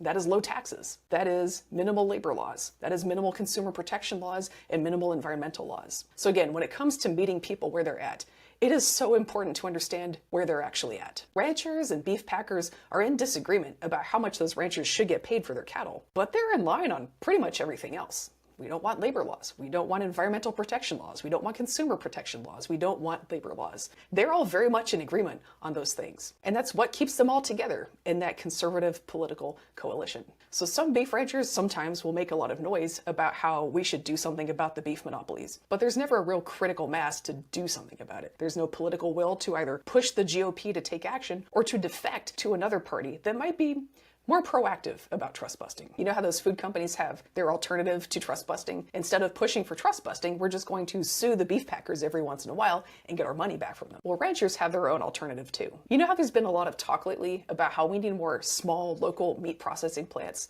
small local slaughterhouses? Yeah, that's ranchers' alternative to trust busting. The small local slaughterhouse idea is basically a way for people who raise cattle to try and get paid more without having to actually challenge the power of the big four beef processors, without having to take them to court and do trust busting. Because it's one thing to sell a few cows to a local slaughterhouse and get paid a little bit more. It's another thing to actually cost those guys a lot of money and maybe risk some of their wrath. So here's the problem with that. Small local slaughterhouses will never fix this problem. And here's why. I don't want to get too much into the weeds on the logistics and scale of animal slaughter and butchery, but scale really does matter here. So here's the thing you need to know about large-scale slaughterhouses. A lot of the time, they don't make their money selling meat. They sell that basically at break-even. These slaughterhouses make their money on the byproducts, selling the hides to leather processors and melting down and cooking down the rest of the animal into glue, fertilizer, and other byproducts. That's how these slaughterhouses actually make their money. The beef is kind of a byproduct of that, actually. Now, if you're a small local slaughterhouse that's processing 10 or 20 or 100 cattle a day, you're just not going to have enough volume of hides and other byproducts to make it worth it. You are not going to be able to make your money on the byproducts. And so these smaller slaughterhouses will always have to make their money actually selling the beef. They're just going to have to charge more money for beef than these larger slaughterhouses. That's just the way the logistics pencil out. And that means these small local slaughterhouses are not... There's your rate of profit stuff right there, Avalava. Like when the rate of profit doesn't return on processing beef at a slaughterhouse, do it at scale, and then you can have value coming. Sorry, you can make profit on the byproducts, but you need scale. That's the one thing that I'm like really learning. I'm reading Das Kapital Volume 3 at the moment. And like Marx really does talk about this idea of like the falling rate of profit a lot, but like he speaks about it nonstop in the context of scale or the mass of profit. So if the rate of profit falls, you actually need more mass. And like if you have more mass, like more stuff coming in, more surplus value being produced, more workers, more material, like you scale up your operation, then it doesn't matter if it's a lower rate of profit, the profit rate falls. If it's bigger, then like you're going to get more profit anyway. And this explains the tendency for monopolisation in capital as well. This just feels like a technical analysis of an industry without the theoretical jargon of Marx. I know, right? As I was listening to her speaking about like this for the first 10 minutes, I was like, fucking hell. Like I keep coming back to this channel because like the way that she's analyzing stuff, I'm like, fuck, this is like just case study in how capitalism kind of works. It's just the little ranchers. If you're gonna have little ranchers, that's fine, but then everyone's gonna have to pay more for meat. If you do it at scale, like it's not the meat that actually is profitable. That's the excess. The money that you get at scale is like you want the hides, you want the other products the animal creates like glues, and fertilizers. That's what you want. That's what you want. That's fucking crazy. I think that's another issue with capitalism. It siphons wealth to the big cities, making small operations in other areas struggle more. Just can't use those scary words. Yeah, can't use those words. Like those scary that Marxist jargon. But like you're right, like it siphons wealth to bigger enterprises because that's where they make it work at scale. That's where they get their profits, because the rate of profit falls, because like, it's just the nature of capitalism. Like once we've become more productive, there's less labor required, and so the rate of profit comes down because there's less labor exploited in the system. But if you conglomerate your operations together on massive scale, then you can still squeeze that profit out of the system. And so like what you're talking about is then that wealth goes to the big cities. So who are the people that can fund, and who are the people that can like give credit or loans out to massive enterprises? Wall Street. And so then Wall Street, has an investment in big enterprises, because you need massive scale to be able to do that. And the financial sector is the only thing that can help out in that sense. And so it's the big cities, or the financial institutions in big cities and big scale enterprises, that run in a capitalist system like that. Sounds like Coles and Woolies. Throw in some land banking as well. Yeah, it's interesting. She even covered land banking. Like you have people that just invest, and they put a few head of cattle on a property to get exemptions from property tax, and they're just speculating on the fucking land. Eh? Capitalism, baby. It's good to bypass any filters that many people have when they hear those scary words. Yeah, I know, right? Isn't it crazy? Hey? And look at her. Hey, she's trans Tifa, that's for sure. Like she's analyzing and criticizing capitalism without the scary Marxist talk. But we see what you're doing, criticizing capitalism. It's trans Tifa all the way. So many small towns will have the produce they make be shipped out, will come into small areas by the means of production, and then the people of those towns start losing jobs, wealth and starts to die out. There you go. It's just, but this is the natural progression. This has been happening everywhere, and it's been happening for hundreds of years now. It happened in the industrial sector, then the offshore stuff as well. No, it's all right. I get the vibe, man. But this is the tendency. Tendency is the productive forces.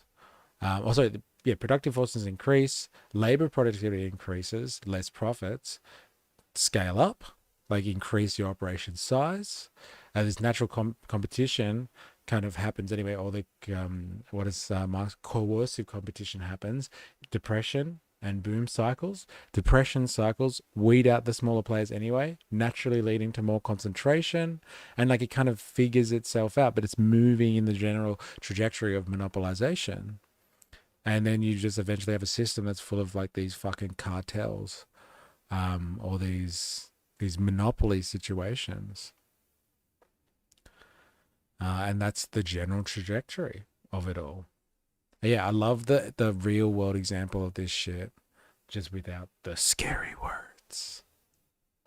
Ooh. Hive cities from Warhammer 40k. Solution, they will not take market power away from the cartels. What they do, and all they do, is give ranchers a way to sell some animals at a higher price.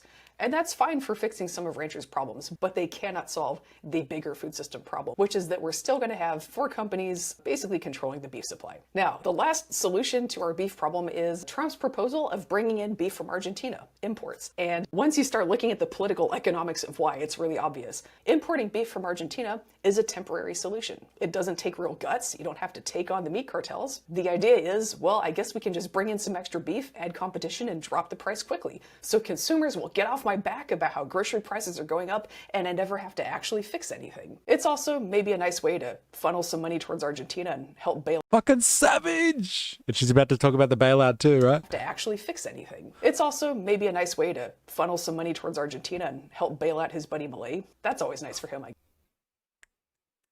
Bro, she's killing it, bro. She's killing it. Calm down. It's too hot. It's too hot. Yes. So to wrap this all up, if you have had questions about what on earth is going on with beef, why are the prices so high, why are we talking about imports, what is going on, now you have way too much information at your fingertips to answer all those questions. And it's also a really good inside look at what actually happens inside agriculture, and it also gives some insight into why conservative politics in the US work the way they do. I've seen so many people just act baffled. They can't understand why farmers keep voting conservative and keep supporting the politics of big business, even though they're always complaining about how big business is screwing them. Once you understand the economics of what's actually going on in here, it's not that. Bruh, I've got so much beef with this economic system. Hey, hey, I see what you did there.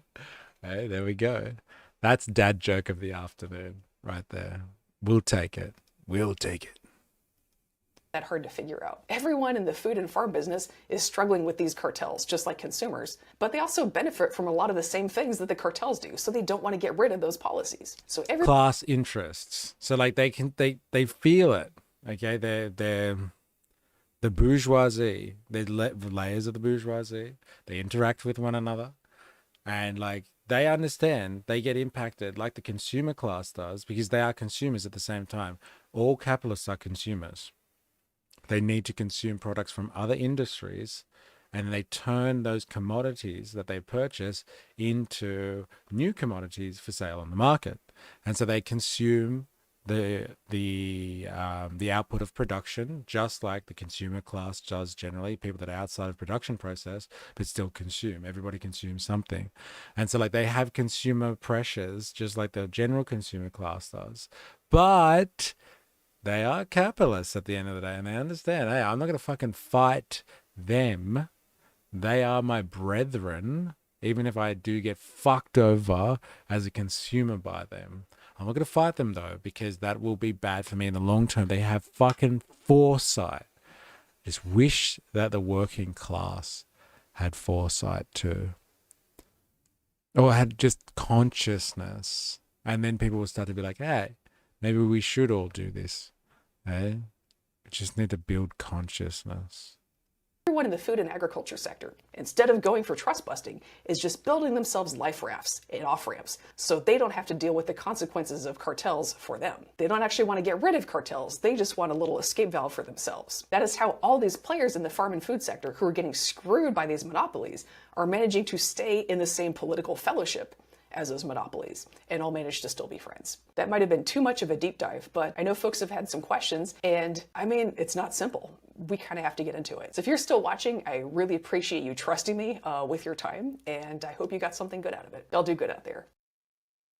I got fucking heaps out of that one. It's just like, yeah, this is like the application of anti-capitalist politics and economics. Calling it out. She covered so much just then. Crises, cartels, coercive laws of competition, scale and mass of production,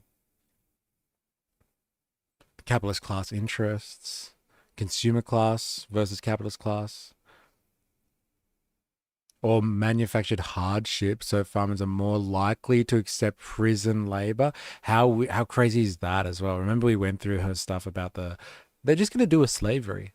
I'll never forget when she said it like that. It's just going to do a slavery. Yeah, and so, manufacturing the hardship theory so they can get like different, what is it, H-2A visas? They can push more people into the H-2A visa program so they can control labor better and then justify, yes, prisoners coming in to work in the agricultural sector for cheap labor. Look, we're all struggling here. We need to ship in those incarcerated persons. It'll be good for them anyway. And like it'll also benefit the agricultural capitalists. That's for sure. It's crazy. It's applied Marxian economics right there. Thank you to Farm to Tabor. I don't even know what her name is. I don't think she's ever said her name though.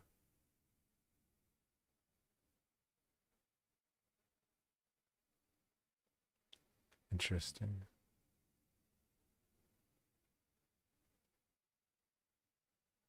All right. I really wanted to cover that. Like, there's some other stuff that I wanted to cover today, but like, it just took that fucking AI one took so long to go through. So I might leave some stuff for tomorrow then. But yeah, I'm gonna leave it there for today. But thank you everyone who's been tuning in. It's been quite a fucking roller coaster, can I just say? So yeah, thank you for hanging out.